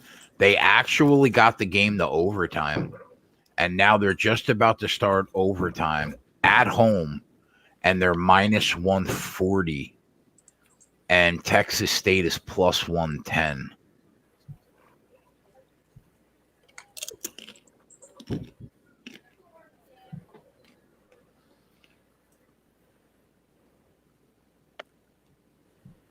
All right, let's go Washington.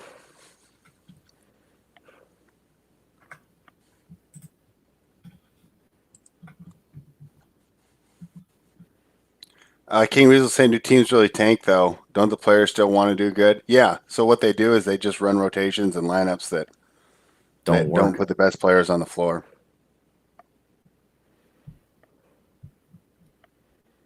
Did the Wizards just cut this to 3? Yep. Texas State is down 2 in overtime. And 3-8 now. And like plus $2.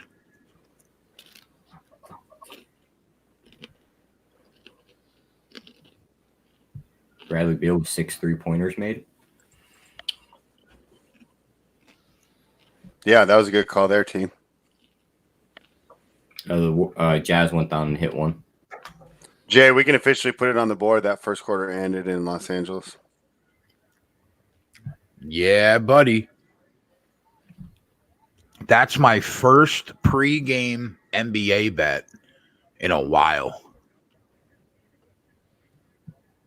Well, there you go. See, we're branching out here on Liveline. Yeah, I let you guys take care of that. But it felt right. How do we not take fucking Texas State at plus 180 down 2 in overtime? What if they tie the game?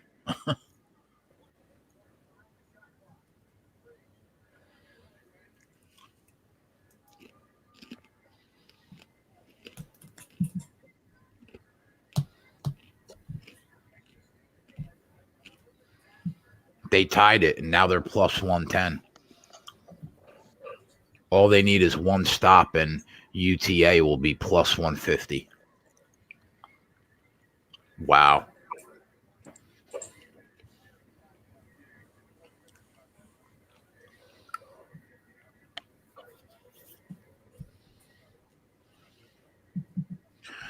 Thanks for the Clippers first quarter. Put it on the board, you fucking animals. Huh. You're welcome, buddy.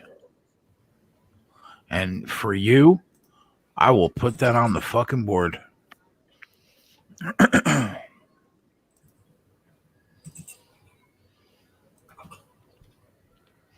Look, now UTA plus 180. Holy shit. Holy shit. Could have just did it right there. Fuck. I hope somebody in the chat just listened to me.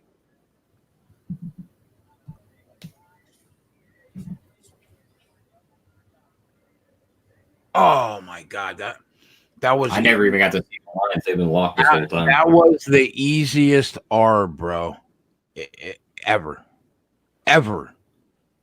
It was 1 minute, 60 seconds, plus 180 on both sides.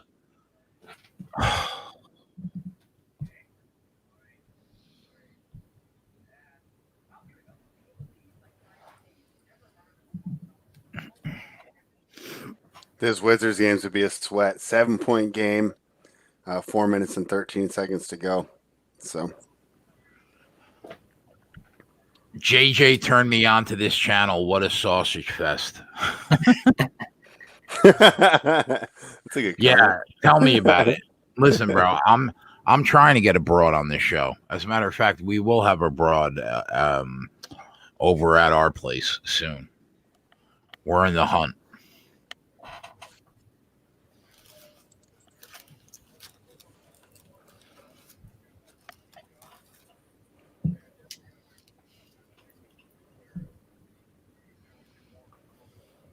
Let's go, Wizards.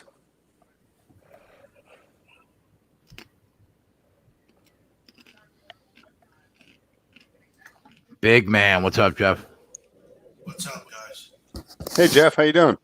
Good. I keep extending these minutes with you guys because sometimes I am able to come on. How you guys doing? Hanging in, Doing bro. good. Making money. Yeah. Rough start, but we turned it around. Good. Yeah, I'm looks like I'm gonna get fucking. Well, actually, Washington's hanging around. Okay. Yeah, because I jumped in there with you on that, Jeff. So I'm rooting in. Yeah, they're hanging it pretty intensely. Yeah. I want to say I think I took. Hang on a sec. I gotta look at what I even fucking bet here. Sometimes I bet and I don't even remember. But yeah, I really would like to hit that Washington game. Yeah, I want it on too.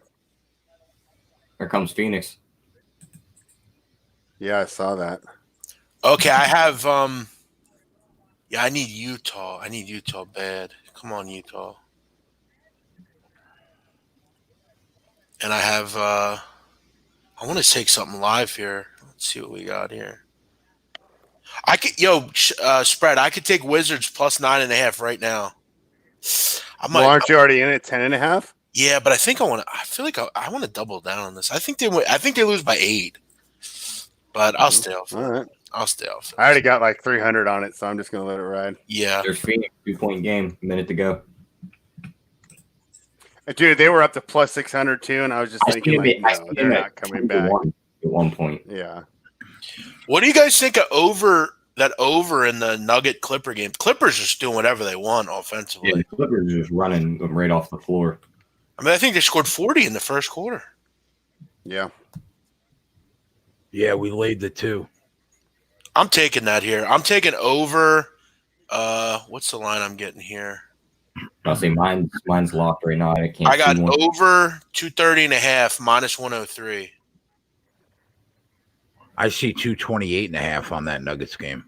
Yeah, well, of course you do. Now that I bet it. Well, I'm hopefully it gets to 231. But I'm worried about this Wizard game right now. These shitheads.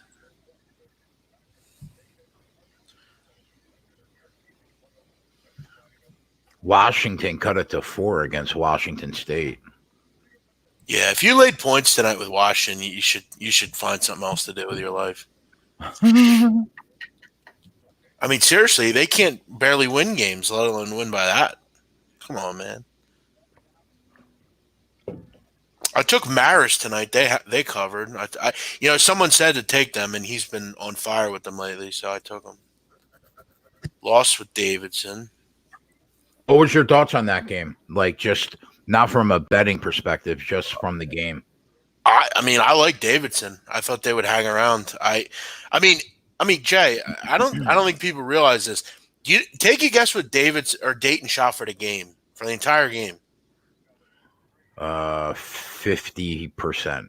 72%. Oh, Jesus. Oh my God. And they still only won by 15, laying 10.5. I mean, the game was a 12-point game with 2 minutes to go. What did they go from the 3-point line? 7 for 19. 36%. Wow. Not terrible. Wow. And they missed 6 free throws and still scored 82. I mean, 72%. That's unbelievable. Yeah, that's unbelievable. I don't think I've ever seen anyone shoot higher in a full game. Especially when you're catching 10.5 and you're right there, like right around 3 or 4 points off. Yeah. And the other team is shooting 70+%. That's terrible. Did you see the ending in that Penn game? No. Penn was up 13 with a minute 38 to go and lost. Wow. Did you actually watch what happened? Yeah, they just kept pressing them and they kept turning it over. Wow. It was weird. Pretty hard. Spread. Look who's going to get it done for Detroit. The one guy I said that could do it. Derrick Rose. Yeah, and honestly, that's why I was kind of afraid. And you just watching that team, they looked like they didn't look like a bunch of guys trying to get theirs. You know what I'm saying? They were playing as a team. They looked excited to be out there, and they look a little fresh. So the Wizards are funny. So We're fucking bad. 2 seconds ago, we are talking about missing plus 600, but that's not going to materialize. I'm watching. Come on, Washington. This Texas State UT Arlington game is a good game, man. This team is horrific. The Wizards, like, fuck, man. That's a one-man band down there. All you got is Bradley Beal. Yeah, and they're playing like it tonight. Beal has 40. They have 108. Yeah, 40 and 6 3-pointers. They have 2 guys. Hachimura's played okay. I mean, Troy Brown and Thomas Bryant have 27 combined. I mean, that Burtons can shoot, but I mean, none of them are like not tonight. 1 for 8 from 3. Right. He's 2 for 16 from the field. Wow.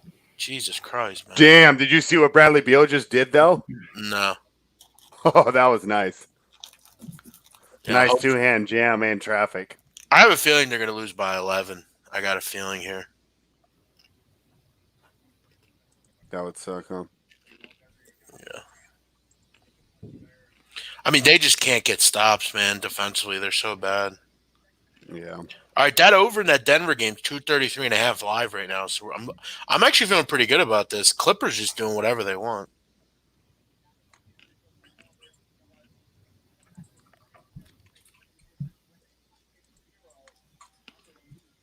Yeah, they're minus 10.5 right now. Hey Jay, I did a pick 4 today. Did you hit another one, bro? No, listen to this. First race, 13-1 comes in. Second race, a 6-1 comes in. Okay. I single the third race, a 6-5 comes in. You hit the single though? Yeah, I hit the single. Okay. And then I had two horses in the last race. They were both 5-2 and 6-5. Okay. And like some 24-1 comes in. Oh, like what a joke. Like, I mean, I've just gotten such tough, like I hit a huge pick 5 earlier this week, so like I'm up, but like I could literally, Jay, if I hit that pick 5 or pick 4 today, that would have, I have to go back and look how much that ended up paying out, because like I would have 13-1, 6-1, and a 25-1 shot to close with one. No, I'm just talking about the races, like the horses that I played. Like if my horse would have just came in, like I got to go back and look at what that paid. Let me. So you were live to the last leg? Yes. That would have paid good, bro. With a 13-1 and 6-1. I had the 7 and I had the 5, and of course they finished 2nd and 4th. The pick 4 paid. Oh my God! I can't believe I went and looked at this. Holy shit! You know why, Jeff? Because God. that 25-1 at the end. Oh my God, Jay! A 50-cent pick 4. You know how much it paid? $5,000. No, $2,100.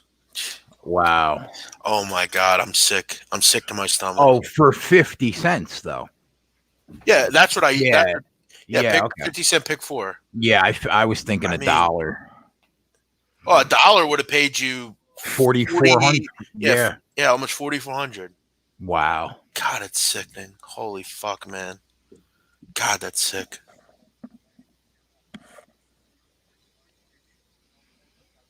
Untouchable J asks, any value on Denver now at the inflated price plus 10.5?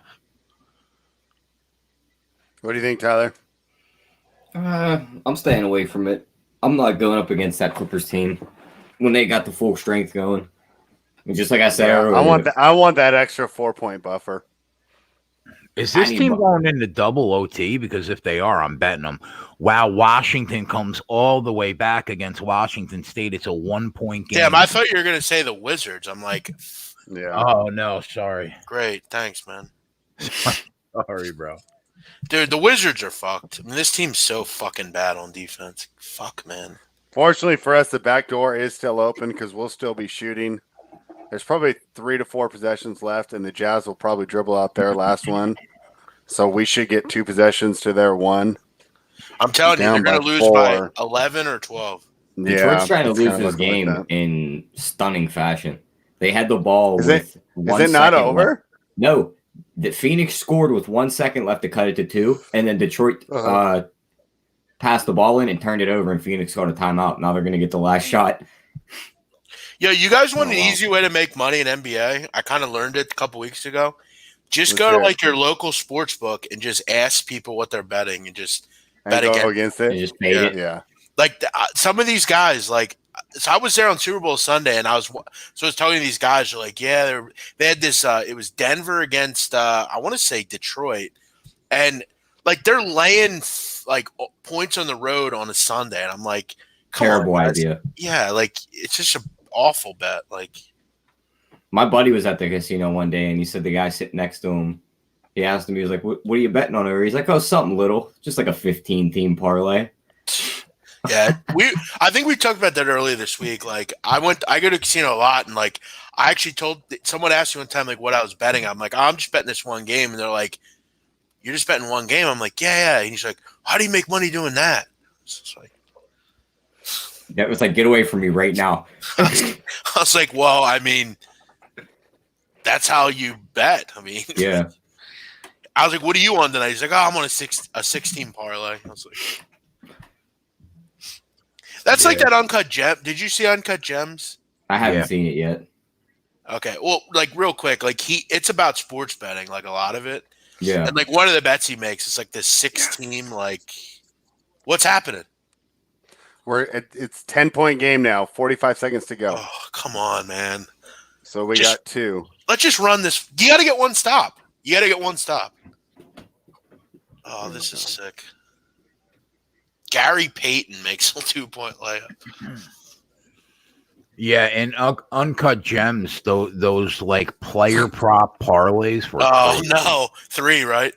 Yeah. Crazy. God, man. Fuck, man.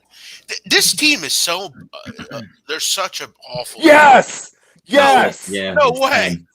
We just got another 3, and I think they're going to dribble it out. I don't think they shoot here. Dribble Don't it shoot out. up like Foul that, here. right? Yeah, well, they won't foul. I think he's going to dribble it out. It's bad sportsmanship, right? They're going to. Yes. There we go. Yeah. We got a little luck after that Raptors game. We needed something to come good back. shit, fellas. All right, Jeff. Yeah, buddy.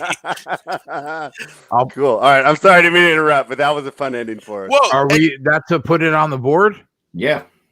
Well, no, it wasn't official, right? Well, I mean, I said I liked it official in the chat. And Fred jumped on it. Yeah. I'll throw it on there for you. Put it on the board. Hey, Jay. Put it on the board. Yo, fucking Gary Payton Jr. makes the last 2 buckets. That's sick. I don't think he ever played. Yeah, I don't think he ever plays, though. He had 5 points, and those are the points. That's sweet. I'm pretty sure he went to Oregon State. He did, like his dad. Yeah. God, that's sweet. Got it by the hook. Fuck yeah. Wow. Yeah, finally get one by the hook. It's always nice to win it by the hook and not lose it by the hook, though. Yeah, I feel like we deserve it right after that Raptors bet. Yeah. Fucking, that's so great. All right, see you, Lenny. Take it easy, brother.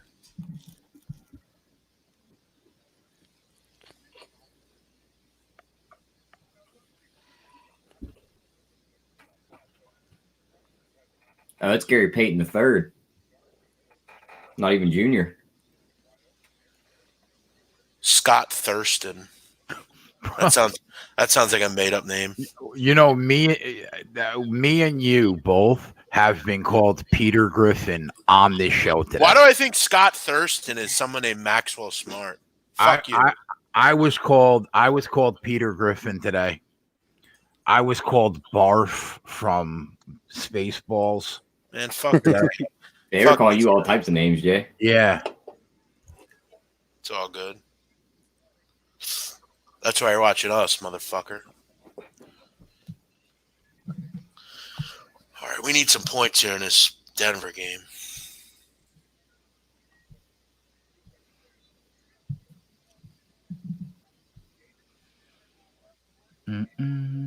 You like the board tomorrow, Jeff? Yeah, I got some games written down here. Couple games I wrote down. I'll give you them right now. Yeah, please. St. Francis of PA +1 against Robert Morris. Iona -3 against Niagara. Iona is playing really fucking well right now. And they just beat Canisius, and now they play Niagara.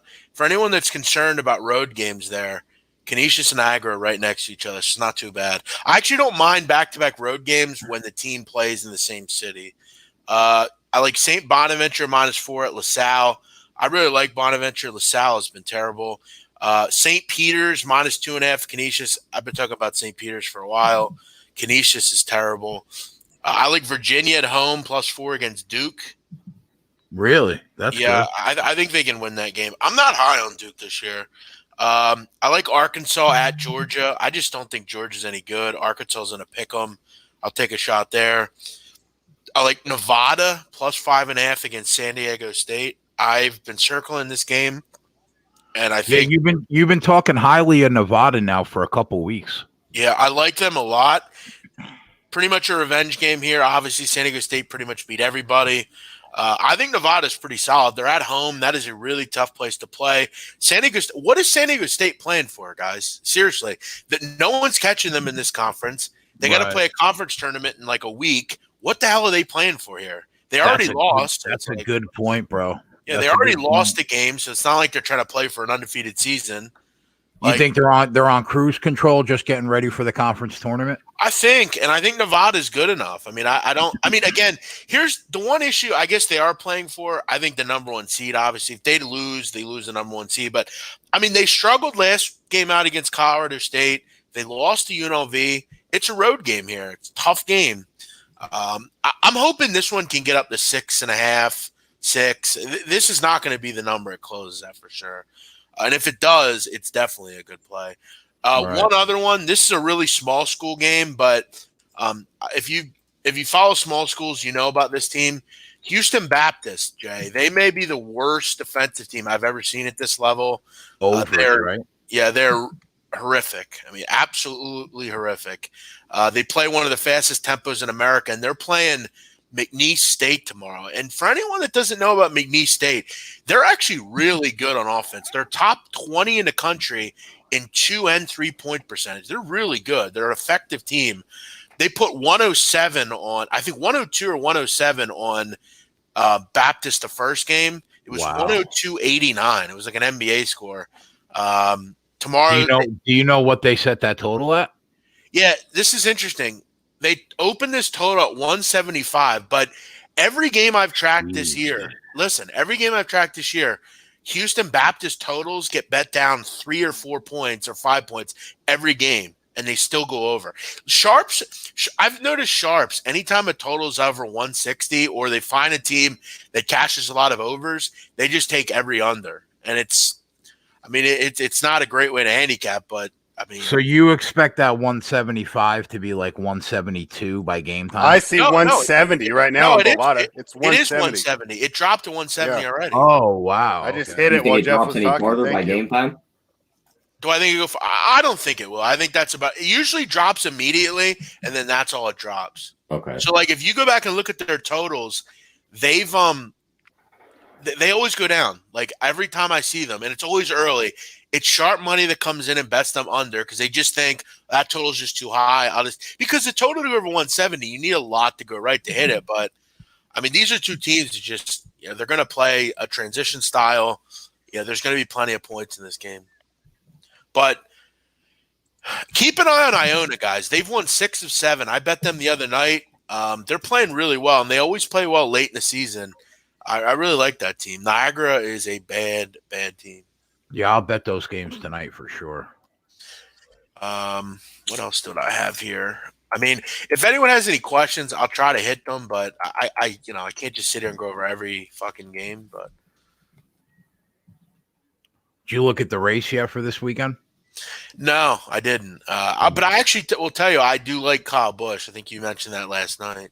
Yeah, he races. I usually, Jay, to be honest with NASCAR, like, I don't really get too into it until like June and July, just because, like, I don't know, the races are just better. I like some of the angles in them. Yeah. Wait, there's baseball on right now? Jesus. Is there really? Yeah, Cubs. Yeah, but is that's that late? I always thought that was during the day. Well, they're in Arizona, right? Yeah, but I always thought they played every game during the day. I don't know. That's Jeff, like a cool trip for everyone in California to do. They all go down to spring training. That's like a okay. They got odds. They got odds on which Houston Astro will be hit first. Yeah, which I got to say, like, I mean, I saw people like saying that they'll bet like the over like 85 for the season or something. Like, I feel like every team should do it once and just move on. Like, why are you putting people on base? Like, they're a good team. Like, I don't. Yeah, you don't want to like give a good team 3 guys on base. Yeah. Let me ask you guys, do you think, honestly, if they, like, that year they won the World Series, they were fucking good. Like, yeah.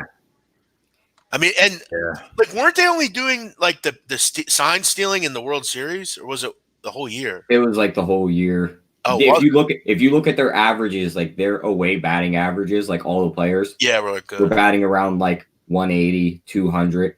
Then they go back home and they're batting like 380, 400.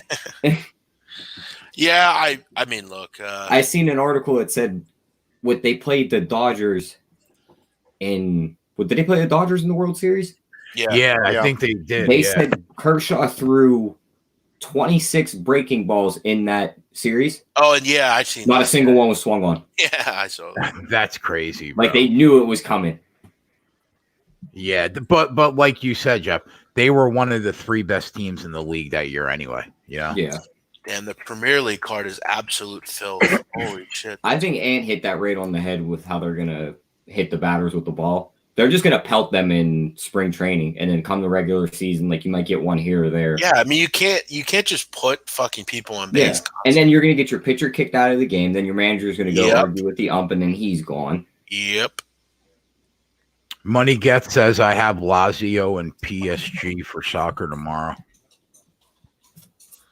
Yeah, I don't usually bet. I only really bet England, but I heard a lot of people say the card's abysmal though. No, the Premier League card's awful.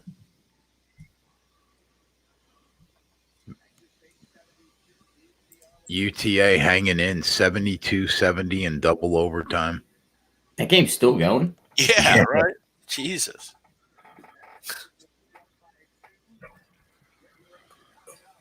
It's going to turn into one of them Syracuse-UConn games. It's going to go to like 8 overtimes. All right, guys. I'll give you one pick tomorrow in League 2. League 2. England League 2. Let me get a line here. I like Swindon to beat Mansfield. Yep. Swindon? Yep. Somebody in the chat says, hey guys, I'm from the UK. Banker for football tomorrow is Brighton Palace under 2.5. It's a derby, so there will be few goals. What do you think about that, Jeff? Yeah, I mean, it is a derby. I don't know. I'm not sure it's a derby. I guess they say it is, but a derby to me is like Arsenal and Chelsea's a derby, or Arsenal Tottenham. Brighton is, Crystal Palace is in London. Brighton is in Brighton, which is in the beach.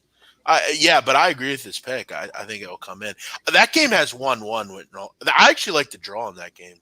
I could see 0-0 there, to be honest.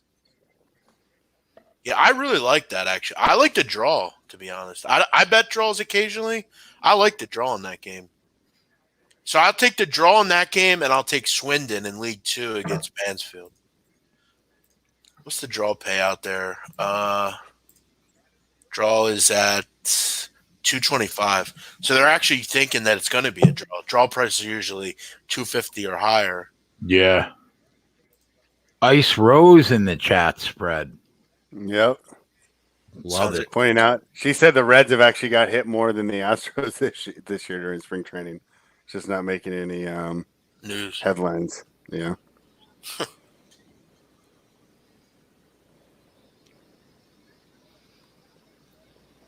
Clippers up 9. About 25 seconds left in the half. Well, I need a score, dude. I got the Wow. It's right on the number. Right on your number exactly. Yeah. Really? Yeah. Wow. All right. Well, I need some more scoring here because I don't want to be on the number. I want to be ahead of it.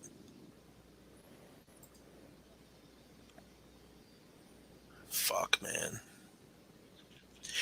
I'll tell you though, this show will do, Jay. When you in the summer, there's a lot of shit going on in the summer, like around the world. Yeah.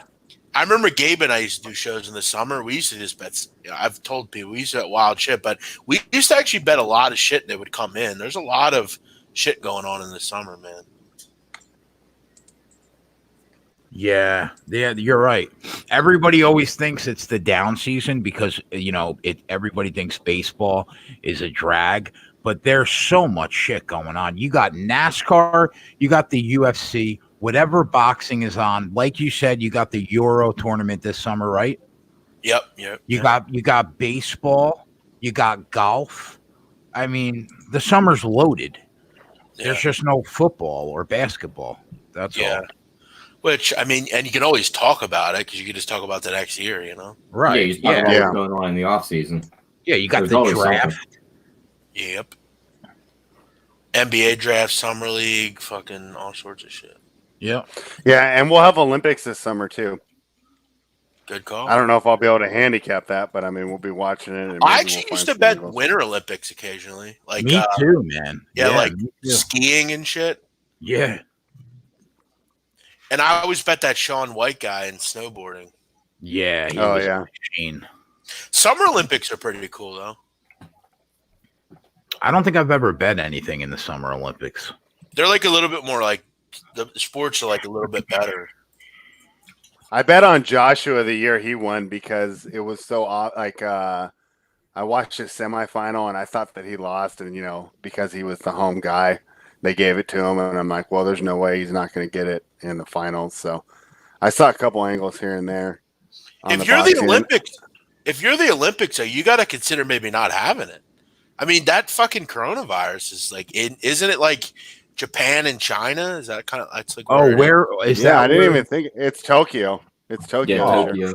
Fuck that. But then again, like I feel like that coronavirus, just like once summer gets here, I feel like it'll be gone. Don't colds like that kind of shit goes away. I feel like they're scaring people. They're talking about like it's almost reaching a pandemic level. Yeah, I'm not sure I believe that. Yeah, I heard today. I was watching this thing on like you ever hear that guy Sanjay Gupta? He's like a doctor. Oh yeah, of course. Yeah, he was on the news, and the lady was like, "All right, quell my fears a little bit. If I have like a Lysol wipe and I like clean my stuff up and I like wash my hands and stuff, would that kill the coronavirus?" And the guy's like, "Yeah, it's like no different than like a common cold." Right. I can get. What do you think about Jokic right now? Has 15 at the break, and his live total is 26.5. Think he goes over that? Yep. Yeah, I think so. I didn't think he played that good like in the first 6 or 7 minutes, and he still got 15. Yo, spread. What's up? Or you and Tyler, have you guys ever bet? One thing I like to bet a lot is like Olympic basketball, like Lithuania and like that kind. Like that shit's fun. Yeah, I did FIBA this year. I had a lot of fun with that one. Yeah. And now that there's most of the teams are led by NBA players. Yep. Jokic played for Serbia. Spain had Rubio. they have Rubio, Gasol, and Burning Gomez. They have old school Rudy Fernandez, and then who was Argentina led by? Luis Scola. Yep. Yeah, remember him on the Rockets? Manu led him. Yeah, and I remember I took a long shot on Australia because they have Ingles, Bogut, and and that took a long shot on Canada, but that was earlier, and then RJ Barrett was out, and I was like, oh, that's too bad. Yeah, it's going to be great this year. They got some pretty cool sports in that. Trampoline, what is that? Table tennis, water polo, canoe slalom. What is that? They have Kawhi over 25.5 too. He has 12. What's Paul George at? Jay's going to be an artistic swimming capper. Oh yeah, yep. I'll be selling a package. Anybody in the chat? $500 pre-sale. Yeah, anybody? I'll be selling a chat on the synchronized swimming package, like for like $79.99 a month. Doc Sports, Jeff. Somebody in the chat is like, Doc Sports is selling an XFL package for $500 for the season. It's like, kill yourself, bro. Why does that not surprise me? Yeah, just kill yourself. I'm taking that Jokic over 26.5. Doc Sports. Tyler, what do you think of the over in the second half here? What number are you getting it at? Let's see. What do they have right now? They've scored 70. 122. 112. Yeah. We need over 122. So yeah, basically 108. Yeah, I think over on the second half. RB Fern, I have not read anything about that. I'd be Yo, interested. this is going to go to triple overtime if this kid hits this three. I mean, hits this foul line shot. The ties between Bill Gates and the actual coronavirus are odd. All right. Well, how? What do you mean they're odd? 3.1 seconds left in second overtime, and the kid's going to the line to tie the game. You bet on that game? I didn't, man, but I thought about taking Tech. You were able to get like Texas State at like plus 180 down 1 in overtime, and I was going to take it. And they were up 6 in the second overtime, and now it looks like it's going to the third OT. Gotcha. But I did just bet the Jokic over 26.5. I need him to get 12 points in the second half.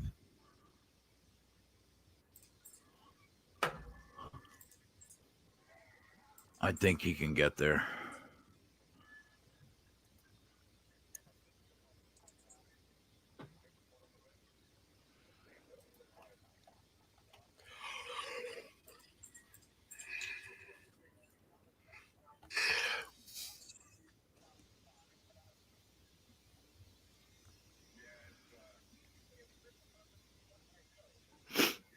Texas State UT Arlington was under after regulation. It was under after the first overtime, and it lost in the second overtime. Jesus. RB, what am I looking for? I just Googled it real quick, and I read an article, but it didn't really like. It's just kind of what I expected. He said, "Hey, we need to take care of this. This is going to be a problem." So, am I reading the wrong article? Didn't they say that about Ebola too? Every breakout is linked to Bill Gates and all the billionaires. Yeah. Bird flu is going to kill everybody.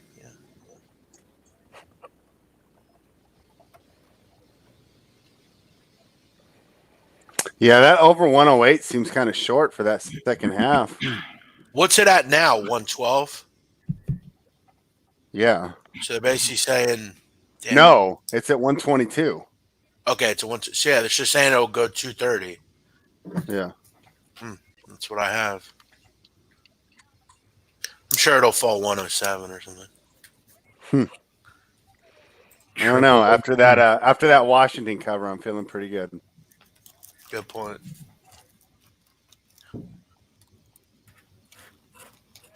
Yeah, it did go to triple OT there in the Texas State, Texas Arlington game, huh? Yeah.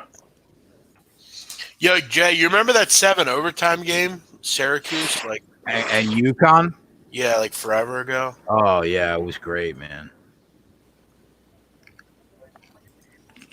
I'm about to look that up. That was a long time ago. That was the old school Big East. Yeah. Wasn't that when, what was that kid's name? McNamara? Gary McNamara, yeah. I think he was on Syracuse at the time.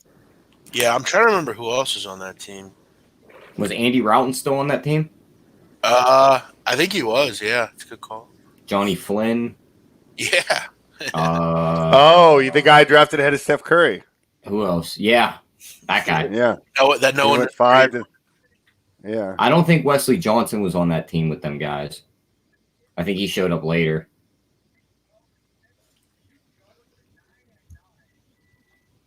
I think on that UConn team was Hasheem Thabit, wasn't it? Yeah.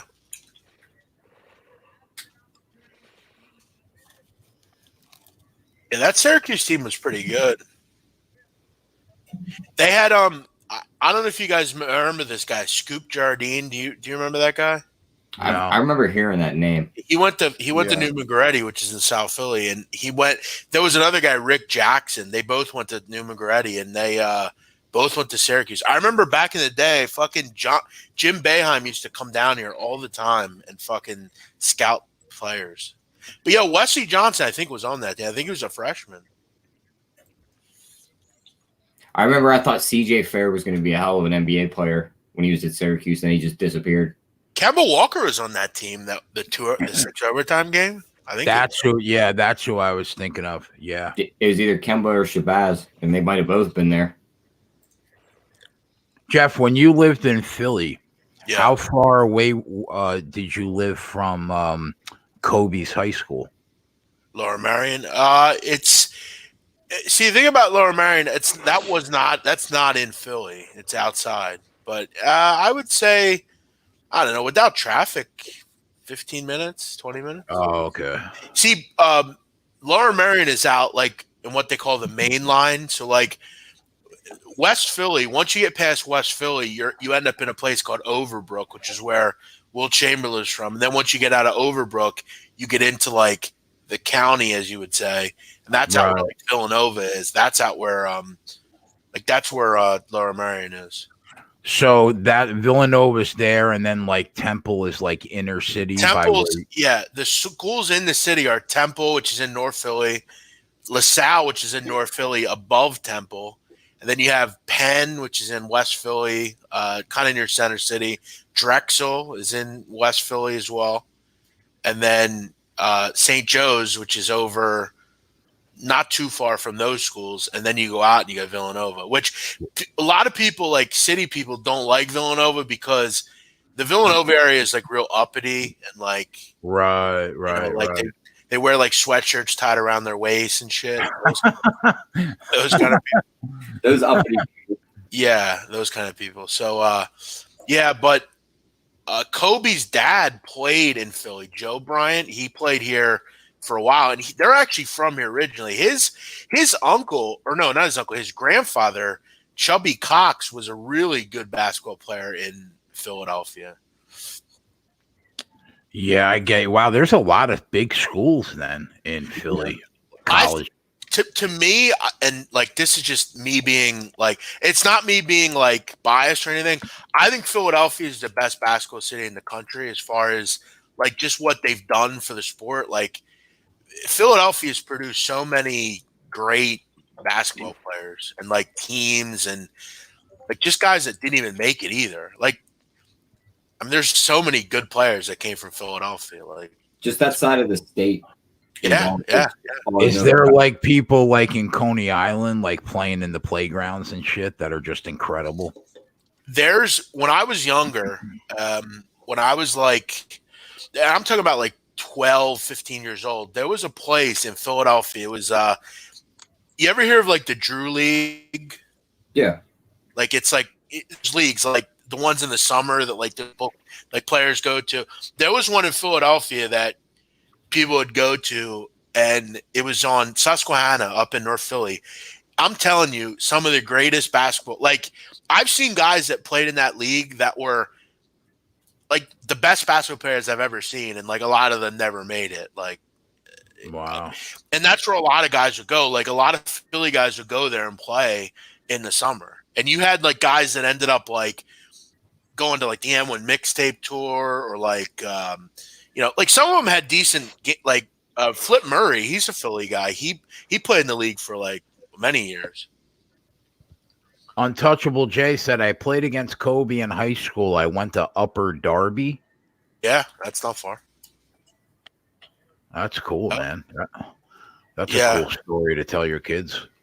Yeah, it is. When I was younger, I remember seeing Rasul Butler play. He played at LaSalle. He played at Roman Catholic. He actually died a couple years ago. Yeah, I saw that in a car accident, right? Yeah.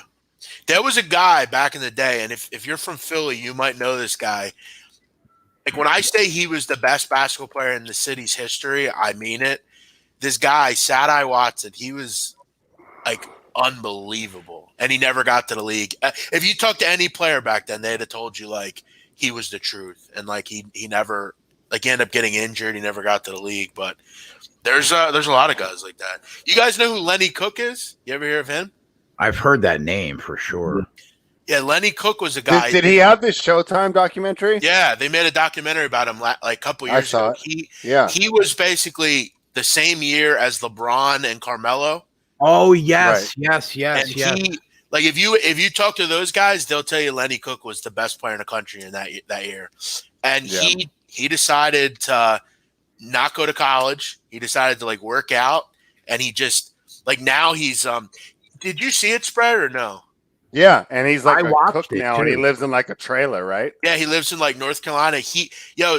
Jay, so he in the one scene, like they go to like a Knicks game to see Carmelo, and he literally waits next to like the entrance is like a little kid. He looks like a little kid trying to like get an autograph, and like he walks up to Carmelo, and like Carmelo's like, who the fuck is this guy? Like he walks up and he goes, yo, Melo, what's up? And Melo's like, Lenny. And he goes, yeah, it's me, Lenny. He's like a bigger guy now. He's like a fat dude now. Yeah. Like, yeah, it's fucking sad, man. Cause like he was at the beginning of the documentary, Jay, they had this guy that was like, he was like a mentor to like kids. And they're at this like ABCD camp, which is like the biggest camp for players. like AAU. Yeah. It's like where all the top players go. And they had this guy come in and talk about like money and shit. And the guy opens up the thing and he's like, he's like, you guys are in a different class. He goes, and he said like there are 400 players in the NBA. And he's like, they're truly like one in a million, those kids. Like they're the best. Right. And he's talking about how like you don't do certain things. And like Lenny Cook just did all the wrong shit. And like now he's just now he like you imagine that? Like look at LeBron now, Carmelo, and look at him. I couldn't imagine. He was ranked. He was ranked. He was ranked higher. Yeah, he that's was fucking insane. Insane. He was the best player in the class, and he was just one of those kids that could never be coached. Like he just did everything his way, and he didn't even sniff. Like it'd be different if like he went to the NBA, made like 20 million, and then busted. Yeah. Like Eddie Curry was a bust, but he made like a ton of money. Yeah. But that's got to be. I mean, did he play outside of high school? Did he go like to Europe? He played like I remember in the movie at the time. He played in like this stupid like it was like a really local like shitty basketball league. Like it was like the Springfield Force against like it was just like this crappy league. Like it was kind of sad too because like can you imagine like I mean how you go about your daily life when you could legitimately say that could have been me? And it sucks too because like I think I remember hearing like when he went to high school like his senior year he became like ineligible and then it's like he never played it. He's actually from Atlantic City I want to say I think like he was like he grew up in Atlantic City I think. But yeah, he had like all the scholarships from everywhere, North Carolina, St. John, and St. John's back in the day was like, I mean, they like Mike Jarvis, they were a big time college. St. John's was the shit back in the day. Yeah. He played in the Philippine Basketball League. He played in the Chinese League, like the lower end one. He played for the Minute Skyrockets of the CBA, whatever that is. Yeah, he just played in like Rucker Park leagues and shit, and like. Wow. The weird part about that Carmelo scene that you talked about, Jeff, is remember he wanted to go party with them. Yeah. He was like waiting around. He's like, "Where are you guys going to later?" And Carmelo's like, "I'm going home." Like, we have a game. I'm like in my 30s now. Yeah. Yeah, that's a good point. Yeah, like Lenny Cook at the time was like in his 30s, and he goes, "Yeah," he's like wanting to party and shit. Yeah, he's like, "Where are you guys heading after the game?" And he's like, well, "We're going home." Oh, to my wife. Yeah. My hot ass wife. Yeah. Yeah, that was fucked up. I kind of felt bad for him. He looked like a little kid, like trying to like be. No, yeah, no, it's an emotional documentary, right? I mean, you do feel for him because, he had no one to really tell him. Yeah, if he just had one guy to just, hey, buckle down, buddy. It's not guaranteed. He would have made it for sure, but he just had no one there. All he had is people telling him how great he was, and no one holding him accountable. That just makes your head ginormous, and then all of a sudden, you don't gotta listen to anybody. Yeah, he had like I want to say he didn't have like a mother and father. Like he moved in with like this woman, right? That, cared for him. Shit. Yeah. And then it was an agent that got him on the wrong path, right? Because it was an agent that got him kicked out of high school, and then was like, "Oh, we'll be fine. We're gonna go to this little crappy league," and then he was out by the time he came back. It just, and that happens in football too. When you sit out a year, you think, "Oh, you'll be fine," but just the speed of the game and the pace, like you have to constantly just be developing just to keep pace. Money Gets says not everybody makes it. Not everybody is surrounded by the right people and influences. How many number one high school players are great NBA players? Not many. Yeah. But the thing about Lenny Cook was like he like he could have just lucked into being like rich. Like he just had he had no interest in like listening to anyone. Like, and then he's right. That guy's Except right. for that agent, they kind of put him on the wrong path. Yeah, because if I remember right, the documentary kind of pointed as the agent to be the kind of be the beginning of his downfall by giving him that little bit of money. And that's kind of why, that's kind of why I would like, if you ever say like, oh, I think you should because I don't think you should be made to go to college, but like, I will say that like, I think like that would have prevented, like, think if Lenny Cook had to go to college, like where he had to go for at least a year. If he goes to college for at least a year, let's say game, like he plays one game and just says, I'm done. He gets put on the radar. And he lucks his way into college at least, and he might not be the best NBA player, but he'll still find a way. It's just, I don't know. That's why I don't think I would vote on like changing that. Jeff, did you hear Tony Romo, the highest paid sports announcer like of all time? He at ESPN or? Yeah, I think to do the CBS play-by-play with Jim Nantz, they're giving him $17 million a year. Jeez. Yeah. I'd be pretty pissed off if I was a player. Like he's making more than most players. Yeah. Somebody's saying, is that the wrong name? Chubby Cox. Yeah, that was his name, Chubby Cox. He was his real name was John, but they called him Chubby. Like it's Kobe Bryant's grandpa. He was a great player in Philadelphia, like way back. Yeah, it's a funny name. I get it.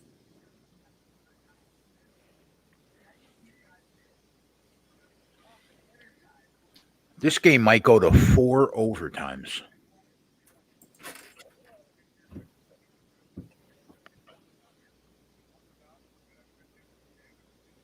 Jesus. And these teams still can't crack 100. Oh my God, that went in. Jesus Christ.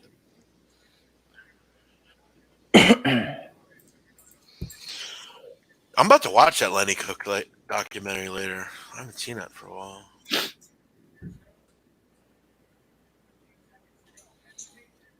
Oh, Jeff, I got a fun Sopranos trivia question for you. Okay. What do you got? What do you got? I mean, it's not really trying to stump you, but it's just a fun way to give you some cool info. Yeah. What 2 Sopranos cast members are about to come out with a podcast talking about their time on it?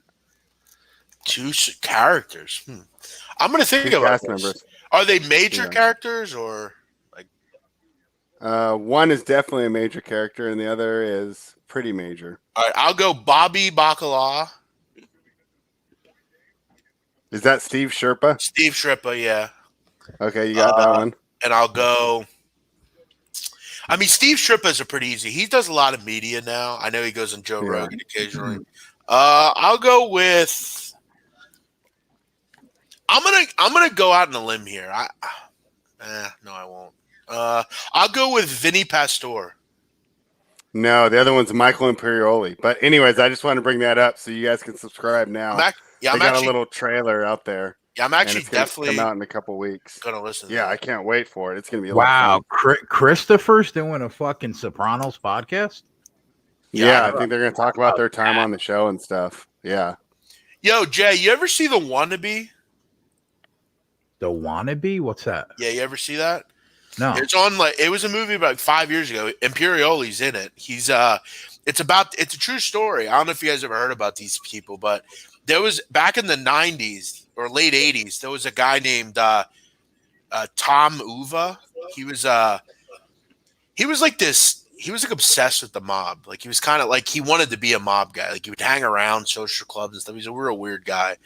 He became had an affinity for like John Gotti and all these different guys. He would go to his trial and shit, and like he was crazy.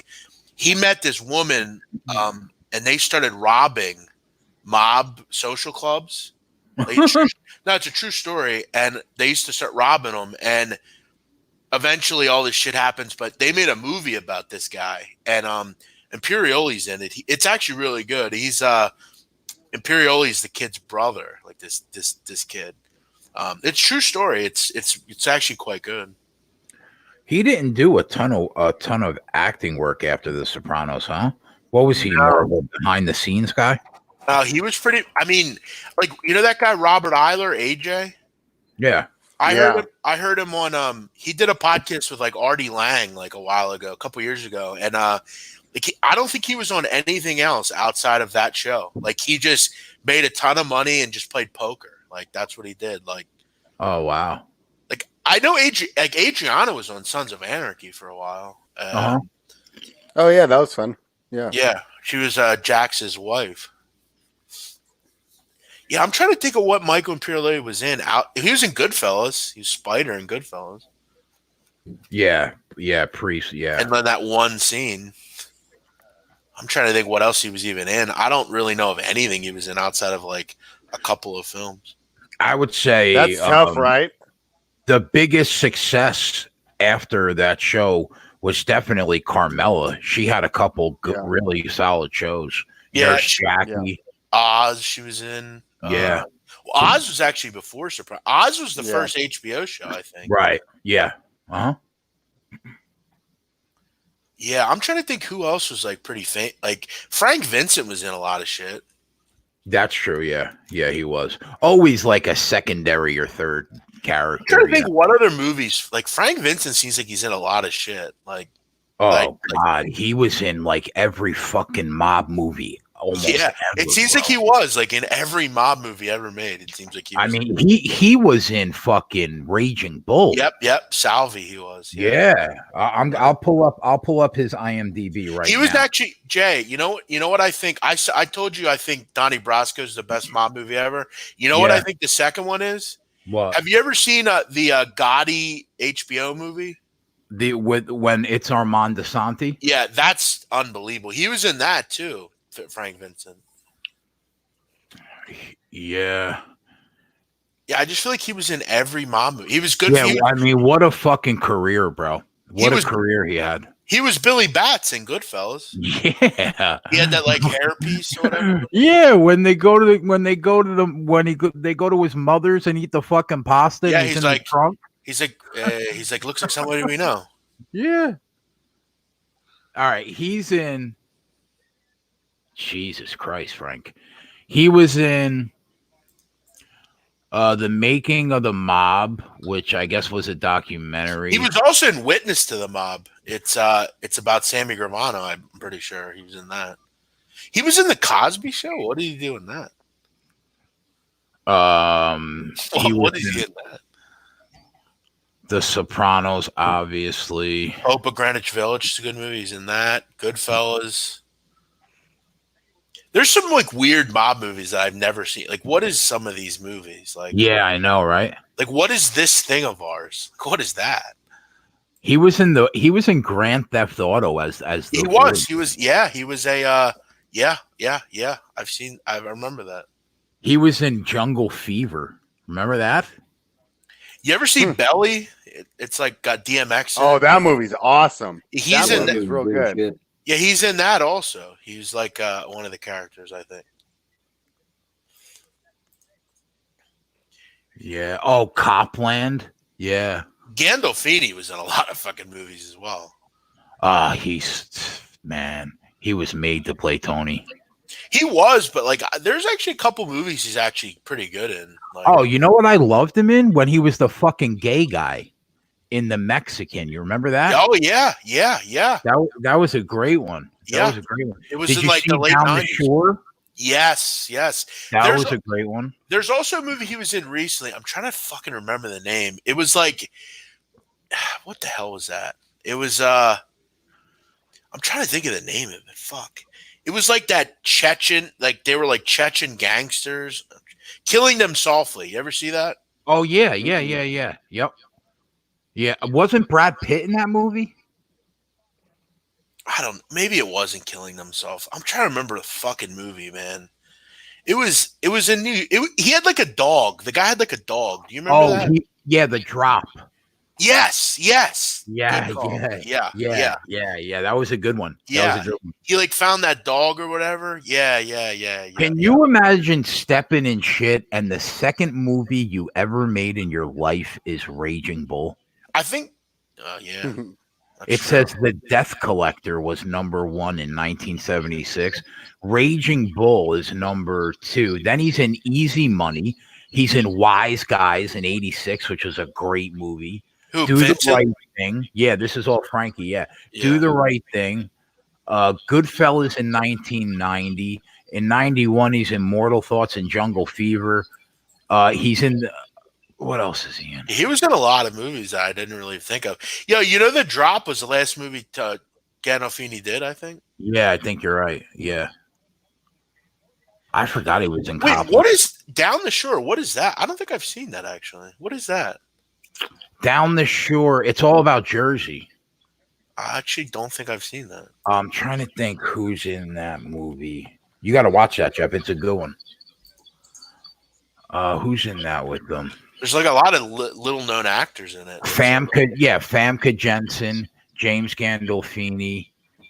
Yeah, I don't think I've seen that. This Enough Said movie that looks like lame, but got a lot. I never saw. Oh, he was in The Last Castle. What a great! He was the general. That was a great one. That was good. Yeah, I meant to see that one. Yeah. The Lorraine Bracco, the psychiatrist, I feel like she's in a lot of movies too. Yeah, she was in a lot of movies for sure. I mean, she'll always be Ray Liotta's wife, but yeah, Karen. Yeah, we needed that money, Karen. Oh, Karen, that's a great scene. Clippers are fucking rolling the Nuggets, boy. I know. I was thinking about jumping in at 16.5 right now. Tyler, what do you think? You got your eyes on this, or? I'm done for the night. What's the total at that game? Live total's 229.5, so it hasn't moved pretty much. We're literally right there. Yeah, I've watched it. It's actually doing better right now. It dipped a little bit. It hit about 225, 224 for a period there in the third. But now it's right back on the pace that they were at halftime. So, do I got any shot of Jokic getting 27? He's at 19. Yeah, 19. Definitely. Where are they still in the third? Yeah. 4 minutes to go in the third, and he's still playing. And because of the magnitude of this game, I don't think they'll pull him even in a blowout till about 4 minutes to go in the fourth.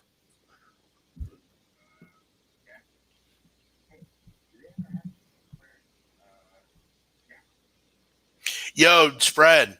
You seem to know a lot about basketball. Do you ever hear? Have you ever heard the name Akil Carr? You ever hear of him? Dude, that little guy's handles were ridiculous. Yeah, so you know Akil Carr. Yeah, did he score like 3,000 points in high school? Yeah, he was like 5'5". Like kid was ridiculous. Yeah, like I remember the Washington Post said there's no way he's 5'7". Like maybe in sneakers he's 5'7". But yo, Spread, during his games, they used to call him Crime Stopper because they did this like poll and they like ran the info. During his games, the crime rate went down like significantly. Because everyone went to watch? Yeah, in Baltimore where he lived, in Baltimore, everyone would go watch the game. And I remember he went to this like tournament for like the US junior team and when he was like 18, like in high school still, and they offered him a contract. And I think by the time he had come back, he was like too old to play in high school. And like he never did like shit with his career. Like he just like he played in like the NBDL and shit, and that was like pretty much it. Oh well, I'll have to look up his highlights though. I'm sure there's plenty of videos though, right? No, Tyler will tell you, like the kid. It's ridiculous. It's one of the best hoop mixtapes out there. It's up there with like John Wall's and them. John Wall's hoop mixtape was ridiculous. He was like so small, so it was crazy. Like the handles, the speed he was dribbling that ball with. Yeah, he'd just dribble right in between people and he'd go lay it in. Who do you guys think's the best basketball player to come out of Jersey, Jeff? I'd have to think about that. I mean, there's a lot. I have to think about that. Give me some names. Because I don't know. The only one that I remember. Wow, I mean, I would probably say Dwan Wagner, probably. But when I was in high school, like the rage was Tim Thomas. He went to like Patterson Catholic, I think, and he scored 50 on us. I mean, he killed us. I mean, I'll always be partial to Dwan Wagner just because, like, I remember him scoring 100 points and, like, spread. He scored 100 points in a game, like it was nothing. Oh wow. And he played. His son's actually a really good high school player now. He's not the best. I just always remember him being the best. Charlie Villanueva was a good player from New Jersey. I don't know. I remember him. Mike Bibby was a New Jersey guy. I didn't know that. Oh yeah, I forgot about that. Yeah, I just pulled up the whole list of New Jersey-born basketball players. I'd probably have to think about that. I guess if you're saying like who's like when it had the best career, I mean, I always liked Wagner. He was like kind of a guy that I grew up with. But I mean, Randy Foye was a good player. Kenny Fareed, I remember. Yeah, Randy Foye fucking was Sam Dallenberg. I hated that fucking kid. I hated that. Oh, I remember him when he was on the Kings. That was when I was working in the bar nightlife industry. Yeah, women loved him. Like, he played for the Sixers, and he was like totally horrific. J.R. Smith is from Jersey. He wasn't a good player, but I mean, I remember watching him. Like, does the player have to be born in New Jersey, chasing him, or do they have to like go to college? Because if they're just born in New Jersey, I got the answer for you right now. Kyrie, Shaq. Oh yeah. Well, Shaq's not. I don't. He's not really played high school. He was born in Newark, but he went to high school in Texas. So that's the only thing. Yeah, I would probably say the best player, like to be from New Jersey and like go to high school in New Jersey, would probably be like Kyrie. Yeah, I was gonna say Kyrie, but I didn't know if there was an old school guy that had him beat.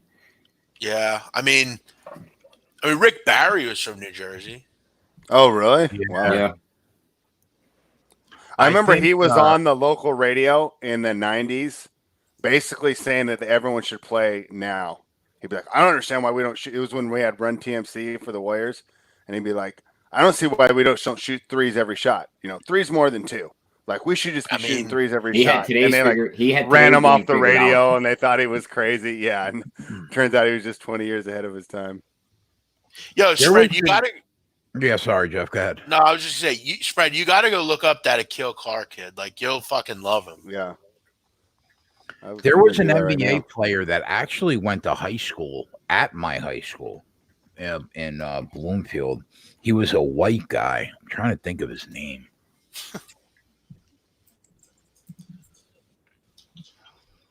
Never went to school with any NBA players. I went to school with an NFL player. Yeah, we had one NBA player that made it from my school, but he was just a role player. I saw Lonnie Walker play in high school. He was real good. Oh wow! He plays for the Spurs. Yo, Lonnie Walker, he was like the best player in the state the year when he went to Miami. Yo, you know who's from your town, Jay? I actually know this for some reason. Who? Oh, Kelly Tripucka is the guy that I'm thinking of. Yeah. Who? Well, Ala Abdel Nadi is from your area as well. Do you know yeah? No, I don't. He went to Duke. He's one of the Sixers play-by-play guys. I think he played for the Sixers at one point, but I think he's from your area.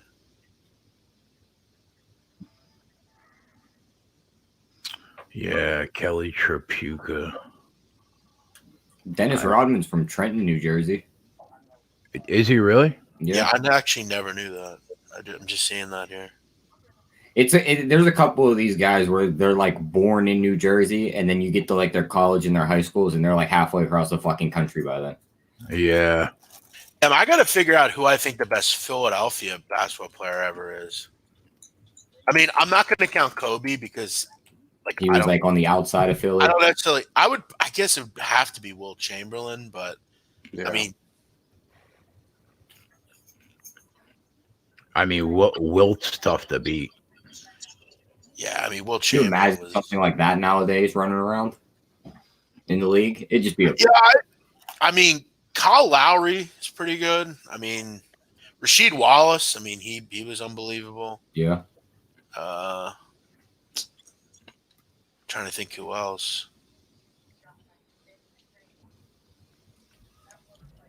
Yeah, this kid you're talking about has crazy handles. Yeah, he's crazy, right? Yeah, I'm watching one of the mixtapes right now. Earl the Pearl Monroe is from Philly. Yeah, I mean, it's definitely probably Kobe, but Wilt's right there as well.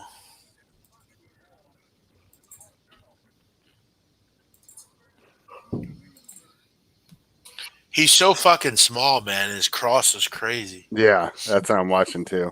And he did a nice fake cross too, where he'll start and then he'll bring it back and stay on the right side. Under people's arms as they're trying to play defense. He just runs right around. Kind of has that Iverson vibe. Yep. I remember when I, was younger, before the internet and everything, there was a DVD that I bought of Iverson's football highlights, and I was all excited. And then he's just so fast. It's just him like running sweeps. He might have been he might have been a better football player than basketball. Yeah. But he was just so fast. Like I was expecting to see like Barry Sanders style highlights. It was just him just running faster than everybody. This might be another game that cost me a player prop because they get blown out by fucking 30. I don't think they're going to pull him though. Untouchable Jay saying the professor is the best white basketball player. That's nonsense. Who's that? That's That was nonsense. like an and one guy. I mean, he's good, but like, I mean, I don't know about that. Well, Damn cute. Yeah, there's this guy called Larry Bird. Yeah, you ever? Yeah. Jason Williams, all them guys. Yeah. Yo, Capo Dinero, you're from Reading? No shit. Yeah, that's where he's from. Yeah, I live in Lancaster. No shit.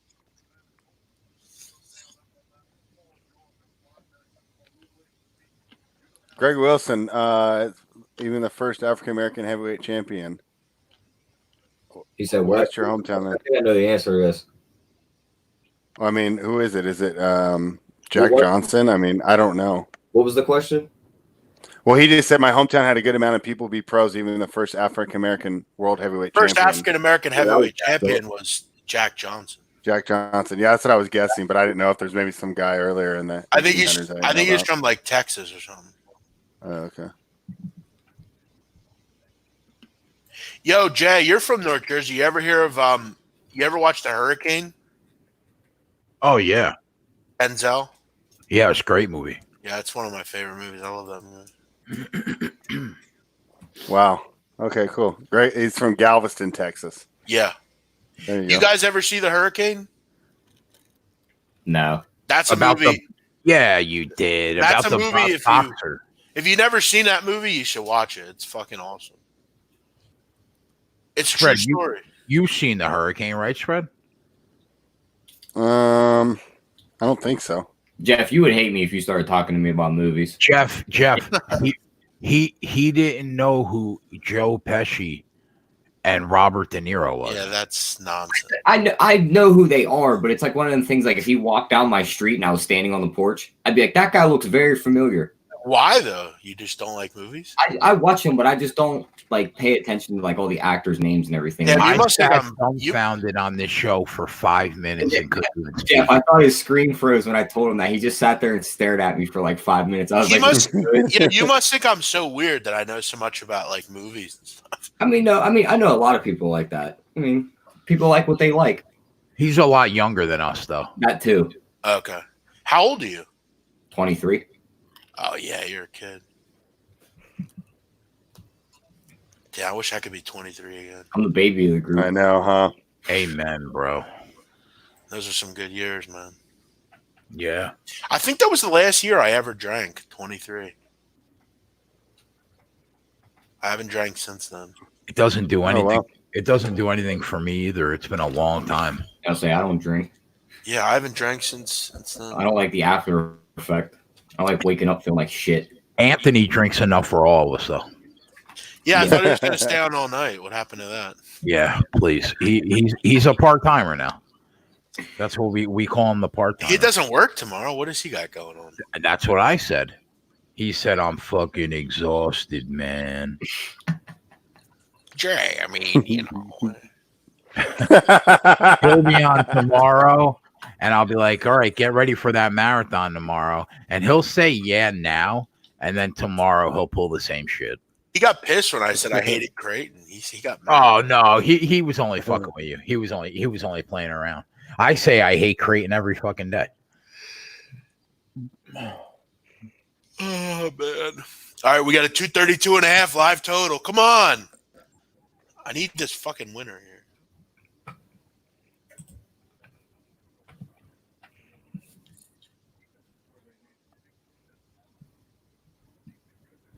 What's Jokic at now, Tyler? Do you have it? Because I saw he scored. And what's your number, Jay? 26? Yeah, 26 and a hook. Yeah, so you want him to keep it close. Come on, Plumlee, make those free throws. You need 3 more points out of him, Jay. Yeah, I need 6 points. Yeah, but you want to make sure he doesn't get pulled. Yeah, no. Big thing. He's not in the greatest shape either. He's actually getting in better shape. That was just the beginning of the year, which was weird because I watched FIBA, and he looked in pretty good shape in FIBA, and that ends at the end of August, beginning of September. So he packed on like a lot of pounds from September to October. He had a great time. So, but he's looking a little better now. He's eating too much Lebanese. Yeah. He's fucking Serbian food. You know what else you have a fucking weird, uncanny skill for is you can name the capital of any fucking country in the world, which is kind of weird. I'm sure I can. Oh, really? Spread, you couldn't stump them if you tried. Let me just have some fun with it. You couldn't stump them if you tried. I watched this so many times, couldn't do it. I'm trying to think of something. I'm trying to think of just something. I'm not as efficient at like that as I am with like soprano stuff, but I'm pretty good. I can figure out. I can get most. Yeah, you're pretty good, bro.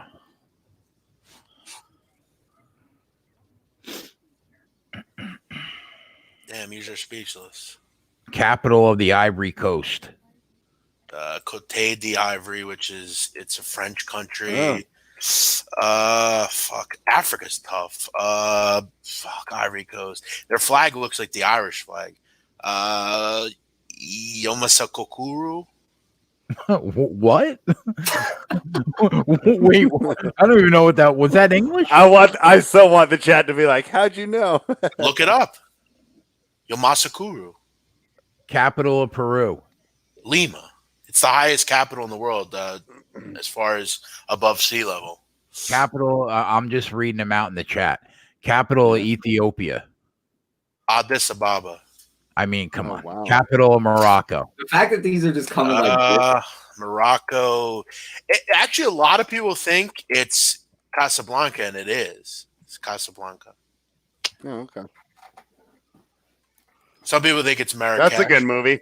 I like that movie. Have you seen that movie, Tyler? That's old school. He definitely didn't see that. Casablanca? No. I've heard of it. Never watched it.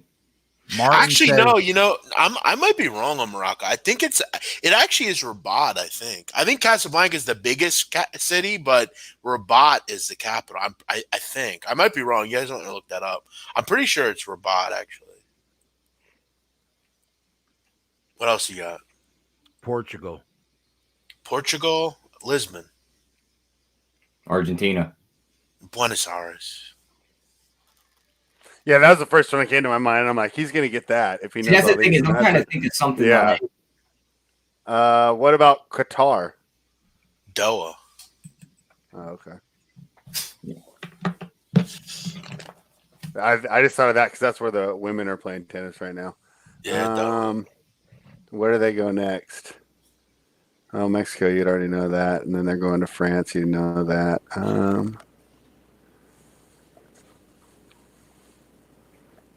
If you don't know Mexico's capital, you're pretty I mean, Yeah, like, I know. all I was due just trying to respect. think of like where all the tennis players are traveling. You have to. to like Tyler. What's Mexico's capital? I knew you were gonna hit me with this question. Is it Mexico on, City? man. Yeah. Yeah. What's I was Canada? like, right when you said that, I was like, "This has got to be one of them fucking questions that he's gonna try." What's Canada? Canada's tough. Like if you don't really know it, you won't know. Is it like Alberta? No, that's a province. There's a capital of Alberta. It's Quebec, isn't it? No, Ottawa. Oh, okay. Yeah, Canada's like this state. They have like territories and provinces, and they all have their own province. So like Alberta is the capital's Calgary, Manitoba, Winnipeg, British Columbia. Like they all have their own capitals. Gotcha. Mm.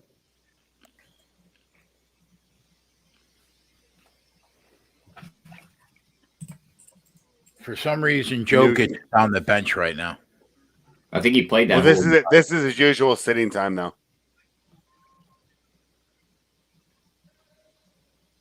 What about Cambodia? Nom then. What the fuck? Wow. Czech Republic. Prague. Equatorial Guinea. Equatorial Guinea. I know the capital of New Guinea. Equatorial Guinea, I can't say I know. I don't actually know if that's actually a considered country, but I just typed in list of countries on the computer. And I was like, it came up for me. Right. It probably isn't the one. yeah, those are like I would say my like the ones that I know the least are like those like Tahiti, New Guinea, those areas. Like those are because there's so many different types. Like tucked in the corner of the world that no one really pays. Yeah, it's like that South Pacific. It's tough, but like Papua New Guinea, the capital is Port Moresby, I think. But yeah, that region of the world's tough. But like Europe, I don't think you can stump me in Europe. I'm pretty efficient in Europe. That's just all from school. Finland. Helsinki. Oh, nice.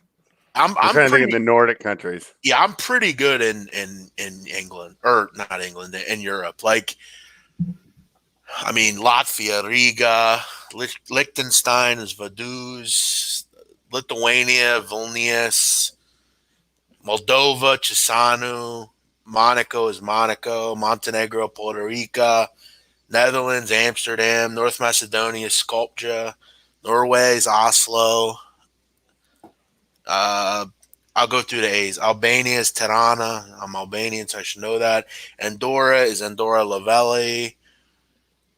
Armenia is Yerevan. Austria is Vienna. Azerbaijan, Baku. Belarus, Minsk. Belgium, Brussels.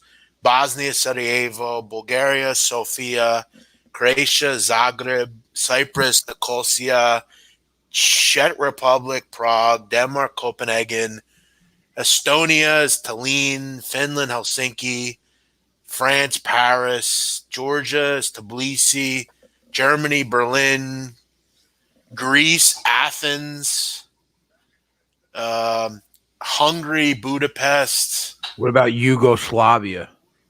Yugoslavia is no longer a country. It's now broken up into. That's a trick question. And I'll tell you because I'm Albanian and we're part of Yugoslavia at one point. It was called the Balkans. That's the area. You basically have Serbia, Montenegro, Macedonia, Albania, Kosovo, Bulgaria, Slovenia. Like they were all one country at one point. And they were broken up and they all formed their own countries. Romania is Bucharest. Russia is Moscow. San Marino is San Marino. Serbia is Belgrade. Slovenia is Ljubljana.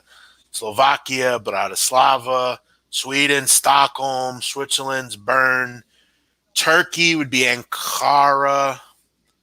Ukraine, I should know this because my girl's Ukrainian. It's Kiev. Kosovo, Pristina. Italy, Rome. Ireland, Dublin. Reykjavik, Iceland. Tyler, make it stop, Martin says. I'm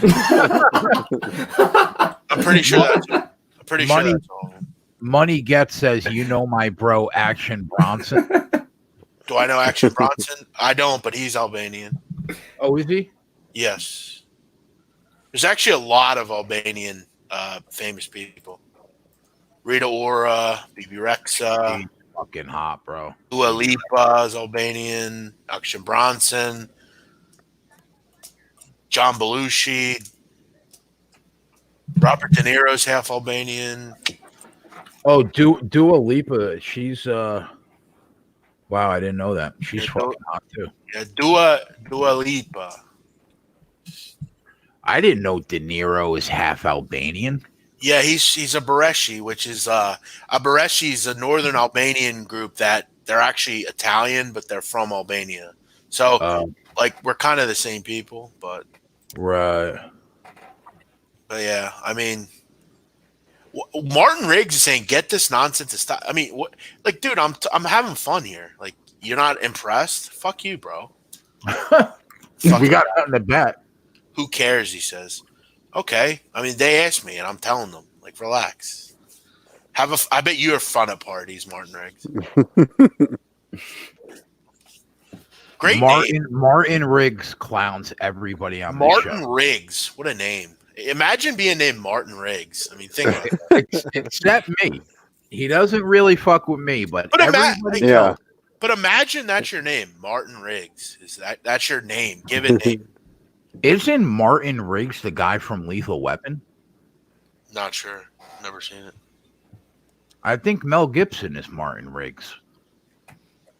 Is that what it is? Isn't it? I think you're right. Isn't Mel Gibson? I'm typing that Martin in. Riggs? I'm typing that in. Yeah, it is in Lethal Weapon. Martin Riggs, yeah. Played by Mel Gibson. So this whole time we've been getting trolled by a guy who pops his shoulder in and out of his socket. Yeah. Every movie. Unbelievable. How about that? I can't believe I didn't know this. I just realized it.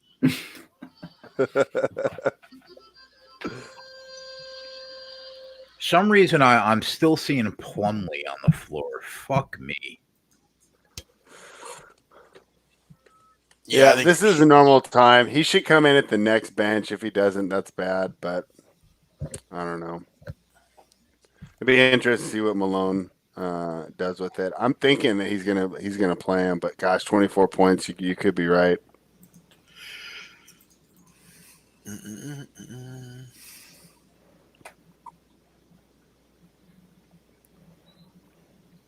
How's your total looking? You guys going to hit that? No, it's ruined. Live is 229. So I mean, it's going to come right down to the end. But the thing I hate about being real close on these overs, on these blowouts, is like on that, like on the Wizards game, like the last 30 seconds are going to get dribbled out. So the Jazz are just going to stop. Well, like tonight with this game, the Clippers are just going to stop shooting. Yeah, or it's going to be a 40-foot three-pointer after 24 seconds. Yeah, 30 seconds there, and then boy, I'm glad we didn't jump in. And what were we looking at there? Plus 16 or something? Yeah, it's not even close. I wasn't going against this defensive juggernaut. Yeah, you were right, boy. I thought that that this would be a close game. I'm really surprised. They said this team hasn't lost when they're at full strength. Yeah, I mean, the gulf between the top two teams in the West and the rest of the league is just it's kind of becoming evident here. The Lakers got their biggest win of a team without LeBron playing in his whole career last night. We had a good night, though. Yeah, it was definitely solid. Yeah, we did. And we turned it around after that tough start because it started off. It didn't look good for a while there with a couple of them spots we were looking to get plus money on both sides. Yeah, I know. But we saved it. I didn't know Nadal was playing right now against Dimitrov. Yeah, I remember I said I didn't really have an angle on this game, and it looks like he's rolling. Dimitrov got to an early break here in the second set, and Nadal just got it right back, and it's just a terrible matchup for Dimitrov. Djokovic hasn't lost a tennis match this year. No, I mean, the guy, and he's on hard courts. I mean, he's not going to lose until, it'll be real soon. So it'll be fun. Most of them will have next week off. Then Indian Wells is the week after that, and that goes close to 2 weeks. Then Miami goes after that, and then they'll head over to Europe and jump on the clay, and that's where Djokovic is vulnerable. I mean, how does he not go down in history as the greatest tennis player of all time? He's younger than them all, right? And he's going to pass them both. Yeah, I think that could be some things though. Like people are just going to appreciate Federer's artistry just because he gives you like better highlights and people like his aesthetic style more than Djokovic, who's never really like caught on with fans. But you're right, probably from a statistical or empirical perspective, he's going to have a great argument unless his body breaks down. He's had injuries before. I remember around 2017, 2018, I didn't know if he was ever going to come back to this form. So it'd be interesting to see if he can stay healthy. That's pretty much the only thing that keeps with him. Because like you said, he's young. Like Federer is pretty much out of the picture now as far as actual Grand Slam contender. Yeah. So it's just him and Nadal and then these young kids. And he's going to just keep smacking these young kids for like another 4 or 5 years if he stays healthy. But you know what, though? The young kids, the really good ones coming up behind him are really good. Yeah. What a fucking lunatic.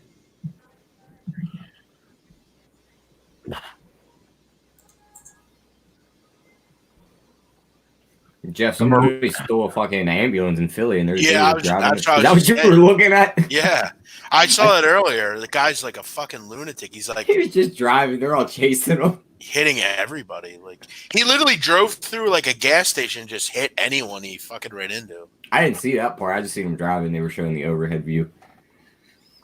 Watch the video I just retweeted. Like the guy's a fucking nut job. Like you just retweeted it. Yeah, like what a creep. My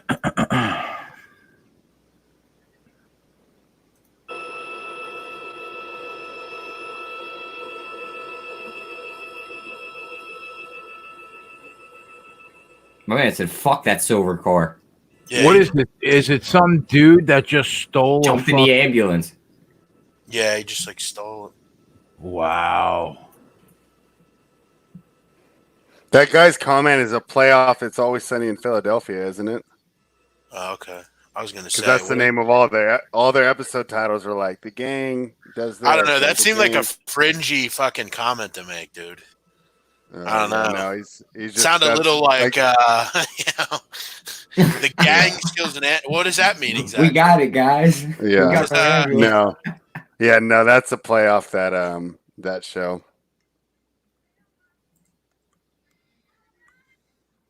You look at all the comments underneath, they're like Grand Theft Auto Philly, Grand Theft Auto 6, the city of brotherly love. No, the city's jumping bad, man. It's a fucking mess.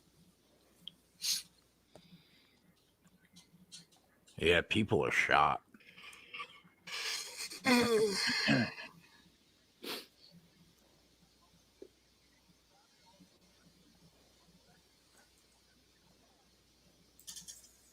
I watched that Ruggs 4.28 40-yard dash. That kid was flying.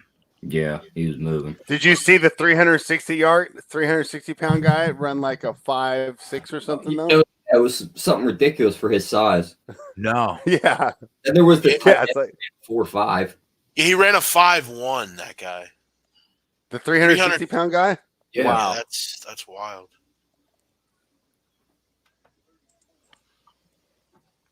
Yeah, I don't really get too much into the combine. Like, I understand its importance, but I think that sometimes I don't know if it really happens anymore. I think everyone's kind of onto it, but the combine overreactions. Yeah.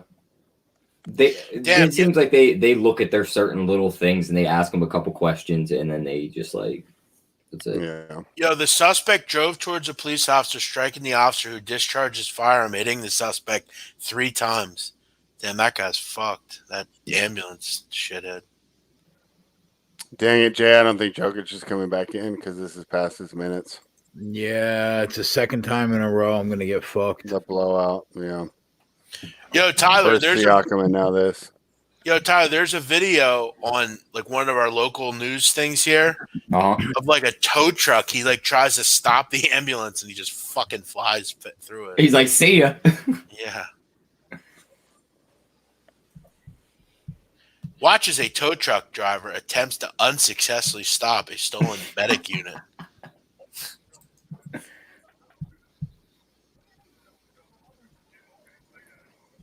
God, fuck off, Mike Bloomberg. I don't care. God, this Clippers team at full strength is just a force. I mean, can we just fast forward to the Western Conference Finals now? I want to see this duo in Houston. Them 4 guys just fucking butt heads for 4 games at least. Dude, Yeah, imagine that's definitely a possibility. Wait, the East. Who did I like in the East? I got Miami and Boston.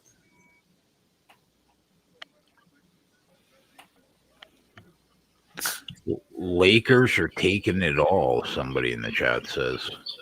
I mean, I'd say right now they got a 33% chance. I say it's Yeah. pretty even between not Philly, Lakers, Clippers, and Milwaukee. You got to leave like 1 or 2% chance out for like somebody else to sneak in there. Yeah. I mean, we just throwing who would be your fourth Toronto team? away? Yes. I I'm am. not. After the way I watched Milwaukee manhandle them, I don't see how that doesn't happen for 4 games. That was in Toronto, and that was a big game that they were up for. And Milwaukee was coming in off a back-to-back on overtime. Toronto and they still just walked through them. Yeah, I like Toronto as a regular season team, and I'm so happy I have a regular season win total in their pocket. But yeah, I don't see them doing a lot. I think that Boston. You know, it's funny. I liked Miami, but they've been playing pretty poorly. Boston's the one that intrigues me here. Yeah, because I'm not going to call the Bucks a regular season team, no. But the coach. Think about it. Every team he's coached has always dominated the regular season. He was with Atlanta when they went through their little stretch and they dominated. I like that little team. That little team had Teague. And they had Teague. They had Teague, Schrader, Millsap, Al Horford. Yeah, and Korver. I like that team. Bazemore was off the bench with them. Yeah. Yeah, you remember back in the day when you could watch a video and there were no ads? You just They didn't like try and get you to like sign up for like YouTube Red and spend $15 a month and not see the ads. I'm actually not gonna lie, I actually do spend money on that. I was gonna do it, but I just don't use when you YouTube spend enough. money on that means you don't have to deal with the ads, right? Yeah. Yeah, but it's only on YouTube. Like if I watch a video on like the news or something, I still the news channels are the fucking worst. Yeah. You'll click on the video, it'll start playing, and then all of a sudden it's like, nope, you gotta watch this ad first. What do they charge you, Jeff, for that YouTube? I think it's $9.99, I think, honestly. I would pay that just to not have to deal with the YouTube ads. This guy's saying anything you like at Big Men on Campus for basketball. Yeah, we went over that a while ago. I mean, I like Nevada. There you go, Nevada. Do they sell Musselman, Jeff? No, he's with Arkansas now. Oh, okay. What time do you guys end this? We're gonna end it now. I'll say whenever Jay decides to say he's gonna end it. Yeah, we're gonna. We're hey, gonna Jay, stay on all day. Stay on afterwards tonight, though, because I need to talk to you real quick. Okay. All right, guys. All right, we're gonna call tonight. We'll see you guys tomorrow at 4:00 in the afternoon, and that's fucking it. We're out. Back after this. Yo, why?